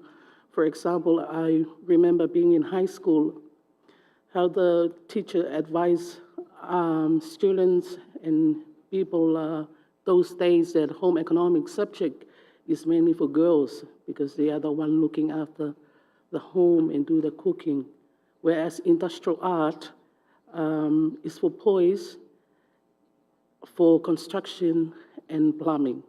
Today is different. Both genders can choose which area they wish to pursue their career on. Myth state it's men's world to be an IT specialist or technician, since boys like video games and computer wizard. Previous speaker mentioned the ideas of stereotype, and we all know with stereotype, women or girls known for like pretty things, while men like sophisticated and complex, such as numbers and calculation. It's the same reason why technical domain is not a common or popular career path for women in small island country like the Kingdom of Tonga. The third one is the lack of confidence, sometimes trying to balance taking care of family matters and work, of which the majority of the responsibility to maintain the home and care for families is upon us women. Therefore, women do not have the confidence to work on this area because being in the technical domain, you need time to upgrade your skills and knowledge, and you need to focus and practice more to make you an expert. Some women do not have the confidence because they think it's men's world or work. They can't do better than men. Or in other words, not believing in ourselves that we can succeed in a technical domain so as to do the job better without any trying. Remember, we need action in the field in order to know what needs to improve for the way forward. Despite the challenges mentioned above, women in Tonga work hand in hand to overcome these challenges by establishing an incorporated society with a vision to encourage women and girls to enter the ICT industry without fear of discrimination nor persecution, thus giving them equal opportunity to impact the industry for the better. Not only that, but they managed to establish a working relationship with the Tonga with the Tonga's National Emergency Response Team, which helps solve some of the challenges about. The second is the contributions of women. The effective contributions of women in all areas or aspects is there. How? Increase in numbers of women, or in other words, the majority of the staff in the Ministry of Justice, Attorney General's Office, and Tongan Police are women, and they work hard in different angles to make sure Tonga have a safe and secure digital environment for its citizens and mitigate the number of risks from criminal activities in Tonga. Not only that, but they are continuing attended on conference and workshop to enhance their capacity and capability. One of the good examples of hard work from women at home shows in a result of a recent report that the Tonga women in ICT complete this year with the support of a Pacific region and international organization. This report is known as the Pacific Digital Gender Gap Audit Scorecard Layout. And 3 countries in the Pacific partake. They are Samoa, PNG, and Tonga. One of the focus topics in this report is online safety of women and girls in Tonga. Tonga gets the highest score, 8 out of 10. This result happens because of the contribution provided by women, such as spreading the word in the community, helps awareness in all areas of cyber, so as leading activities that make the women and the girls aware of the threats and what are tips to follow to mitigate the risk. Lastly, setting good role model to the public, especially young girls. For example, the CEO for the Ministry of Education is a woman, and her experts are mathematics and computer science. She is so supportive by involved in promoting Women in ICT initiative in Tonga. The Attorney General is a woman, and she's supported and involved in a lot of training and conference towards cybercrimes. The Commander and National Crime and Investigation and head of the Serious Organized and Transnational Crime Unit for Tonga Police are both female. What needed to promote the role of women in the technical domains and whose responsibility? I believe that offering education or training opportunities specifically for women will be great. Second, conduct awareness program. In the month of October, Sir Tonga this year called it Cybertopa, or marked it as the Cyber Awareness Month. Anyway, we work closely with the Tonga Women in ICT, Save the Children, and Tonga Police conducting awareness to school.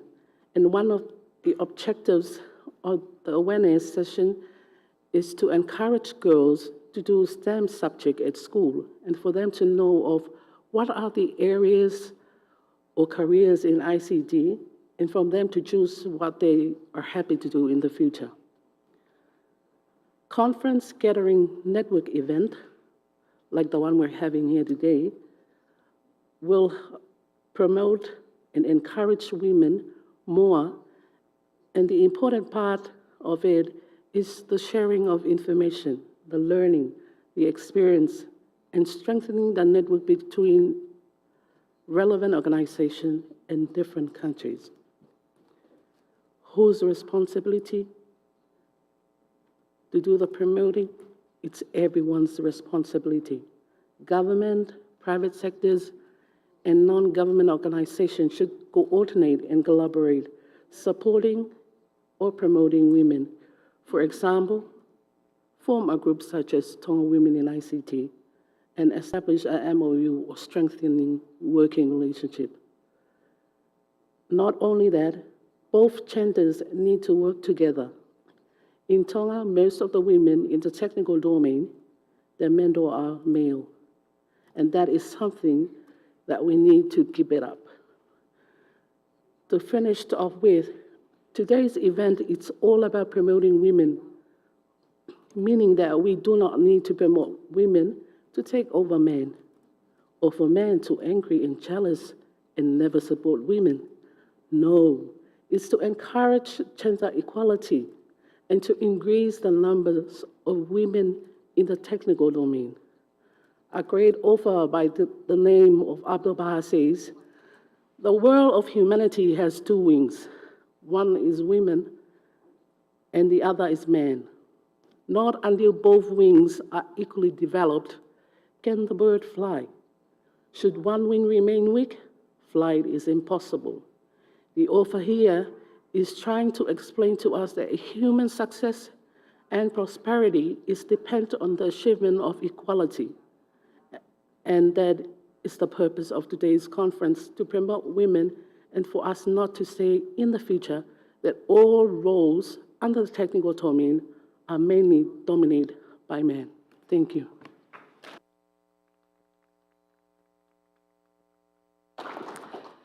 Thank you, Belenita, for sharing these very interesting stories from Tonga. And indeed, a culture change to motivate more women or to include more women in technical domains is not a sprint, it's a marathon where women are running with backpacks. But as this event today shows, we have broader shoulders than we sometimes think. Our last speaker is Rosemary Butare from Rwanda. She's a cybersecurity auditor from Rwanda Utilities Regulatory Authority, and she is, among other things, focusing on nuclear security, and specifically on how to protect computer-based systems in nuclear security regimes. Rosemary, I have the impression from visiting Rwanda that this is one of the, I guess, best examples this country on how women are very well integrated into the workforce, particularly in the also in the technical domains, but also in the very high positions of leadership, and that has been achieved somehow. And I don't know how have you achieved this? So perhaps you can share that with us, please.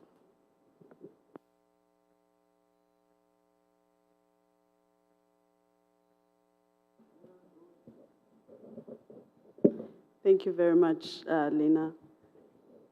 And good afternoon, ladies and gentlemen. I do appreciate the opportunity to share these experiences as well as hear from such phenomenal women on this panel. Now, to start with, I wish to make a short presentation on a structured kind of approach that I decided to lay down, because when you talk about promoting women in technical domains like cybersecurity, there's so much to be said. We've already heard from so many speakers today touching on a lot of key points and very important areas to address. And I've come up with a presentation that tries to drill down on potential areas that could be focused on. Now, to begin, first and foremost, I wish to echo what a lot of the speakers today have said. One of the things that have to be done, of course, is this particular conference that we're in today. So we are already on our way to promoting women's role in technical domains. And for that, I do wish to share my appreciation to the Council of Europe for this conference, the implementing partners, specifically the Global Forum on Cyber Expertise. And to also mention, I did like to see Katie on the panel earlier, because I am one of the women fellows in the Women in Cyber Fellowship Program that is being conducted by the UK Foreign Office and Commonwealth and Development Office. So my great appreciation for that. Now, to dive into my presentation, the very first slide that is up there, it's a man's world. That's what we have been told. But I have another question for you. who really runs the world?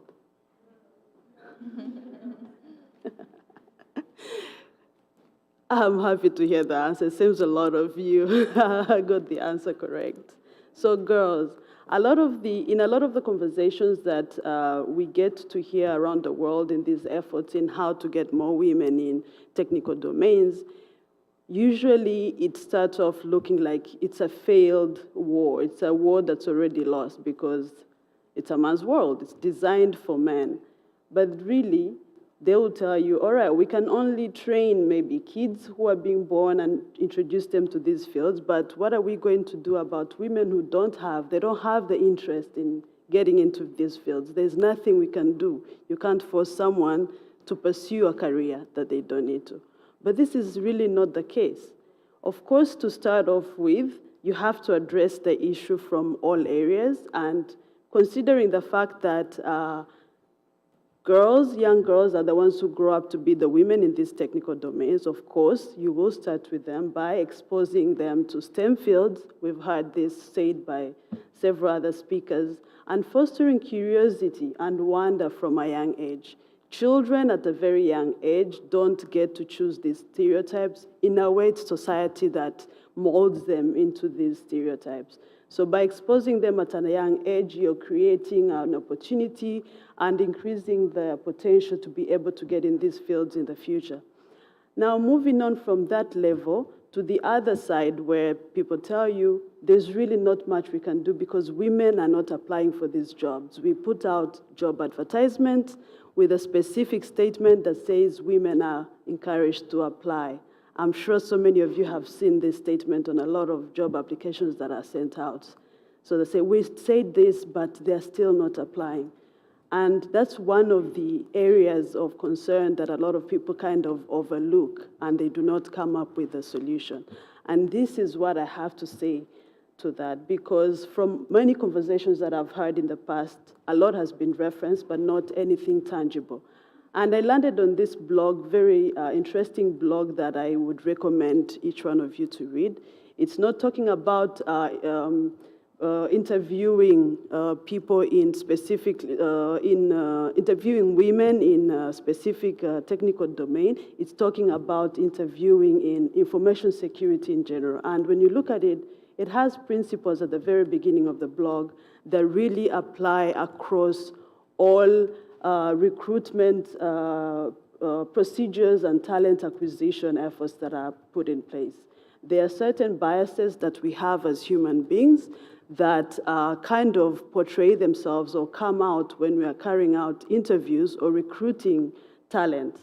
And when you look at these principles where Daniel really covered them well, one of the biases is that we are terrible at interviewing. As human beings, we're just terrible at interviewing, so we need to work on how to improve that in order to ensure that we're getting the right candidates for the jobs that we're looking to get occupied.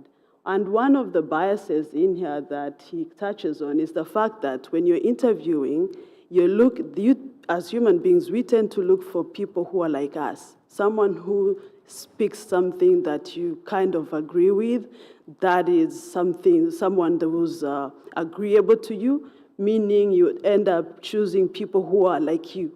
So, of course, if you're a man and somebody's speaking the man terms that you're understanding, this is someone you will relate to, and this is the right man for the job. And at that point already, the woman has failed, already out of the picture, just because of that bias or that unintentional filtering that we do at the very stage of recruitment. So if this can be addressed, it would go a long way in not only increasing the number of the talent pool that we need for cybersecurity and other technical domains, but specifically to have more women in these domains as well.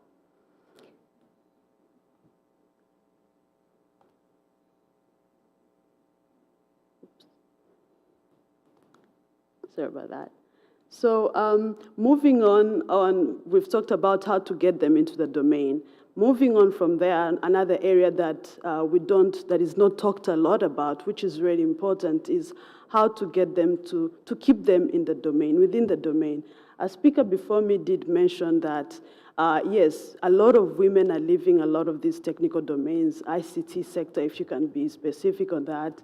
They're leaving them because the environment, they found themselves in an environment that is not conducive to their growth, it's not conducive to their development, and in a way, a lot of the times, and I can speak this from experience, of course, also, that sometimes you feel like some days you're a winner, and some days you're a loser, some days are just not going right, and you find yourself feeling like, I'm already set up to fail from the very beginning. So you walk in with so much passion and confidence, but something happens, and you're like, I will never win because I'm already set up to fail.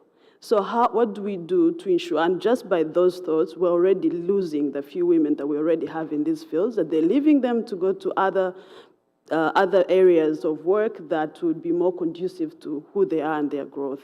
So how do we keep them in the domain? One of the areas, of course, it looks at leadership, the role of leadership in these efforts, and the other is the women ourselves who are in these domains. What do we do to stay in them or to excel in them? Now, on the area of leadership, or what leadership needs to do to maintain an environment that is conducive to career and personal development of women in these fields, one of the things that has to be really considered is having the honesty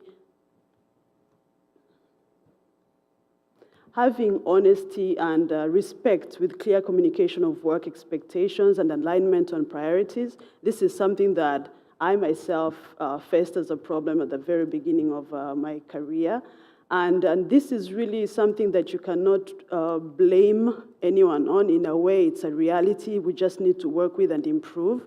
You're walking into a situation where cybersecurity, especially in the developing world where I'm coming from, it's something that is not yet given the weight and importance that it deserves. So things are just being set up right now, teams are being put in place, functions are just being developed, and a lot of times people are really, to be honest, winging it. You walk in, there's a job to get done, you find a way of getting it done, but you don't have a playbook. There's no a guiding document to tell you do this, do that.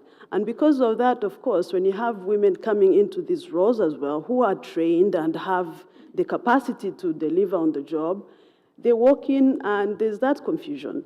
You don't know what is expected of you. Of course, there's the requirements that are listed on the job description, but once you get into the job, it goes deeper than that. Like, what is expected of me? What are the priorities here? Because as we have seen, technical domains like cybersecurity, including combating cybercrime as well, it's an area that has a lot of competing priorities, and it all comes down to how do you prioritize. So one of the areas that leadership would really help in would be creating an environment where there's that clear communication and honest discussion on what the expectations are and how to align yourselves with what the priorities are. The other is providing actionable feedback about performance. In an environment that is safe to fail and learning, we are all like human beings, we all make mistakes. Of course, there are mistakes that are a little too heavy, that probably shouldn't have to, a function can't bear. But then, like we say all the time in cybersecurity, a system should not be built in a way that if one function or one element of the system fails, the entire system fails. It should not be like that. So the same way we build redundancies in our systems, it's the same way we should have that in a work environment where people that we recruit into these positions have that comfort or that safe environment where they know they can learn, they can fail and move on from there and learn and become, better. Another is providing opportunities for growth.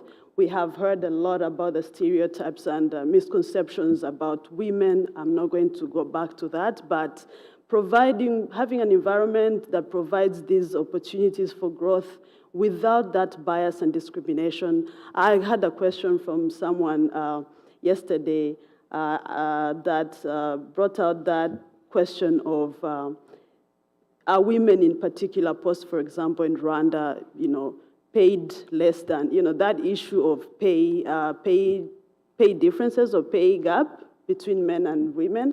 And I'm happy to say this, we do not have that in Rwanda. I am in my post knowing very well that my colleague or anybody else who takes on that post, the same way as any other, will be paid the same amount that I'm paid.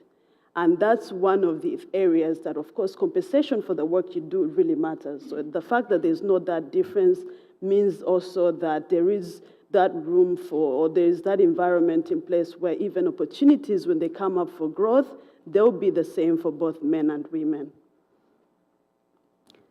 Now, moving from what has to be done by leadership to what can be done by ourselves as women to succeed in cybersecurity, I would wish to talk on, and this could help you whether you're a woman considering pursuing a career in cybersecurity.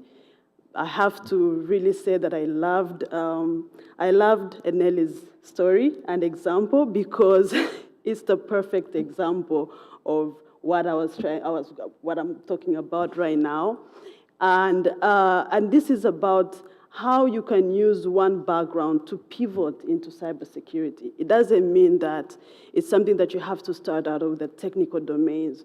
It's a field that needs a lot of skills, different skills that can be acquired in many different backgrounds. These are skills that you already have with yourselves that are not related to science or the technical field. And by bringing this to the table, you're ensuring that that workforce or the people in roles in these roles have the capacity to address the problems that are in them. So over the years, I have picked up bits and pieces of advice that have helped me when I found myself wondering whether, I'm cut out for this work, because it does happen. I'll be honest with you. It doesn't matter how long you've been in the game. It comes, there will be a day or a moment where, like, am I really cut out for this? And these are things that I've picked up from many very different phenomenal women that I really appreciate a lot. And to begin with is bringing your personal flavor to professionalism. Your personality and unique perspectives are assets, and you should use them. Like Eneli's case and her story, she pivoted from legal, went to learn IT to be able to understand when these cases are brought in court. What better example could there be? This is one of the key elements that a lot of people don't get to hear, because the field itself has this game of gatekeeping in a way. So if you're not from a technical background, if you didn't do computer science, if you didn't do math, then this is not for you. So by default, you're already blocking people from getting into the field. But the truth and the reality of the matter is, when we're on the job, every single person, every one of us has there's a uniqueness to your personality, to what you can bring to the table. So when you can be able to use that, first acknowledge, know what that is, and then use it to your advantage. The other one is knowing your worth and not letting anyone downplay it. This is really, really important, because when you reach those hurdles, when you hit those walls, when things look like you're just failing, you remember one thing: what is my value? And if you're lucky, you'll have cheerleaders around you, you have your family, friends who remind you, hey, you're here because you can do it. So that helps a lot, and you should really leverage on that. The other is challenging yourself and not being afraid to ask for help when you did this. We're all human beings. We've all needed help at one point or the other, and this is the same in this field as well. When you challenge yourself, of course, you are kind of pulling yourself out of the comfort zone in order to be able to develop and evolve and enhance your skills. But there comes a time where it gets difficult. Don't be afraid to ask for help, because there are people who are ready to help. Don't be afraid to say, I do not know this, or I do not understand, because then you'll miss the chance to learn something. So that's really, really important. And the last part that I would have to cover is take break. Please, please, please do take breaks when you need to. Take a bit, take time off, because you're no use to anyone when you're burnt out, because a lot of people in this field, they're not just for women, for men as well. People are, you're running into the burnout phase, and that's really not good for anyone. So when you need a break, don't be afraid to take a break. Do take a break. Now, you asked a very good question at the very beginning. I had sorry for taking you round and round, but to answer specifically on how Rwanda really got to where we are today, I'll be really quick with it. So under the leadership of His Excellency President Paul Kagame, Rwanda has placed gender equality at the center of all sustainable development efforts because, as His Excellency often says, sustainable development cannot be achieved if half the population is left behind. So leadership sets the tone by ensuring there's no discrimination in roles that have traditionally been considered for men. And this has created an environment where women from all socioeconomic backgrounds are developing their skills, enhancing them, and using them tirelessly to better the well-being of their families and, in turn, society at large. It has been a journey, and as an example, let me touch on the works of the foundation, whose very name is synonymous with Rwandan girls' and women's empowerment journey, and this is the Imbuto Foundation. Quoting directly from the foundation's latest annual report, which is publicly accessible on their website, literally translated, Imbuto means seed, seed S-E-E-D. And I quote, "A seed well planted, watered, nurtured, and given all the necessary support successfully grows into a healthy plant, one that reaches high and stands tall. Imbuto Foundation envisions this for all its current initiatives and those in the future." These are the words of the First Lady of the Republic of Rwanda and Chairperson of Imbuto Foundation, Her Excellency Mrs. Janet Kagame. The seeds for sustainable development that were planted, nurtured, and given necessary support over the years have come to fruition, and they represent coordinated efforts between government, local, and global players and partners. These are initiatives whose unique approach is community-centered and holistic models that seek to meet the needs of Rwandans throughout their entire life cycle, and that's from childhood to adulthood. They do this through several programs, including the early childhood development and family programs that are running across the country.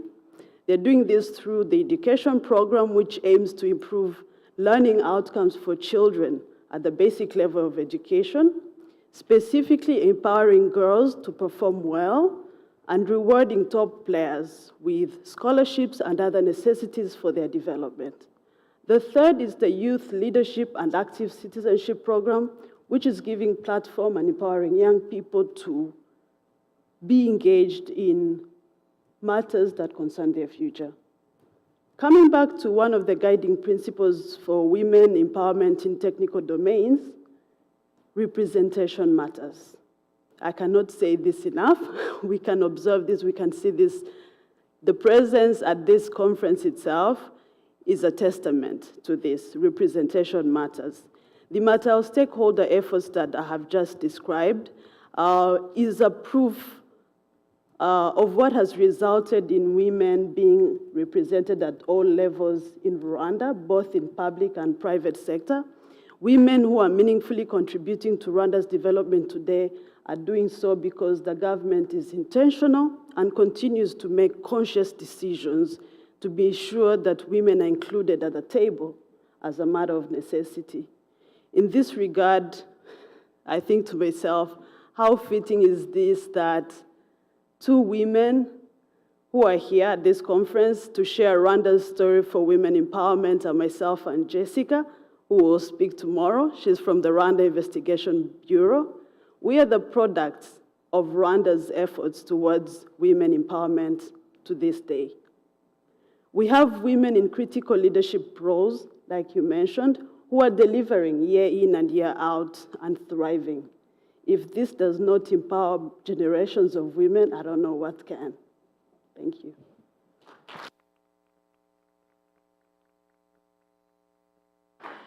Thank you so much, Rosemary, for sharing this very comprehensive list of tips and also policy examples on how to counter harmful gendered perceptions and stigmas and stereotypes. We have a little bit of time for questions. So, dear audience, hopefully you have had time to prepare your questions. Please use this opportunity to to ask questions to this distinguished panels.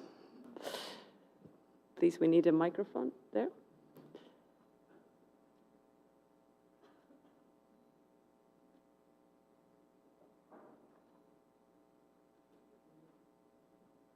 Thank you. Good afternoon, everyone. I'm Rozana Satrian. I'm from Armenia. I'm prosecutor in General Office. Thank you for invitation. Thank you, speakers and organizers. I have a question. Taking into account that working in technical domains is a rare field of specialization, does women have any religions then choosing it in your countries? If you could repeat the last part of your question, does women have any privileges? Privileges. Thank you very much. So, who would like to take the question?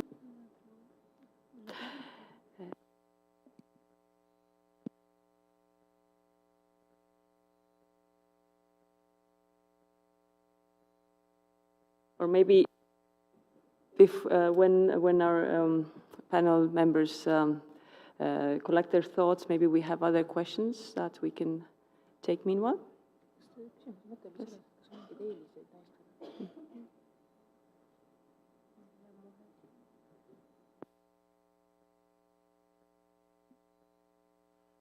Günel Hüseyinova, the senior investigator of State Security Service of Azerbaijan Republic.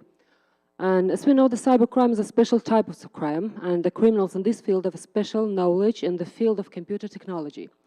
And the investigators conducted the investigation of crimes in this field must also have the basic information in the field of computer technologies. Is it intended there any program designed to increase the special knowledge of female investigators in the field of IT at the international level?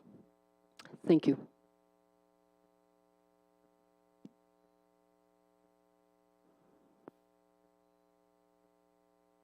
We have one more question back there, if we can take that as well.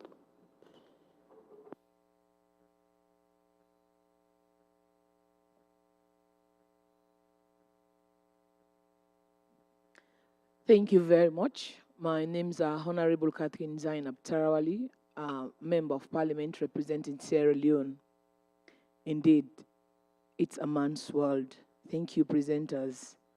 It's not just the lower number of women in technical domain that poses a problem. For me, another issue is how they are perceived. It's a question for you all, how they are perceived. And what do you think would be the way forward in pushing women issues and in bringing women into the main domain that will merge the issues, that will merge the problems, that will help to make women stand like our guys that have been standing for many years? Thank you. Thank you very much for the questions. So we try to take these three in a row. Maybe we'll start with the second question related to whether there is any specific programs in your countries that are focused on specifically training female investigators. So maybe Anneli, you can take that question. Yeah, thank you.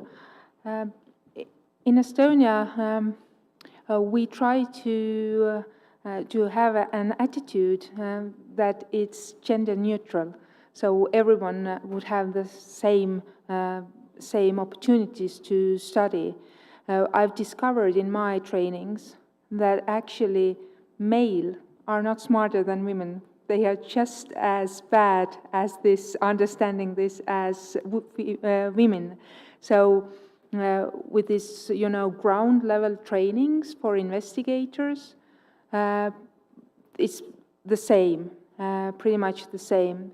The thing is that with true cybercrime, with understanding dark web investigations or doing cryptocurrency investigations, It's normally in Estonia, it's males' world only because they have unlimited time.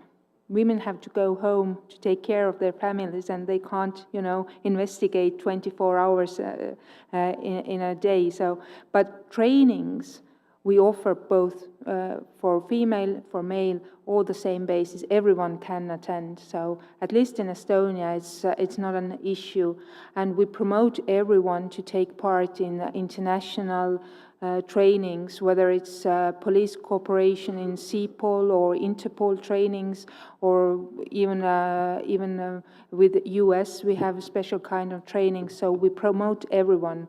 We encourage everyone because it's not a field that is easily taken in Estonia in criminal police, neither by men or women. It's even in criminal police, in prosecutor's office, within churches, it has to be promoted within male and women so that anyone would take up this field, this technical and difficult and somewhat different field of law. So we try to promote it for everyone.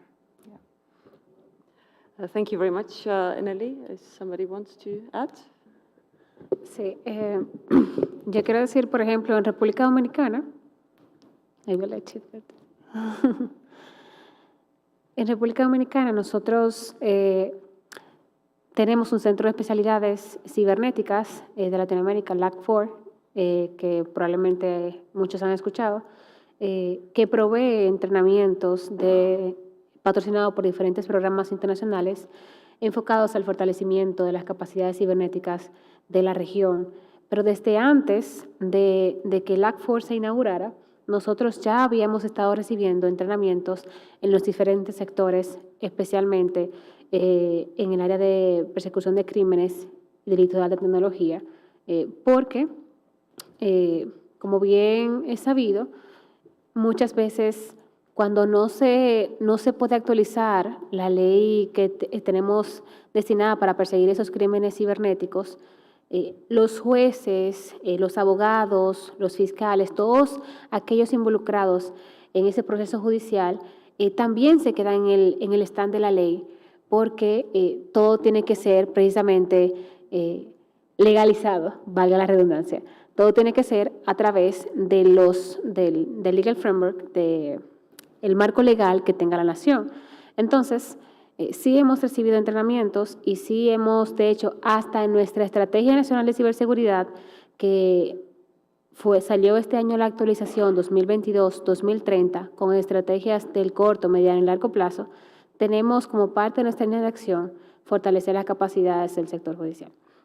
Y concerniente a la primera pregunta de la joven de Armenia, básicamente nosotros en República Dominicana no sé, que el término de privilegios puede ser un poquito hasta relativo. Y me refiero porque si hablamos de privilegio en sentido de tener las facilidades para estudiar ciberseguridad, para capacitarse en carreras STEM, bueno, pues sí lo hay, porque hay becas, porque hay universidades que ya ofrecen esas carreras, entre muchas otras. Pero si estamos hablando del componente de género, que por ser mujer se le den más oportunidades que a los hombres, no es así. Son las mismas oportunidades para todos, más bien estamos enfocados en trabajar en una campaña de concientización para que las mujeres se interesen en estudiar las carreras que se están ofreciendo en áreas de tecnología de la información y comunicación.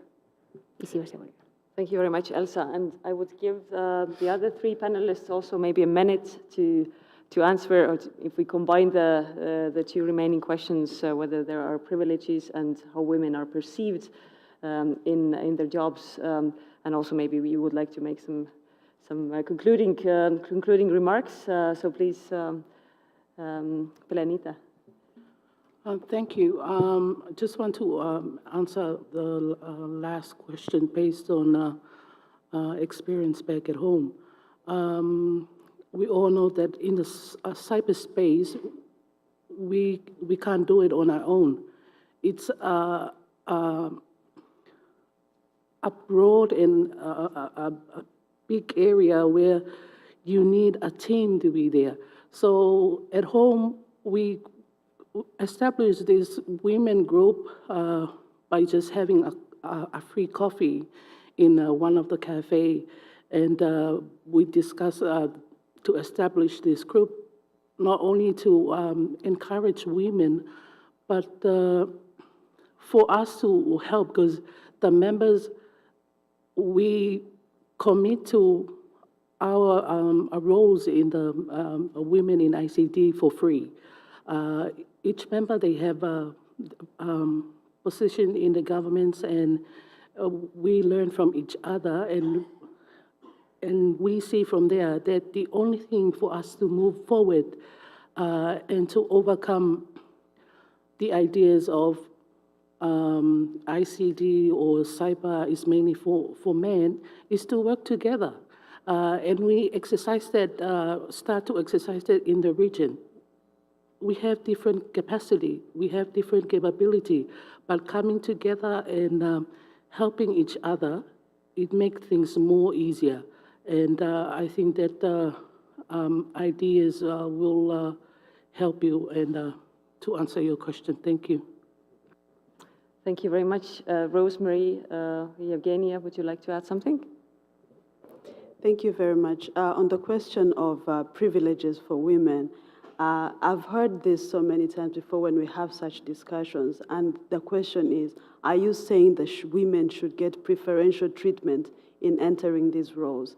And no, this is not what we're asking for. Like I mentioned earlier, it's about clearing the blind spots that we have at the point of recruitment and talent acquisition, considerations that have prevented women from entering these fields without even realizing them. It's about clearing that. And to be honest, by achieving diversity in the workforce, meaning having that balance of men and women, we'll have exponentially increased the human capital that is necessary for us to be up to the task of addressing the ever-changing cyber threats that we're facing. In my opinion, the future should look like this room today. Every room where decision-making takes place, every room where technical expertise is put to use should have the visibly diverse composition that we see here today. It's a sight for sore eyes. Thank you very much. I see that our clock is burning here. They will probably switch off our microphones soon, but I would still give a word to Evgenia. As for our country, women don't have special privileges. We don't have quotas for employees. Women get positions in the same way as men. The employer primarily evaluates skills, but I know many male bosses who are very proud when women from their department or their organizations get leadership positions. Brilliant, brilliant answers. Thank you all. If I am allowed, I would give the word for 30 seconds to our rapporteur, Melissa Alcantara, who maybe wants to summarize the 3 most important takeaways from today's panel. Claro que sí, Lina. ¿Se me escucha bien? Muchas gracias. Bien, buenas tardes a todos. Permítanme saludarles.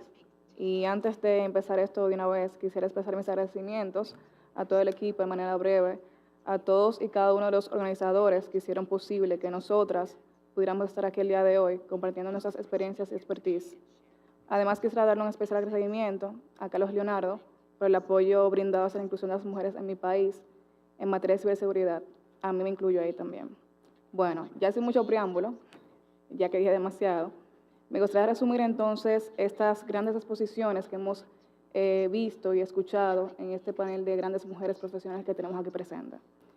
Para esto voy a utilizar 3 palabras fundamentales y esenciales: educación, liderazgo y reto. Educación. Desde hace unos años hasta la actualidad se ha estado viendo a demanda cómo poco a poco las mujeres se van integrando en el mundo de la ciberseguridad. Sin embargo, hoy en día todavía podemos decir que no somos suficientes. ¿Pero por qué? Porque debemos crear esa especie de motivación en las niñas desde una muy temprana edad, como comentaban en este gran panel. En este sentido, un punto muy importante, como comentaban acá Evgenia y Elina, que es imprescindible es seguir estudiando porque la ciberseguridad evoluciona constantemente. Son temas muy dinámicos y es preciso actualizarse permanentemente. Así como Angelina, con su rol como fiscal, ha estado estudiando continuamente para poder entender esas jergas que utilizamos los técnicos o peritos técnicos, para así tener toda la capacidad en su poder y presentar esos casos debidamente en las salas de juicio. Liderazgo. Como comentaba Elsa, es de suma importancia, es vital, demostrar ese apoyo mutuo entre mujeres, ya que únicamente así, entre nosotras mismas, podremos romper esas barreras, creer en esas capacidades y, sobre todo, muy importante, aquí hago hincapié, en transmitir el conocimiento. Y así podemos compartir oportunidades entre todas. Vuelvo y repito sus palabras, que me marcaron en mi presentación también. Debemos ser confidentes en nuestras habilidades y capacidades. Y finalmente, una palabra clave que concluye bien en lo que es este panel, sobre cómo podemos promover más mujeres en el dominio técnico de la ciberseguridad, es el reto. Una palabra muy grande, se puede decir. Tiene mucho peso. Como comentaba Pelenita, hoy en día tenemos este gran reto como mujeres y es erradicar por completo ese estereotipo que la sociedad nos ha inculcado en referencia a las carreras STEM, ¿no? Para combatir este pensamiento y poder entonces continuar creciendo, debemos crear esas nuevas oportunidades y contribuciones entre nosotras mismas. Conferencias como esta, si bien comentó, que nos ayuda a visualizar a otras mujeres, por ejemplo, miren este panel por acá, otras mujeres así que comparten sus experiencias y expertise, y así podemos ver esa motivación nosotras mismas en diferentes áreas, para que así propiamente las que sean más jóvenes también puedan visualizar esos ejemplos y lo tomen como referencia desde muy temprana edad y se motiven a que puedan poder trabajar en cualquier área de STEAM, porque si un hombre puede, ¿por qué nosotras no? Y creo que podemos más también. Otro reto que tenemos también, como dijo Rosemary, lo que quiero hacer es recalcar, es que, ya te motivamos a que entres a la ciberseguridad, a que entres a este dominio técnico de ciberseguridad, a la carrera STEM, pero también hay que motivarlas a que se queden, ¿no? Porque si no se nos van. Entonces, para esto tenemos que motivarlas a que se queden en este ambiente técnico. Como bien comunicó Rose, como líder se debe tener esa honestidad y respeto, esos valores, pero sobre todo una comunicación clara, la prioridad del trabajo y las expectativas claras de cuál será su trabajo. Y otro aspecto muy especial para este reto es que más allá de ser un trabajo, no dejamos de lado el que somos seres humanos. Tenemos que alinearnos a la sinceridad, y vuelvo y repito, el respeto, que lo recalcó mucho Elsa y lo recalcó también Rosemary, que nos motivan a seguir entonces en esta área y sentirnos entre nosotras mismas más protegidas. Rosemary indicaba algo muy importante que entiendo podemos tomar como referencia, es que en Ruanda tienen iniciativas de promover a las mujeres de su país a través de programas, de becas, y así para que soporten esa motivación en las STEAM. Así que de verdad entiendo que ese punto lo podemos tomar todos en consideración y poder entonces alzar la voz y correr esa voz entre nosotras mismas y las demás. Muchas gracias.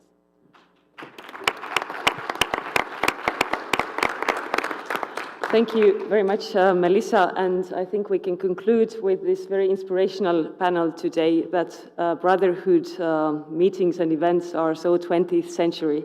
The 21st century is about sisterhood. And you are here to inspire us all.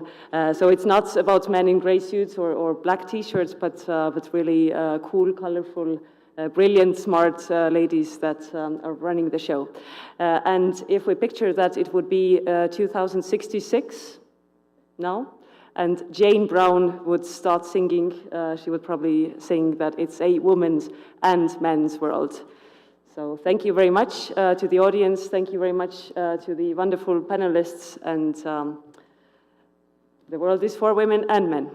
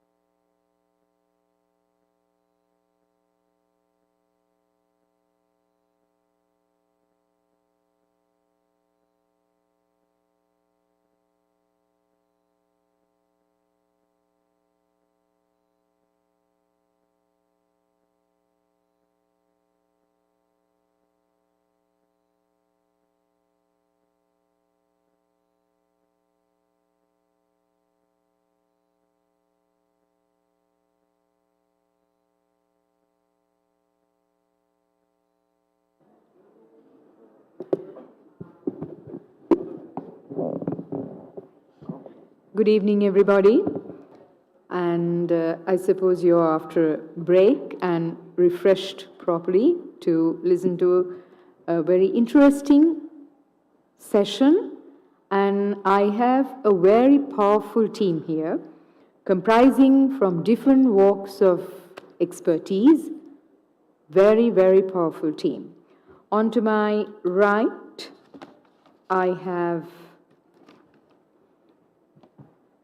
I will start from my left, sorry, because, yes. On to my left, I have Anna Yakimowska. Anna has been a public prosecutor in the Basic Public Prosecution Office in Macedonia, specialized on cybercrime offenses, human rights offenses, financial investigation, abuse of official position, and authority. From 2019, part of the national team for cybercrime and work on several projects for capacity building, performed several trainings for initial and continuous training at the Academy of Judges and Prosecutors. Then, onto her left, I have Laila Ezovin. Laila Ezovin is the Principal Police Commissioner, Head of the Digital Forensic and Imaging Service at the Central Directorate of the Judicial Police under the General Directorate of National Security. She has 14 years of experience as head of the central entity to fight against cybercrime. Wow, that's quite a long time. 14 years of experience. Laila participated as an expert trainee with the framework of Cyber South project on investigation techniques and with the UNODC in the areas of combating cybercrime, international cooperation, and internet-facilitated human trafficking. Then on to her left, I have Katya Vera, expert on gender and women's human rights perspectives, on cybersecurity with over a decade's experience in public administration, foreign policy, and intergovernmental and civil society organizations. Katya leads the Addressing the Gender Gap in the Cybersecurity Agenda 2022-2026 project for the Inter-American Committee Against Terrorism of the Organization of American States. Having previously worked as a lawyer in the Directorate and International Human Rights Litigation at the Mexican Ministry of Foreign Affairs, she also served as the Director of Women's International Affairs. Then, on to my right, Ranjani Padmanabhan is a Principal Federal Prosecutor at the Commonwealth Director of Public Prosecutions, Australia's independent federal prosecution agency with responsibility for prosecuting offences against the laws of the Commonwealth of Australia. Ranjani leads a team of federal prosecutors prosecuting offences including cybercrime, online exploitation of children within Australia and overseas, human trafficking, servitude, money laundering, and firearm and drug offences. Ranjani has provided specialist training to both domestic and international bodies and has particular interest in transnational crime.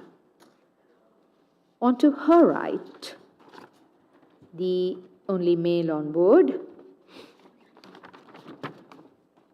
Raoul Notte is a doctoral researcher from the Netherlands involved in the study of cybercrime and cyber victimology. In his studies for the Hague University of Applied Sciences and Tilburg University, he particularly focuses on the impact of online sexual abuse and romance scams on victims, the societal perception on victims and processes of victims and self-blaming particularly are an important aspect of his work. Besides his academic work, he cooperates in several projects with the European Union, several international victim support organizations, and police forces. So as you see, we have prosecutors, academic research, police personnel, and public administration personnel in this panel. And the topic for the evening is Women as Victims of Cybercrime, Ensuring Access to Effective Remedies. So we have different perspectives, different walks of expertise to look at it from different angles and to give you an overview of it. So I will first call upon Anna to give her perspective. And also our rapporteur is Iris Lorassi. Dr. Iris Lorassi is the president of Grevio at the Council of Europe. She's leading for 20 years the counseling line for women and girls and leads the first male center in Albania, counseling line for men and boys that tries to rehabilitate perpetrators of domestic violence and works on prevention with young boys in the country and fatherhood campaigns. She has been a member of Grevio working group on a general recommendation on the digital dimension of violence against women at COE. So Anna, we'd like to hear from you, from your perspective, from the perspective of a prosecutor. Yes. Thank you, Chair. Can I get the remote? The third one.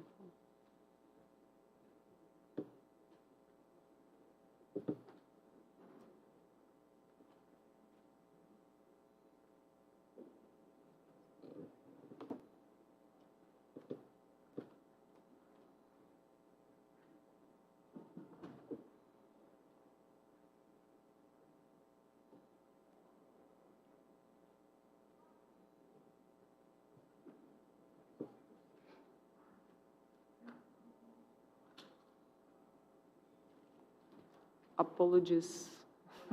After the lunch, everyone is feeling a bit. Anna, yes, Gogovska.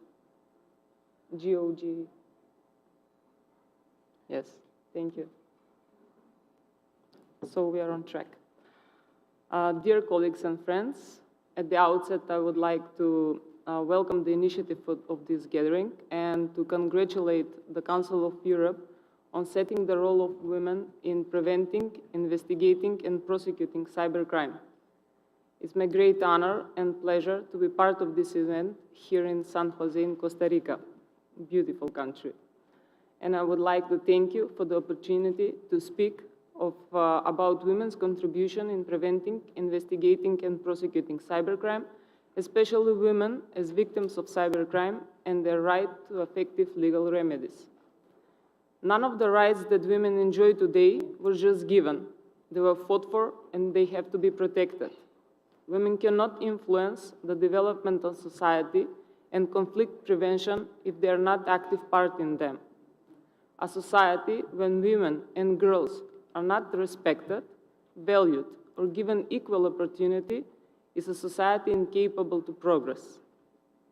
Now, I would like to present a case that was active last year, and the case was prosecuted this year in North Macedonia. It was called the public room case.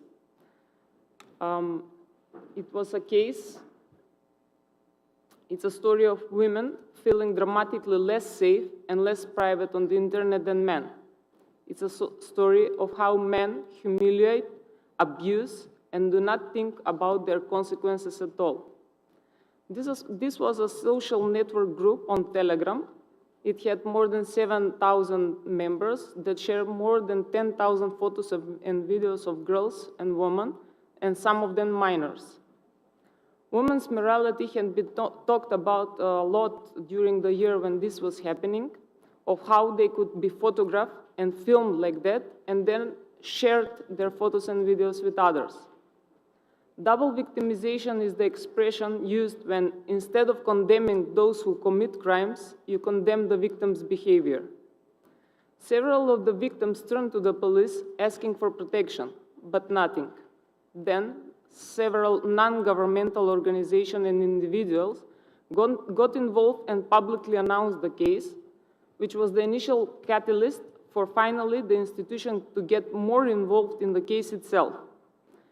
This also helped for other victims to report the case. In the public prosecution office, the case was handled relatively quickly, considering that a forensic processing of the telephones and the computers was done, electronic evidence was gathered, data was requested from Telegram, but it was never delivered. After collecting the evidence, the public prosecutor who was dealing with the case filed an indictment to the criminal court in Skopje. And for the creator and the administrator of the group, for the crime of producing and distributing children's pornography. They were sentenced to 4 years of imprisonment. These pictures are from the protest caused from the public room case. They lasted for several weeks with spontaneous gathering. In modern times, women are viewed and portrayed as sex objects. She is treated inferior to men in various social spheres and functions. This has created a huge gender bias between men and women, where even men think that their wrongdoings cannot be penalized. I would like to share another case that was going on last year. This is Slavianka Petrovska. She's the Minister of Defense in North Macedonia. She was a target of cyberbullying and online sexist hate speech because of the way she looks and because she is performing a very important position. This raised the issue of how women are perceived when they execute a public position. She never filed an official complaint because she didn't want it to be seen as a victim and as weak. Her words were that she is a proud woman and she likes the way she looks. The public did not like the assault, so they organized a support campaign called I Am Slavianka by sharing pictures and comments showing that women know that she is part of the society, part of the decision-making process, and is no less than others. One of the most ingredient for a woman to succeed is to be surrounded by examples, to be determined and inspired. This is why we need more female role models to encourage young girls and women in our country, around the world, to lead by example. At the end of my presentation, I would like to say that more often, women and girls are victims of cybercrime. So taking into account the Istanbul and the Budapest Convention, amendments to the criminal law in North Macedonia are underway, and the introduction of a new article, stalking, where among other things, online violence and stalking using means of public information and other means of communication are foreseen. Changing mindsets, changing traditional norms that marginalize women is not only women's responsibility, it's a collective responsibility. Thank you very much. Thank you, Anna, for that wonderful presentation, and that is from the perspective of a prosecutor, where we can see her experiences. She had brought in several cases, different angles of females trying to have access and females not trying to have access to the criminal justice system after being victimized. Let's now listen to Laila Ezovin from a police perspective, from an investigator's perspective into this topic. We'll be speaking in French, and you can get the simultaneous translation. Merci, mesdames et messieurs, honorable assistance.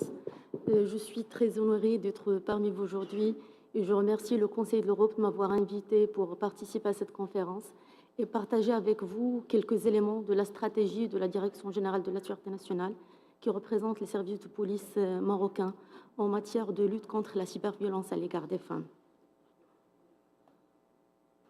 Le Royaume du Maroc s'est lancé depuis plusieurs années dans une réforme profonde du cadre légal et réglementaire pour garantir aux femmes leurs droits en matière d'égalité, mais aussi une protection en cas de violation de leurs droits. La Direction générale de la Sûreté nationale, en tant qu'acteur essentiel dans le schéma national de lutte contre les violences faites aux femmes, s'est résolument engagée pour faire face à toute forme de violence à l'égard des femmes, y compris celles liées à la cybercriminalité, en adoptant une stratégie multidimensionnelle, globale et intégrée, basée sur 3 piliers principaux, à savoir le renforcement des capacités, la coopération internationale et la prévention. S'agissant du cadre légal, le Royaume du Maroc dispose d'un cadre légal de lutte contre la cybercriminalité à travers l'adoption en 2003 de la loi 0703 relative aux atteintes au système de traitement automatisé de données qui incrimine les différentes atteintes à la confidentialité, à l'intégrité et à la disponibilité d'un système d'information, et la loi 0520 sur la cybersécurité ayant défini la cybercriminalité comme étant l'ensemble des actes contrevenant à la législation nationale et aux traités internationaux ratifiés par le Royaume du Maroc, ayant pour cible les réseaux ou les systèmes d'information ou les utilisant pour la commission d'un crime ou d'un délit. D'autres dispositions, bien évidemment, sont prévues dans le Code pénal, se rapportant notamment à l'exploitation des enfants en ligne et d'autres dispositions. En matière de lutte contre les violences à l'égard des femmes, la loi 103/13, adoptée en 2018, constitue le cadre légal et institutionnel pour la protection des femmes contre les violences.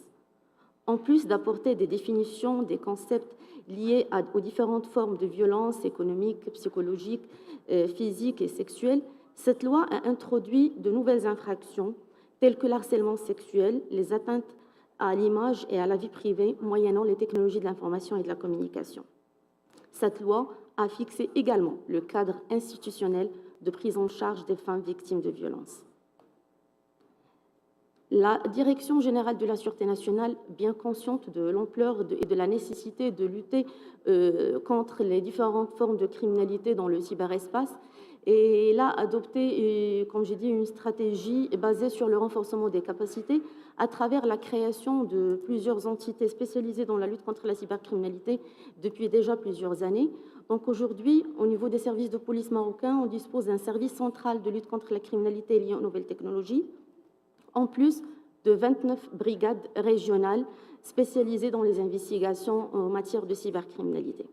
Nous disposons également d'un service central du digital forensic et de 5 laboratoires régionaux au niveau de 5 villes du Royaume. Pour ce qui est de la prise en charge des femmes victimes de violences, on dispose aujourd'hui de 133 cellules de prise en charge des femmes victimes de violences au niveau de tous les services de police judiciaire du Royaume et de 448 chargés d'accueil au niveau des arrondissements de police, c'est-à-dire le poste de proximité auprès des citoyens.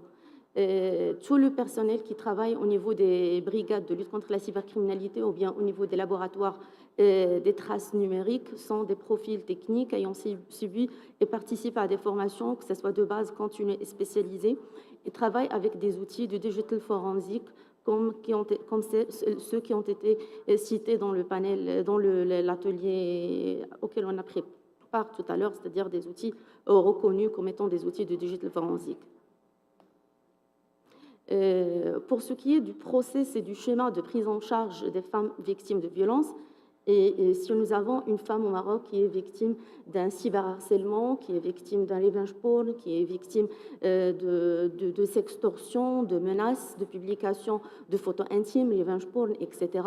Donc, il y a la femme, elle va se présenter au premier poste de police, qui est l'arrondissement de police, au niveau duquel, dans tous les arrondissements de police, nous avons ce qu'on appelle un chargé d'accueil, qui va la réceptionner et en fonction de la nature de la violence qu'il a subie, par exemple, s'il s'agit d'une simple infraction, par exemple d'injure et l'auteur est connu, il sera traité au niveau de ce poste de police, au niveau de l'arrondissement. Par contre, s'il s'agit d'un revenge porn, d'une sextorsion, c'est-à-dire d'une infraction où l'auteur est inconnu, qui nécessite la prise en charge par la police judiciaire, donc la femme elle est orientée vers la cellule de prise en charge des femmes victimes de violences, là où ces chefs de cellule qui sont chargés de l'accueil, de l'écoute et de l'orientation de femmes bien évidemment en coordination avec des cellules de prise en charge des femmes victimes de violences instaurées au niveau des tribunaux du Royaume. Donc, tous les tribunaux, que ce soit de première instance ou de cour d'appel, disposent d'une cellule de prise en charge des femmes victimes de violences. Ça a été institutionnalisé par la loi 103/13. Et en fonction du besoin, donc soit elle est accompagnée ou orientée vers un centre hospitalier s'il doit être accompagné sur le plan psychologique ou s'il a un besoin d'hébergement, donc selon la nature de la violence. Et aussi l'enquête, l'affaire, elle est confiée à la brigade de lutte contre la cybercriminalité territorialement compétente qui va mener toutes les investigations nécessaires pour identifier les preuves, identifier les auteurs, collecter les preuves et présenter les suspects devant la justice. S'agissant de la cybercriminalité, qui est une criminalité transnationale et qui nécessite une coordination, une coopération à l'échelle internationale. Donc, en plus des canaux de coopération classiques, que ce soit la coopération bilatérale ou multilatérale à travers Interpol, à travers le Bureau de liaison arabe, nous utilisons des outils de coopération internationale qui sont dédiés à la cybercriminalité, notamment la liste des points de contact d'Interpol, qui est actualisée annuellement afin de demander des informations sur les process, et également le point de contact 24/7 de la Convention du Budapest, qui est un outil puissant, surtout en ce qui concerne les demandes de conservation rapide de données. Aussi, la coopération directe avec les réseaux sociaux étrangers est une composante importante. Donc, au niveau de la DGSN, depuis 2018, nous avons établi des partenariats directs avec les réseaux sociaux les plus populaires au Maroc. Et aussi, durant l'année 2021, au niveau de la DGSN, nous avons eu accès à 2 plateformes internationales. La première, nous avons un accès direct à la plateforme NECMEC qui nous permet de télécharger les différents rapports établis par les réseaux sociaux et qui concernent des internautes qui sont localisés au Maroc, qui utilisent des adresses IP localisées au Maroc et qui échangent un contenu à caractère pédopornographique. Aussi, une deuxième plateforme qui est le CPS, le Child Protection System, qui est un système produit par la Child Rescue Coalition. C'est dans le cadre de la coopération avec le Royaume-Uni. Donc, on a aussi accès à ce CPS qui nous permet d'avoir aussi accès aux différents internautes qui échangent un contenu d'abus sur des enfants, mais qui se sont échangés sur les réseaux peer-to-peer. Aussi, au niveau de la DGSN, nous considérons que la prévention et les sensibilisations constituent le socle fondateur de toute stratégie proactive de lutte contre la criminalité en général et la cybercriminalité en particulier. Donc, nous avons mis en place des cellules de sensibilisation qui travaillent tout au long de l'année scolaire au niveau des établissements scolaires pour sensibiliser sur la sécurité routière, sur la consommation de drogue, mais surtout sur la cybercriminalité, sur les dangers d'Internet, sur le cyberjihad et le cyberterrorisme. Et nous utilisons des supports de sensibilisation adaptés dans les 2 langues, arabe et français. Et durant l'année dernière, 2021, plus de 241 000 élèves ont été sensibilisés.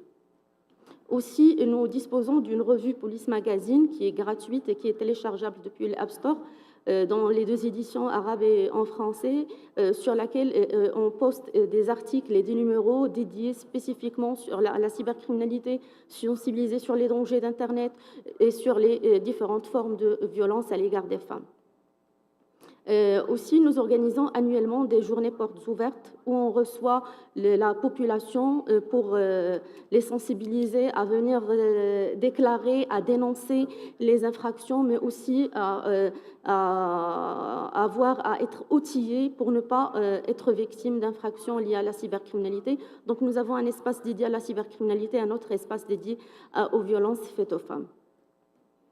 Nous utilisons des brochures dédiées à la sensibilisation. Nous avons un flyer sur la protection des ordinateurs et des smartphones, comment utiliser et sécuriser le réseau Wi-Fi, comment sécuriser son compte sur les réseaux sociaux. Et aussi, on a fait un flyer qui a été dédié spécialement au phénomène de la sextorsion, au niveau duquel on a expliqué son mode opératoire et on a donné aux femmes les moyens pour utiliser Internet et pour ne pas tomber dans le piège de la sextorsion, et aussi sur si jamais elle est victime de la sextorsion, qu'est-ce qu'il doit faire pour dénoncer et quels sont les éléments qu'il doit avoir et qu'il doit capturer pour venir dénoncer et qu'on puisse mener une enquête dans ce cadre. Et pour terminer, donc aussi dans le cadre de la prévention et de la lutte et de la sensibilisation, la DGSN depuis 2018 a eu un partenariat avec ONU Femmes et depuis 2018 s'est jointe à la campagne onusienne sur l'élimination des violences à l'égard des femmes. Et chaque année, du 25 au 10 décembre, le siège de la DGSN et toutes les préfectures de police s'habillent en orange en signe de solidarité et d'engagement contre les violences faites aux femmes. Et dans ce cadre, le siège de d'ONU Femmes a choisi en 2021 l'expérience marocaine parmi les meilleures pratiques, les bonnes pratiques internationales en matière de prise en charge des femmes victimes de violences. Et durant la prochaine édition, qui sera organisée durant le mois de décembre prochain, donc des conférences et une campagne de sensibilisation sera dédiée cette année sur la cyberviolence, et un guide sur la cyberviolence qui a été établi par la DGSN et ONU Femmes sera publié durant cette prochaine édition. Et je vous remercie.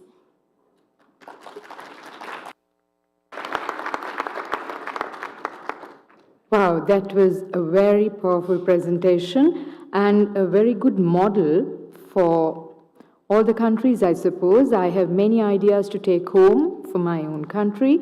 That was a very good structure that has been built up in Morocco in accessing the criminal justice system for the victims. I think Laila explained how well the police force is trained, how much of personnel are there. Of course, no doubt, she's been involved in this as the head of the Digital Forensic Imaging Service for 14 years, so she knows the problems. That's why they have certain aspects to give emotional touch to it, and then to give support to the victims, and then to have awareness programs for the general public, to the schools. So that's a wonderful setup in Morocco, and I'm sure all who are present here will have ideas to take home and then implement in their own countries. Now we'll listen to a different presentation that is from a different perspective. Raoul Notte is a researcher, as I told you. So let's listen to the perspective of a researcher where he would have spoken to many victims, and he will tell us what the victims have felt so far, whoever he has interviewed.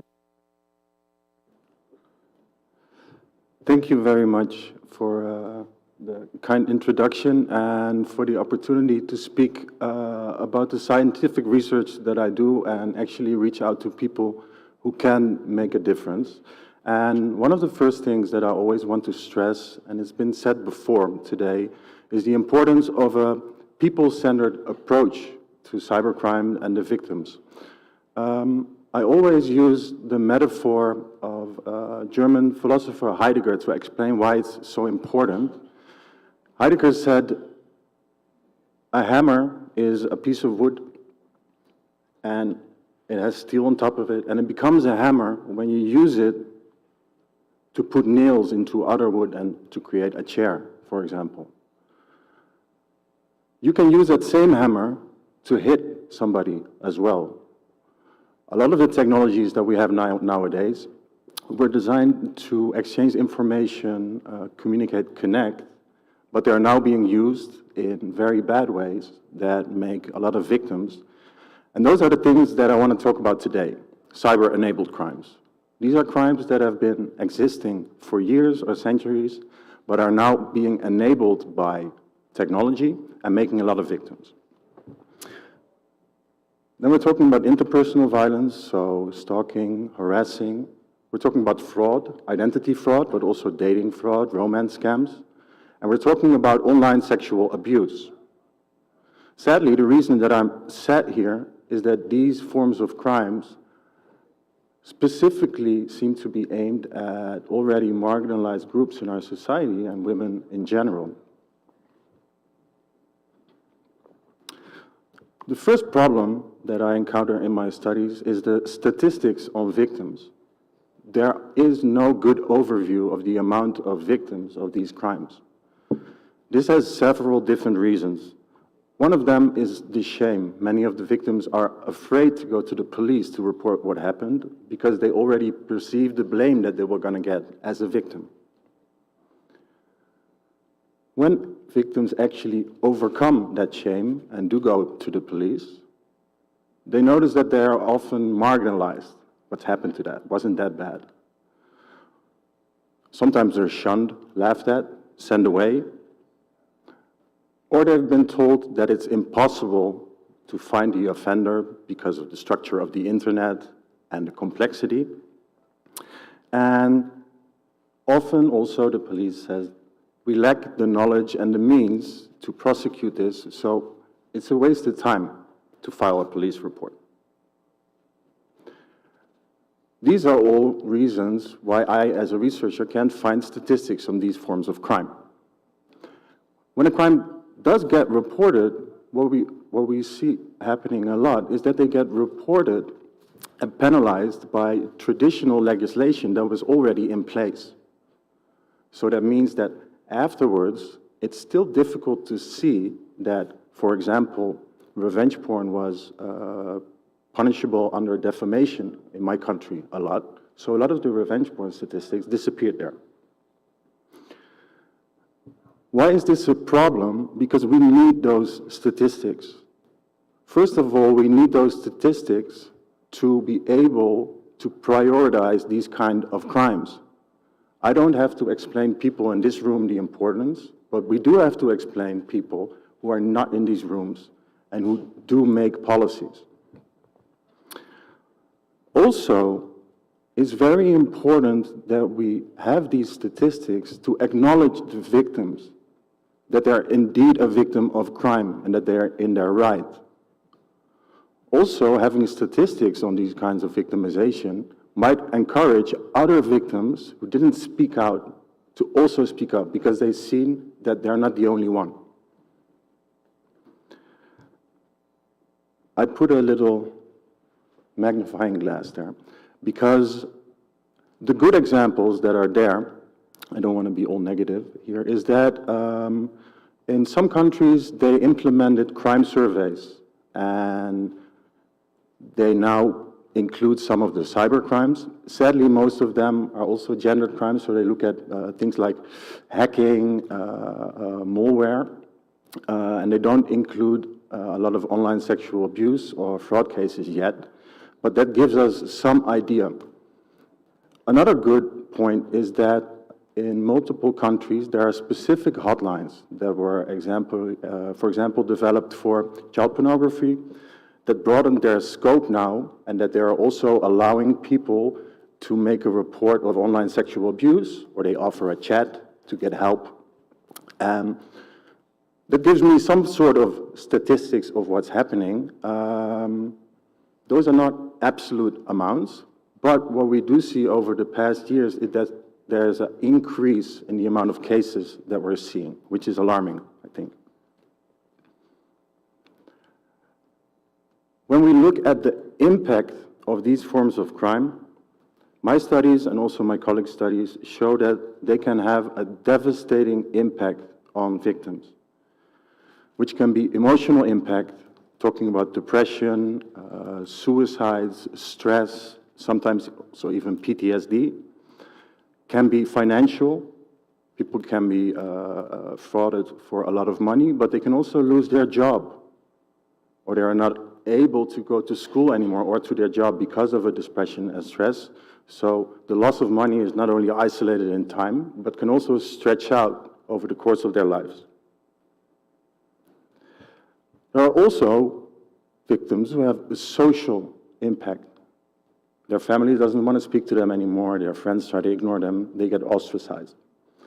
Or physical impact. That's when we speak about when people are depressed, stressed, it can translate to physical complaints. These are all forms of impact that we also already saw in traditional offline crimes.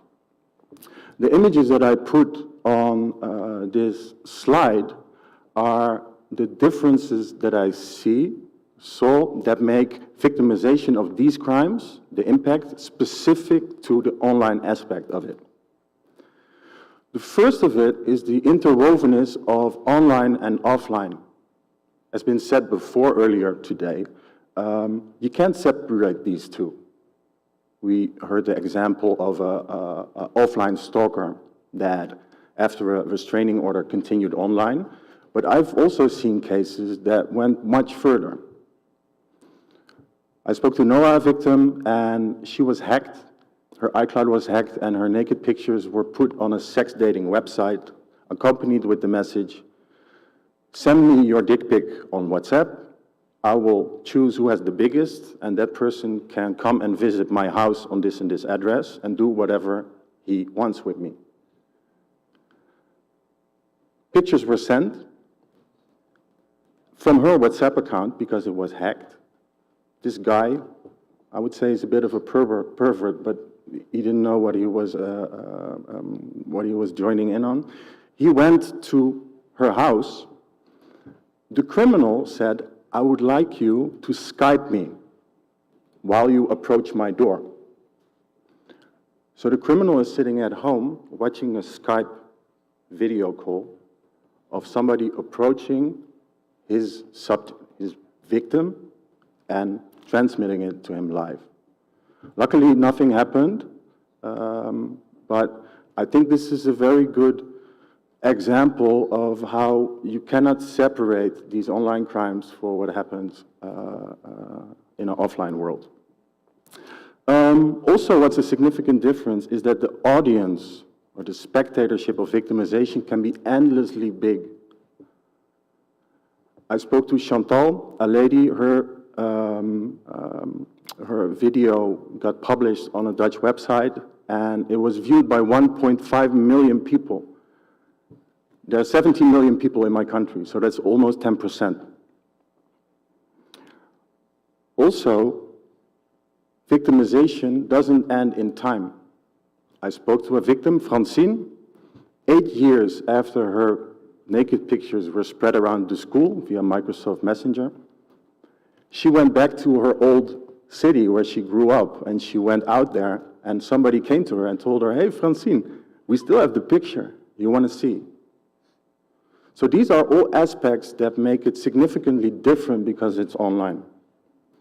Another part, what's not significant only for online crime, but I see it way, way more in these cases, is victim blaming. All the victims that I speak to are being held accountable for their victimization, not only by police, law enforcement, but also by friends, family, and close relatives. That appears that we're in a situation where this online environment of victimization is like a panopticon prison, where everybody is visible, and if there's something wrong with you, the entire room or community will point at you and punish you. This is an example of another lady, Chantal. 3 years after victimization, she got her life back together again. She got a new job. She told her new boss, like, "Hey, I was online before, so you know." The boss said, no, I understand, it's good, you deserve a new chance. After 2 months, her boss called her and said, "Come to the office." And he said to her, "I'm not going to renew your contract because our clients know you, and I'm sorry, business is business." So even afterwards, the judgment, because of the endlessness and the scope, it doesn't stop.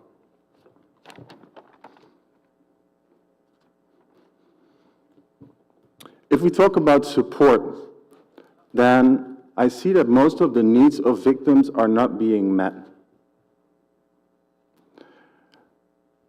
They're not feeling heard. They're not able to tell their stories. And they're shamed, and they're taught to remain silent, because when they speak up, there's a chance of somebody telling them it's your own fault, or you should be ashamed of yourself, or just a mom who says, "Just be quiet, because then maybe you will go away."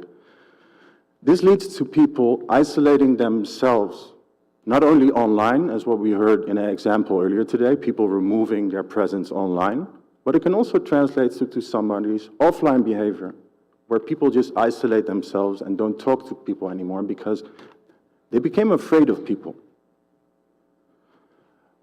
Also, there's no place where they can report it. I already illustrated that the police was a problem. but also reporting and online platforms that facilitate the victimization is often not much more than a button. If you press the button a lot of times and you tell your friends to report it, maybe it will go online, or it will be offline.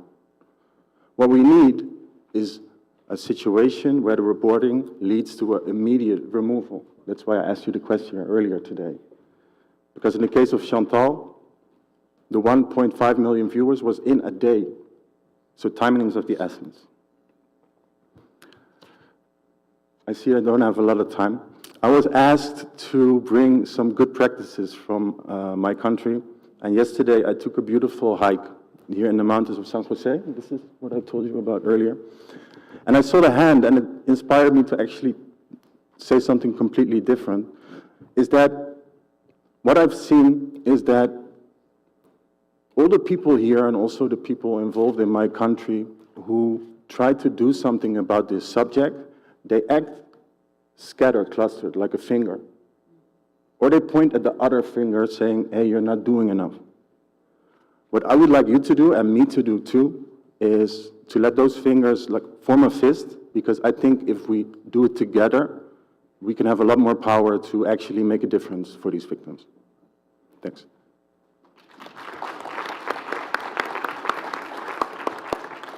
Thank you very much, Raul, for that insight.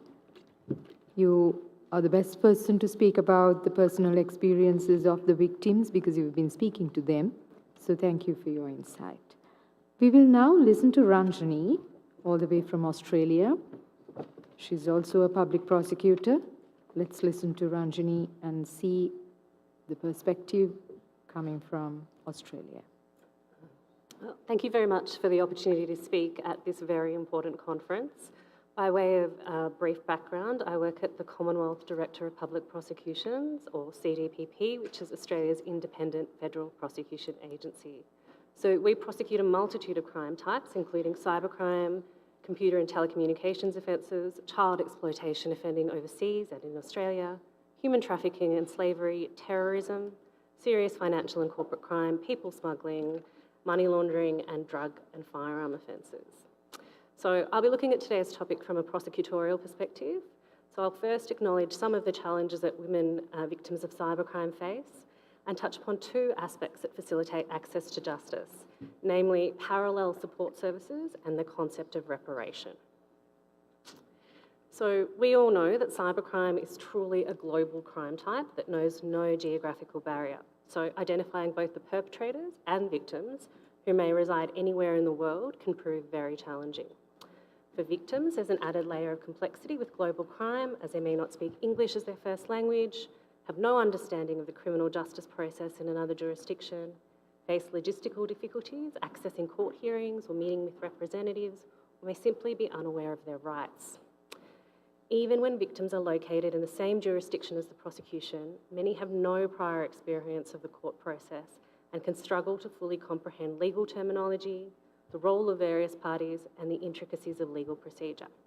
By its very nature, the prosecution process is focused on the accused, not the victim. It's well understood that the barriers women face can be amplified if there is an intersection between gender and other targeted groups such as race. So, although victims may be supportive of perpetrators being brought to justice, the trauma experienced as a result of cybercrime can be compounded when unsupported victims move through the criminal justice system. So it's therefore crucial we facilitate meaningful access to the prosecution process from start to finish. So in terms of victims, questions around who may be considered a victim of cybercrime are complex, and crime more generally as well. In terms of the CDPP, our definition of victim for the purposes of prosecution is very broad. So it encompasses any identified individual who has suffered harm as a direct result of offences committed against Commonwealth law or prosecuted by Commonwealth authorities. So this harm can include physical harm, mental injury, pregnancy, emotional suffering, or economic loss. So we have a victims of crime policy, and it sets out our obligations to victims. The starting point of that policy is that all victims or all staff are supposed to treat victims with courtesy, compassion, cultural sensitivity, and respect for their dignity and entitlements. The policy recognises that victims play a very important role in the prosecution policy. So, prosecution policy of the Commonwealth underpins all our decision making and sets out the relevant factors and considerations when prosecutors make decisions. So, in a nutshell, when we're deciding whether to prosecute a case, there's a two-stage test. The first stage is there must be sufficient evidence to prosecute. The second is it in the public interest to proceed to prosecution? And in relation to the information around legal processes and court procedures, information concerning policy entitlements and avenues for review or complaint, assistance with victim impact statements, they act as a consistent point of contact, which we understand from victims is very important throughout the duration of the court case. They provide support during meetings between victims and prosecutors, court familiarisation tours, support at court, and referrals to counselling and other services in the community. So we as prosecutors have obligations to victims. Where I work, our own internal mandates require the referral of the most vulnerable victims to the WAS service within 21 days. This timeliness is very important. It's aimed to ensure that victims are supported from the start of the prosecution process right through to the end. It must be acknowledged, however, like any service, the resources of the WAS are not unlimited and must be targeted towards the most vulnerable. So it's not always possible to refer every matter to a WAS where there is a victim of cybercrime. And in that case, the responsibility for liaison falls to the prosecutor. So lawyers undergo specific training and access to a variety of resources tailored to allow us to support victims. And I think in dealing with victims, it requires a very special skill set. There can be challenges. So the role of the DPP is to act on behalf of the entire community rather than as a lawyer for the victims. So we make decisions in line with our prosecution policy. So not all the decisions we make will necessarily align exactly with what the victim would like. But we do have rights of review for certain decisions, and those rights of review go all the way to the top of the organisation. And the second thing I'd like to just briefly touch upon is reparation. We know that certain groups, including women, suffer disproportionately or disproportionately financially impacted by cybercrimes. So we have enshrined in federal legislation under our Crimes Act 1914 Commonwealth the ability for the Commonwealth or any person to seek to have the court make an order that a convicted person pay them reparation for any loss suffered or expense occurred by reason of the offence. So pretty significantly, reparation orders can cover both restitution and compensation, economic and non-economic loss. So it's not an independent sentencing option, but reparation sits alongside any other sanction imposed by the court. So it's a way a victim of cybercrime is able to achieve a relatively efficient remedy without needing to institute separate civil proceedings. And surveys have shown that victims view reparation as a really important part of the remedial process. Of course, access to reparation depends on knowing that such a possibility exists. So again, it's the responsibility of the prosecutor to ensure that victims are aware they have the ability to seek reparation in certain circumstances. So again, although we act on behalf of the Crown and not the victim, it can be in straightforward matters, we will bring that reparation application to the attention of the court in order to assist the victim. I'm conscious of the time. I'll just mention the importance of reparation when considered in a purely economic sense is highlighted that in Australia, the total economic impact of cybercrime in 2019 was estimated to be approximately $3.5 billion. The total monies lost by victims was estimated to be $1.9 billion, with $597 million spent on dealing with the consequences of victimisation. So these figures only encompass pure cybercrime, which is primarily directed against machines and networks and doesn't include cyber-enabled crimes such as the online exploitation of children. Really, I just want to make one other point. One of the really important things that we as practitioners can do in this space is ensure we are reflective of the community that we represent. So this means ensuring that women are employed and visible in key roles throughout the criminal justice process. In this regard, I note that over 2/3 of the DPP's ongoing workforce are female.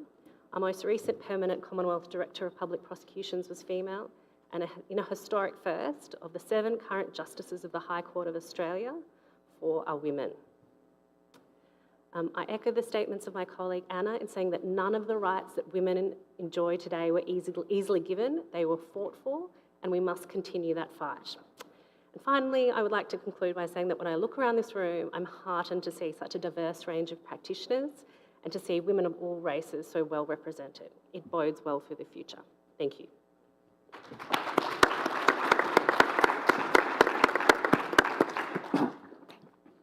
Thank you, Ranjani, for that wonderful presentation and also giving the insight of Australian perspective to the system. We will now call upon Katya Vera to give her perspective, that is from a policymaker's perspective. She's involved in policymaking, foreign policy, public administration, and intergovernmental civil society organizations she's been involved in. So that's totally a different perspective. Let's listen to Katya. Thank you very much. Thank you very much for the invitation to the Council of Europe. It's a pleasure, and to my fellow panelists, it's also a real pleasure to exchange over here ideas and find so many coincidences. I will turn now to Spanish because I think it's also important to keep many of these conversations in the region in Spanish. So I will turn, and I can continue during the Q&A questions session in English. Como me hizo favor de presentarme la amable moderadora, vengo aquí a presentar fundamentalmente dos perspectivas desde el trabajo que he hecho para la Organización de Estados Americanos. Por un lado, he estado ya por varios años trabajando en la documentación de la violencia de género en línea dentro de la región para identificar estándares de derechos humanos de las mujeres y cómo esto se ve dentro del sistema interamericano. Eso por un lado. Y luego, por el otro lado, he estado colaborando cada vez más con el programa de ciberseguridad del Comité Interamericano contra el Terrorismo, quien la semana pasada, el 2 de noviembre, lanzó un nuevo proyecto para cerrar la brecha de género en la agenda de ciberseguridad de la región, que está basado en un trabajo de 2 años ya que tenemos en la región y que es posible gracias a Canadá, quien lo apoya financieramente. Y bueno, esto para decirles desde dónde viene mi intervención. Nos pidieron aquí mantener también el lado positivo, no nada más identificando las brechas y los obstáculos, así que a partir de esta experiencia en la documentación del cibercrimen y de la ciberviolencia en contra de las mujeres en la región, voy a identificar unos cuantos obstáculos, no muchos, y luego voy a buscar dar algunas propuestas, dar a conversación algunas preguntas y finalmente cerrar, porque sé que hemos tenido una jornada bastante larga y bueno, uno de los retos cuando te toca hacer la última es que tienes que hacer un resumen, digamos, de lo que dijeron antes de ti. Entonces, iniciemos brevemente con un diagnóstico de cómo está la región de América Latina y el Caribe en temas de cibercrimen basado en género, violencia basado en género. Y aquí la verdad es que nos hemos encontrado con grandes retos para poder identificar realmente cómo, en qué estado se encuentra el fenómeno, porque no tenemos datos. No hay datos ni a nivel local ni de parte de las autoridades y los pocos datos, ni por supuesto como esfuerzos regionales, y los pocos datos que hemos podido encontrar provienen de organizaciones de la sociedad civil, de asociaciones de víctimas que están documentando el fenómeno. Lo que sí sabemos es que la región de América Latina y el Caribe tiene uno de los niveles de digitalización más acelerados, es una región con niveles amplios de digitalización y que muchas mujeres y comunidades enteras están entrando a esta era digital, no necesariamente con las habilidades de seguridad digital. Y entonces sí hay, aún y cuando no tenemos datos, sí podemos trazar algunas tendencias de que las mujeres están siendo víctimas desproporcionadas de cierto tipo de ciberataques y que además sufren ciertos daños, afectaciones basados en su género de forma desproporcionada. Y ahí la verdad es que es muy importante y me conecto con la presentación que hizo Raúl, porque dentro de estos obstáculos que encontramos en la región es precisamente cómo vemos, cómo analizamos, cómo reinterpretamos el daño que reciben las víctimas. Porque tampoco hay estudios, es la verdad alentador identificar que ya desde la academia se están haciendo estudios especializados sobre los daños reales que tienen las víctimas, pero al menos a nivel regional tenemos muy pocos estudios. Y esto evidentemente impacta la legislación que se ha estado adoptando y luego cómo esa legislación se está poniendo en práctica. Digamos, uno de los lados positivos de la prevención, la investigación y la sanción de la violencia de género en línea en contra de las mujeres de los cibercrímenes es que hay más legislación a nivel regional. Entonces, hemos visto aproximadamente desde hace unos 3, 4 años que distintos países se están acoplando sus legislaciones. Por ahí en la mañana mencionaron como una buena práctica, yo soy mexicana, la ley Olimpia en México, que se ha vuelto, digamos, un referente en el tema, pero también hay la ley Micaela en Argentina y, digamos, en Brasil y en Perú hay también avances. Entonces, podemos decir que hay avances a nivel legislativo. Pero luego, cuando ya vamos un poco más allá en qué se está legislando, encontramos que no necesariamente se están haciendo legislaciones que abarquen todas las formas de violencia de género en línea o todos los posibles cibercrímenes. Entonces, hay una tendencia dentro de la región a hacer legislación para criminalizar la distribución no consensuada de imágenes íntimas, que era una tarea fundamental, pero digamos, parece ser que el discurso público se ha estado enfocando solamente en este ciberataque, en este cibercrimen, dejando de lado la realidad de muchísimas otras mujeres que, por ejemplo, están vinculadas o son víctimas de violencia de género en relaciones sexoafectivas, en el ámbito familiar, y que también están siendo víctimas de cibercrimen y que no necesariamente cuentan con las herramientas para poder enfrentar estas conductas en línea. Con este escenario, digamos, yo me quiero concentrar fundamentalmente en un obstáculo, porque podría yo venirles a decir todo lo que nos falta dentro de la región, pero no creo que sea ese mi papel. Pero sí quisiera centrarme en un obstáculo que he visto o que he escuchado de forma recurrente en las presentaciones pasadas. Y eso es el entendimiento que tenemos sobre el daño que reciben las víctimas. Y aquí lo que identifiqué en los estudios que he podido participar es que todavía tenemos un entendimiento del daño que parte de una división muy clara entre lo virtual y lo no virtual. Entonces, ese entendimiento del daño, digamos, el daño material, permea todas las legislaciones latinoamericanas, que además no estaban preparadas para enfrentar delitos cibernéticos, en ese proceso estamos de adaptarlos. Entonces encontramos divisiones cartesianas entre mente, cuerpo, esto es lo digital, y eso evidentemente impacta en lo que reconocemos del sufrimiento de la víctima, y entonces hay un discurso donde se dice que no es un daño real, es un daño virtual, y eso impacta en la forma en que investigamos y luego sancionamos. Y luego, para la sorpresa, o para mi sorpresa, después al investigar, a irme a estudios, a peritajes que han realizado organizaciones de la sociedad civil sobre daños a las víctimas, los pocos que hay, una puede identificar que las víctimas refieren el daño como sentido en el cuerpo. Independientemente de que se trate, por ejemplo, de un acto de ciberacoso, donde nunca hayan contactado a su agresor, ellas refieren en estos, es que yo lo sentí en el cuerpo, es que sentí que tenía una sensación en el estómago, es que me generó una sensación física.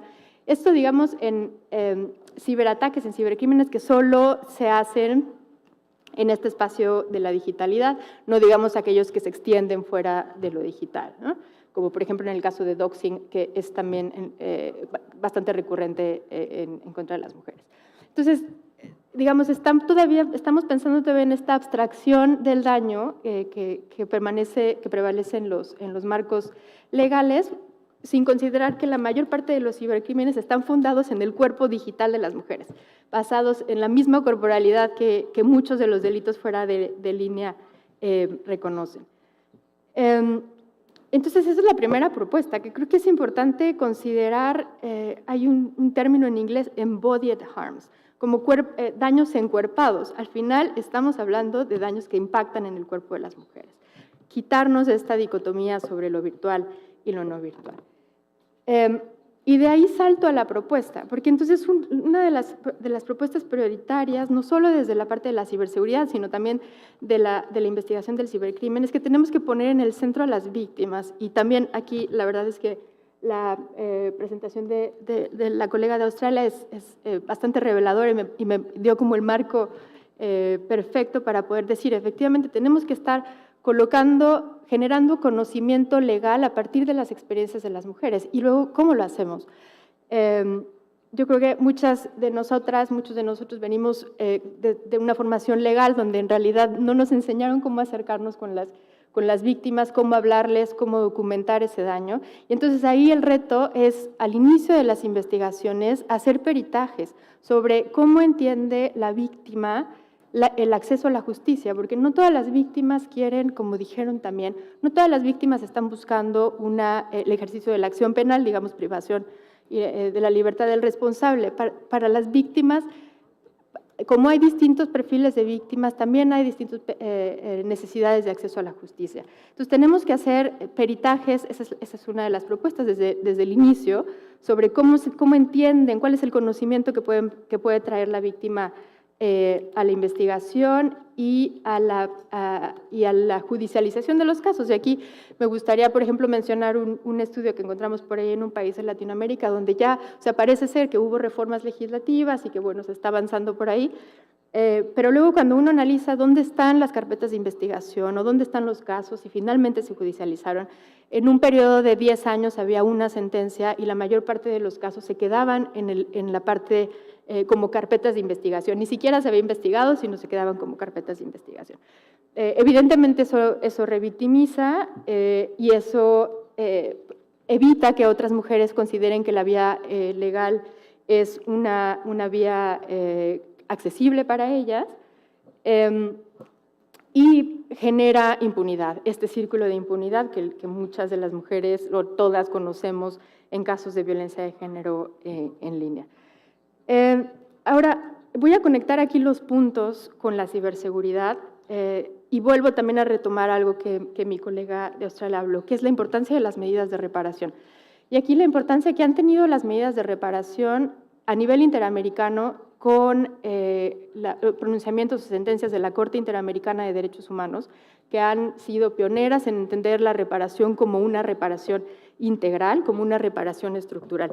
Y la ciberseguridad aquí de las víctimas, pero no solo de las víctimas, sino de las mujeres, de las comunidades del funcionariado, se convierte en una medida de reparación estructural. Y vuelvo de nuevo al criterio de la Corte Interamericana, en casos, por ejemplo, como de Campo Algodonero y de Inés Fernández, los dos contra México. La Corte decía es que el objetivo de la reparación es la restitución, ¿no? Si es posible, la restitución de las cosas a como se encontraban antes. Pero bueno, en casos de violencia de género en línea en contra de las mujeres, en la situación anterior ya era una situación de discriminación estructural. Entonces no podemos solo pensar en restituir a como estaba antes la víctima, porque en realidad estamos diciendo vámonos a esa situación de desigualdad estructural. Y entonces ahí lo fundamental, aquí conecto los puntos, de tener medidas que apunten a la estructura y que apunten al individuo, que apunten a las mujeres.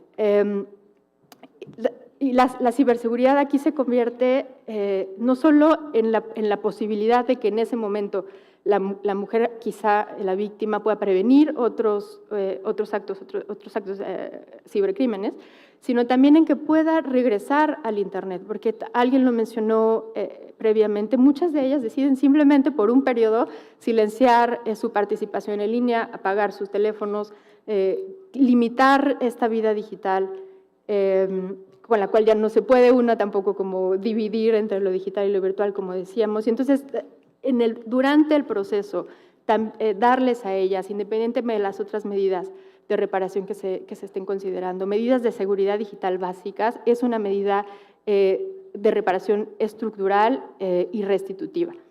Y de ahí, no solo a ellas, sino también a las mujeres que están vinculadas en la red, porque usualmente lo que hemos visto es que muchas mujeres logran llegar a los espacios de justicia gracias al apoyo de otras mujeres y de otras organizaciones. Entonces hay que darles también a ellas elementos para poder tener más seguridad digital en línea y desmitificar lo que puede significar la seguridad digital, porque lo que nos ha pasado desde el programa de ciberseguridad de la OEA es que cada vez que llegamos y le planteamos a grupos de mujeres, a víctimas, es que es importante que tengas protocolos de ciberseguridad, la reacción inmediata es que esto es un tema muy técnico y yo no sé cómo por dónde va. Y en realidad, cuando empezamos a desmitificar la seguridad digital, nos damos cuenta que hay un efecto concatenado en la prevención de los cibercrímenes.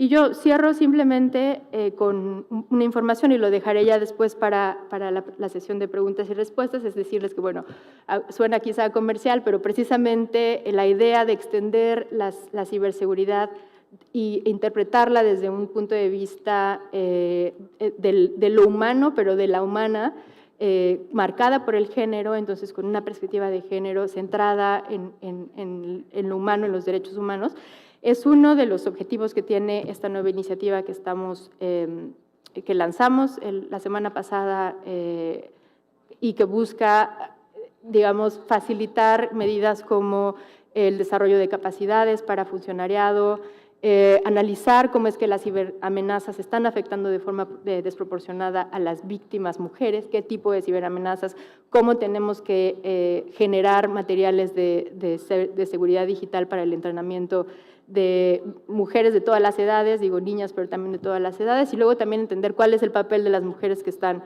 de este lado, digamos, en la función pública trabajando los temas. Dicho lo anterior, yo cierro porque si no podría seguramente hablar todo el tiempo y estamos cansadas ya. Muchas gracias.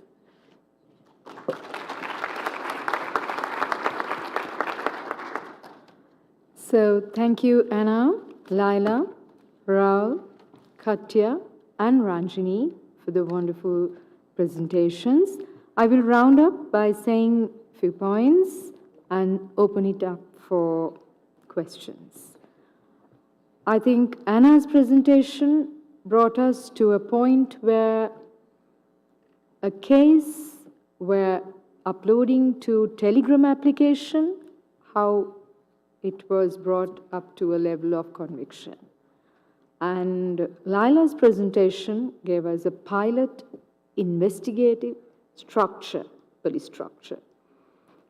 And also Raul's presentation on the impact on victims, how the stigma will continue for so many years, and that aspect to be understood by the lawmaking personnel, by the investigators, by the decision makers, and more or less to try and prevent this, taking preventive measures are more important rather than just having them as witnesses and taking a case for a conviction.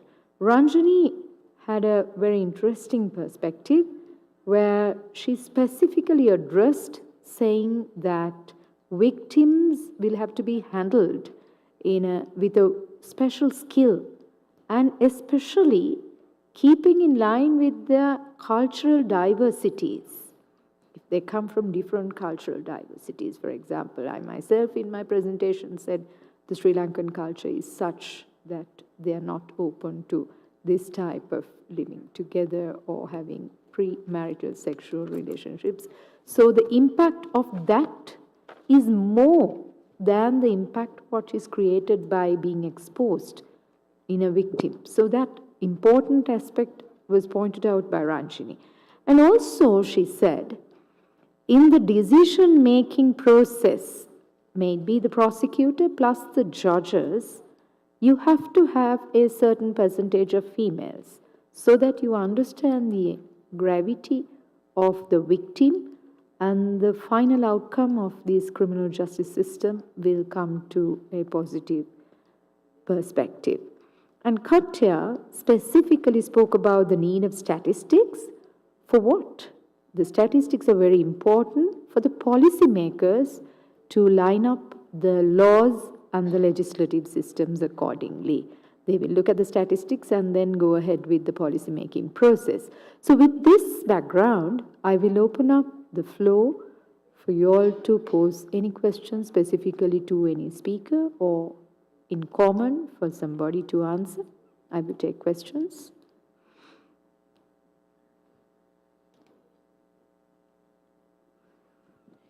Bueno, primero sí felicitar a este panel porque la violencia de género es un problema estructural y por ende cuando hablamos de medidas de reparación tenemos que tocar el tema de reparación integral. Y en ese contexto sí hacerle la pregunta a la última panelista, ya que, por ejemplo, en el Ecuador, cuando nosotros hablamos de reparación integral, tenemos un capítulo específico en la Ley de Prevención y Erradicación de la Violencia. Reparación simbólica, reparación económica, etc. ¿Consideras tú que cuando hablamos de reparación integral, la reparación integral tiene que contemplarse al final junto con la sentencia o es un proceso más bien que necesita esa correlación con la víctima, pero desde el inicio, para mapear justamente las necesidades que ustedes plantearon? Esa es mi consulta. You can answer directly. Muchas gracias. Me parece que es una pregunta que justo da al punto, al tema de las reparaciones. Mi primera reacción sería, al final hay criterios de la Corte Interamericana diciendo que ya el mero hecho de llevar un juicio, tener un juicio justo, el tener un recurso, ya es en cierta medida se le está reparando a la víctima. Entonces, digamos, con este marco yo diría, se tendría que ir pensando a la par qué es lo que significa incluso la reparación misma para la víctima y poderlas ir identificando en el proceso con esta idea de transformación e integralidad. Porque, digamos, son muy importantes las sentencias paradigmáticas, ¿no? Lo hemos visto en casos, los casos, por ejemplo, de México que mencioné. Entonces, cuando tuve la oportunidad de participar en esos casos, entonces cuando estaban decidiéndose decíamos, es que este caso va a cambiar, ¿no? Esta sentencia va a ser transformadora. Y digamos, sí es transformadora, pero también te das cuenta que faltan tantas cosas alrededor que partan quizá de considerar a la víctima en el proceso, que necesitamos reinterpretar precisamente cómo se entiende la reparación por parte de las autoridades que están ahí, pero también de las víctimas y de quienes las asesoran. Poder exigir a lo largo del camino medidas de reparación o que se vayan delimitando las medidas de reparación me parece que sería lo ideal. Thank you, Katia. Yes.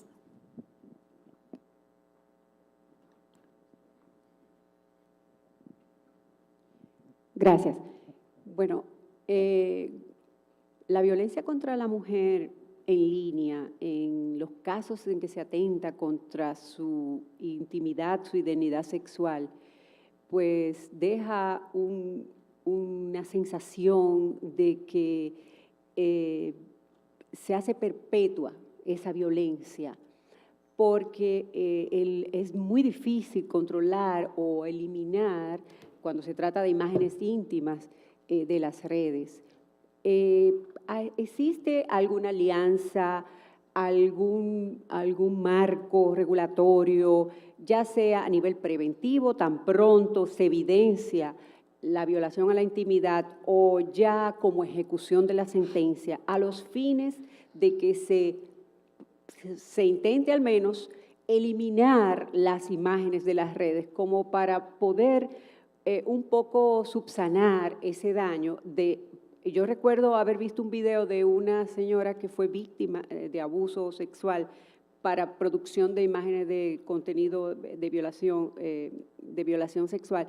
Y ella decía, cuando me estaban abusando de mí y estaban haciendo esos videos, era una niña en esa época, yo miraba como buscando que alguien me ayudara y de repente vi que nadie que miraba esos videos me iba a ayudar. Entonces, ¿qué medidas se han tomado? ¿Qué iniciativas en cuanto a enlaces? Podría ser, por ejemplo, acuerdos de los poderes judiciales para remitir las sentencias para fines de lograr que se eliminen o la sanción para quien lo difunda. Eso en un aspecto. Y otro, un tema que me llamó mucho la atención, y es el de las estadísticas, esa cifra oscura tan alta que tenemos, sobre todo en los países como en el mío, que todavía no tenemos tipificado de manera específica conductas como el ciberstalking, y la difusión de imágenes no consentidas, y se subsumen en otros tipos penales, como bien lo decía Raúl. En el caso nuestro, como violencia psicológica, como difamación, injuria, eso va a depender. Y eso pasa en otros países. Entonces, ¿qué se podría hacer para poder captar esas estadísticas mientras logramos un marco jurídico que tipifique y sancione de manera específica estas conductas? Yes, anybody in the panel can answer that first question. If not volunteered, I think Laila is the best person to answer it.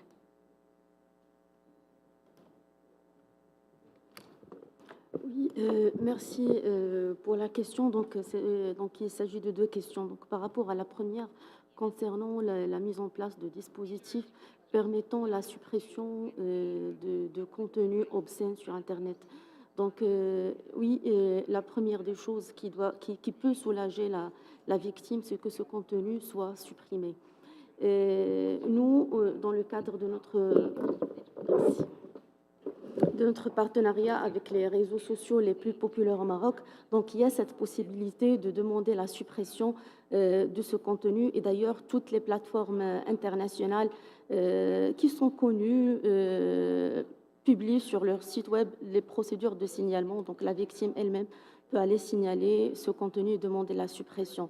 Le problème avec Internet et avec les réseaux sociaux, c'est que effectivement, donc il y a moi peut-être que j'ai trouvé ce contenu illicite, je vais faire une capture écran.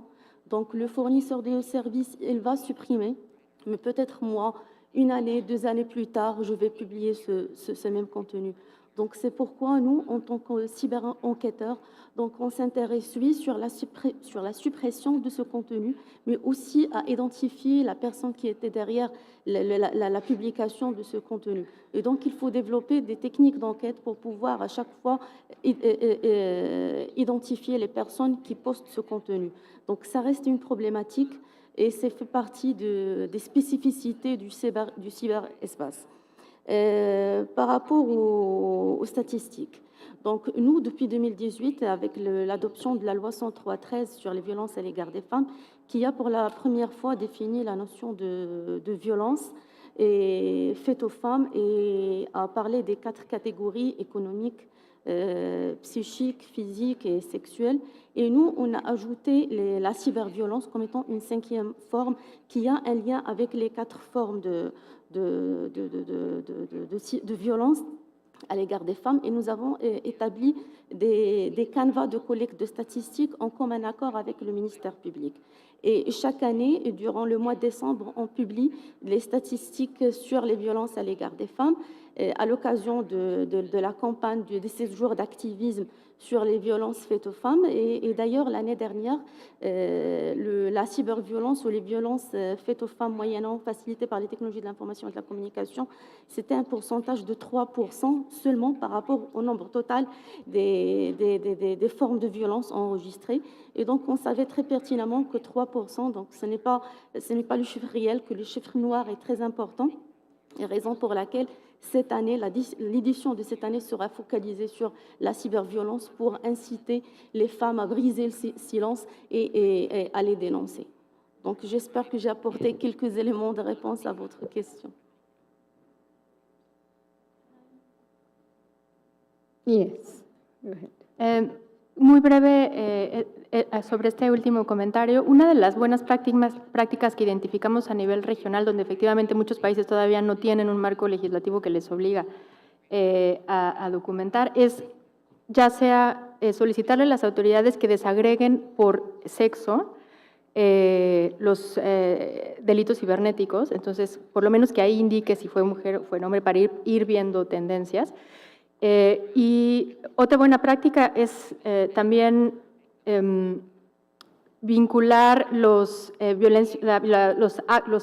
crímenes vinculados a violencia de género en línea, señalándoles o pidiéndoles señalar también si alguno de estos actos de violencia están siendo realizados por alguna tecnología, intermediados por alguna tecnología, y qué tecnología fue. Entonces, digamos, aunque no se logra tener un registro estadístico que permita claridad sobre los crímenes, desagregando por un lado por sexo y luego incorporando el factor tecnológico en crímenes derivados de violencia de género, estamos tratando de incorporar algo de estadísticas.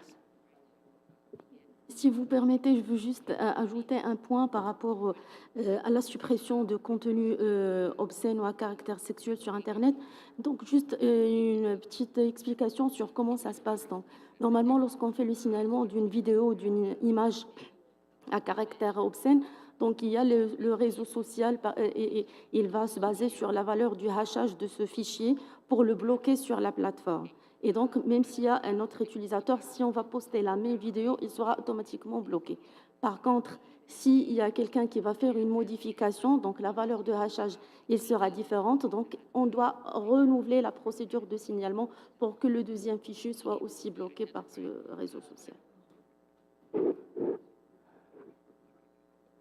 I would like to make a small addition. I will take your question. The gravity of this problem of removal is not as simple as that we speak here, because once it is shared, there are people who reshare it on different platforms, as in like to have a gossip effect of it or to make use of that for some other aspect. Your enemies, whoever, can download it and keep it with you. So somebody else will say, didn't you see this? It's on Facebook. Then the person will try to look at it on Facebook and say, oh, it's been removed, it's not there anymore. Then the third person can say, no, I have it downloaded, I'll share it with you. And then it's shown among people. So you cannot completely erase it. There will be somebody who has downloaded it, shared it on a different platform, and kept it somewhere, and it will be there in the cyber most of the time. Yes, over to you, your question. Thank you. Congratulations to the whole panel. I have a question. Normally, police officers, fiscals, NGOs, and judges listen to the victims. Do you think it will be useful or necessary that legislators listen to some of the victims, at least, during the legislative process against cyber violence or when they are preparing modifications to the respective laws? Who will take the question? Somebody can volunteer to take the question and answer. Yes, I think you have to look at the criminal justice process holistically, and that doesn't sort of begin and end with the prosecution. It starts at the very beginning when laws are being drafted. So I think it's important that those who have that fundamental task are cognizant of victim needs at the time. When we talk about listening to what victims want, it's too late at the end if that's when we start hearing their views. If we start at the beginning, then we ensure that we have laws that are drafted with them in mind.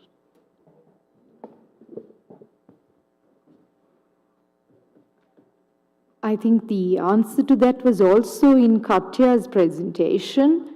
The legislators cannot listen to each and every person, but if you have statistics, that will give a voice, that will show how many are there of this particular type and of this particular type, and then there were flaws with regard to this type of incidents, so that they can design the laws to cater those needs if there are proper statistics kept.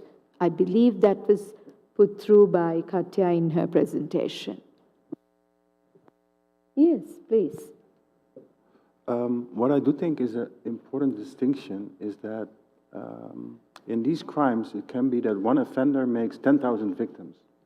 What I see in cases is that the attorney has proof for 100 cases, and no, that's enough to get the maximum punishment, and then it's done, leaving the other 9,000 out of the case. So getting compensation is more difficult, and also can give that's a more emotional thing, can give them a feeling that they're not part of the entire process. So I think that's a different challenge that we face.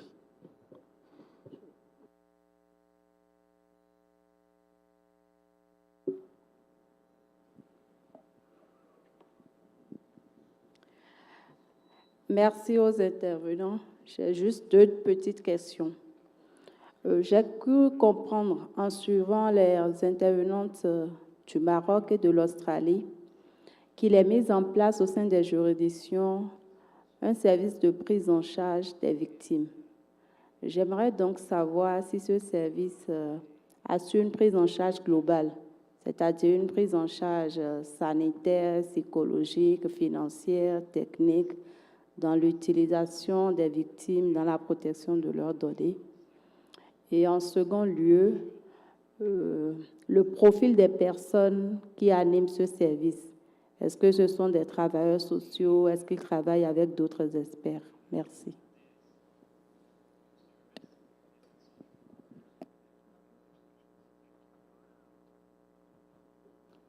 Yes, Ranjini, you can give your ideas, and then Laila there. Oh, Laila first. Go ahead.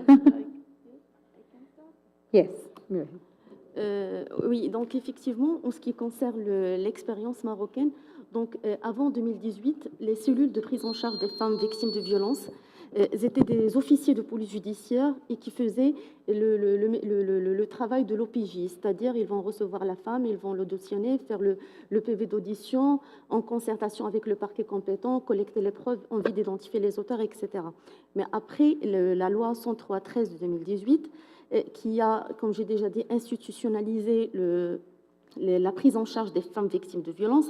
Donc, il a incité sur la création de ces structures, mais qui ne font pas de l'enquête. Ils font juste l'accueil, l'écoute, l'accompagnement et l'orientation des victimes. Donc, comment que ce soit au niveau des arrondissements, au niveau de la police judiciaire, donc la femme, elle est réceptionnée, et selon le type de la nature de la violence, donc il est soit accompagné, donc il y a l'officier de police judiciaire qui travaille au niveau de la cellule, qui va l'accompagner au centre hospitalier. Et au niveau du centre hospitalier, il y a une cellule de prise en charge des femmes victimes de violences qui a été instaurée au regard de cette loi 103/13. Et donc, il bénéficie d'une prise en charge médicale, de la gratuité de ce service. Si, par exemple, il est victime d'une violence conjugale et qu'il ne peut pas revenir au foyer, donc l'officier de la police judiciaire, il va l'accompagner au centre pour un hébergement. Donc, c'est un officier de police judiciaire, mais qui fait les missions d'écoute, d'accompagnement, d'orientation. Et lorsqu'on va passer à la phase de l'enquête, c'est selon le type de violence. Donc, s'il s'agit par exemple d'une violence économique, c'est la brigade économique et financière qui va mener l'enquête. Donc, s'il s'agit d'une cyberviolence, c'est la brigade de lutte contre la cybercriminalité qui va mener l'enquête. D'accord. Sinon, je me permets de revenir toujours sur la question du signalement de Madame pour parler d'une plateforme internationale de signalement qui s'appelle le IW Watch et qui permet de signaler un contenu obscène et son blocage au niveau de différentes plateformes. Et d'ailleurs, nous, au niveau du Maroc, nous avons une plateforme qui s'appelle cyberconfiance.ma et qui renvoie directement vers le IWF.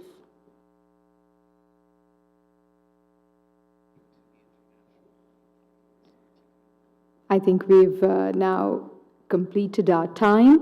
So that was a very interesting session. I would invite the rapporteur to Iris to give us 3 points, very short, brief 3 points for everybody to take home out of this entire plenary session. Thanks so much for giving me the opportunity and also for making my life difficult to give 3 short points after such a long discussion that we held here. But I will have more time tomorrow, so I'll go briefly and I will not make your life difficult now.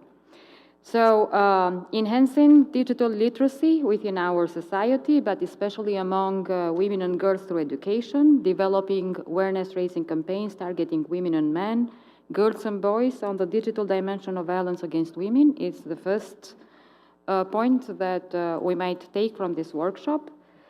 We also heard cases when women face difficulties and when they are seeking access to justice due to lack of skills and knowledge on investigation and prosecution of cybercrimes against them. So my feeling was that all the participants in this workshop strongly recommend that individuals in the police and judiciary who deals with cases of gender-based violence should receive further training on the digital element of this violence and also draw on the knowledge of their colleagues from the cybercrime department if required. Investing authorities and law enforcement agencies also need to foster greater forensic capabilities and enhance their technical equipment so as to improve the preservation of digital evidence. And the legal process should be accompanied with statutory remedies for victims, particularly court order reparation for both restitution and compensation. And last but not least, it is necessary to equip existing women specialist support services with the financial and human resources to offer holistic services, including psychological counseling as well as legal and technical advice on the removal of harmful online context. Existing support measures need to be equipped with training and necessary resources to respond to the digital violence so that the digitalization of violence can be addressed in their counseling work. Thank you. Thank you, Iris, and thank you for your patient hearing. I can see many long faces, fallen faces, so we'll call it a day. Thank you very much.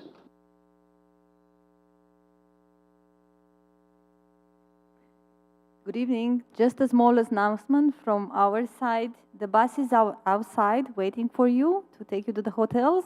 Please, tomorrow morning for 2 hotels, we have the departure to here, 7:45, that's Santa Ana and Quality Hotel.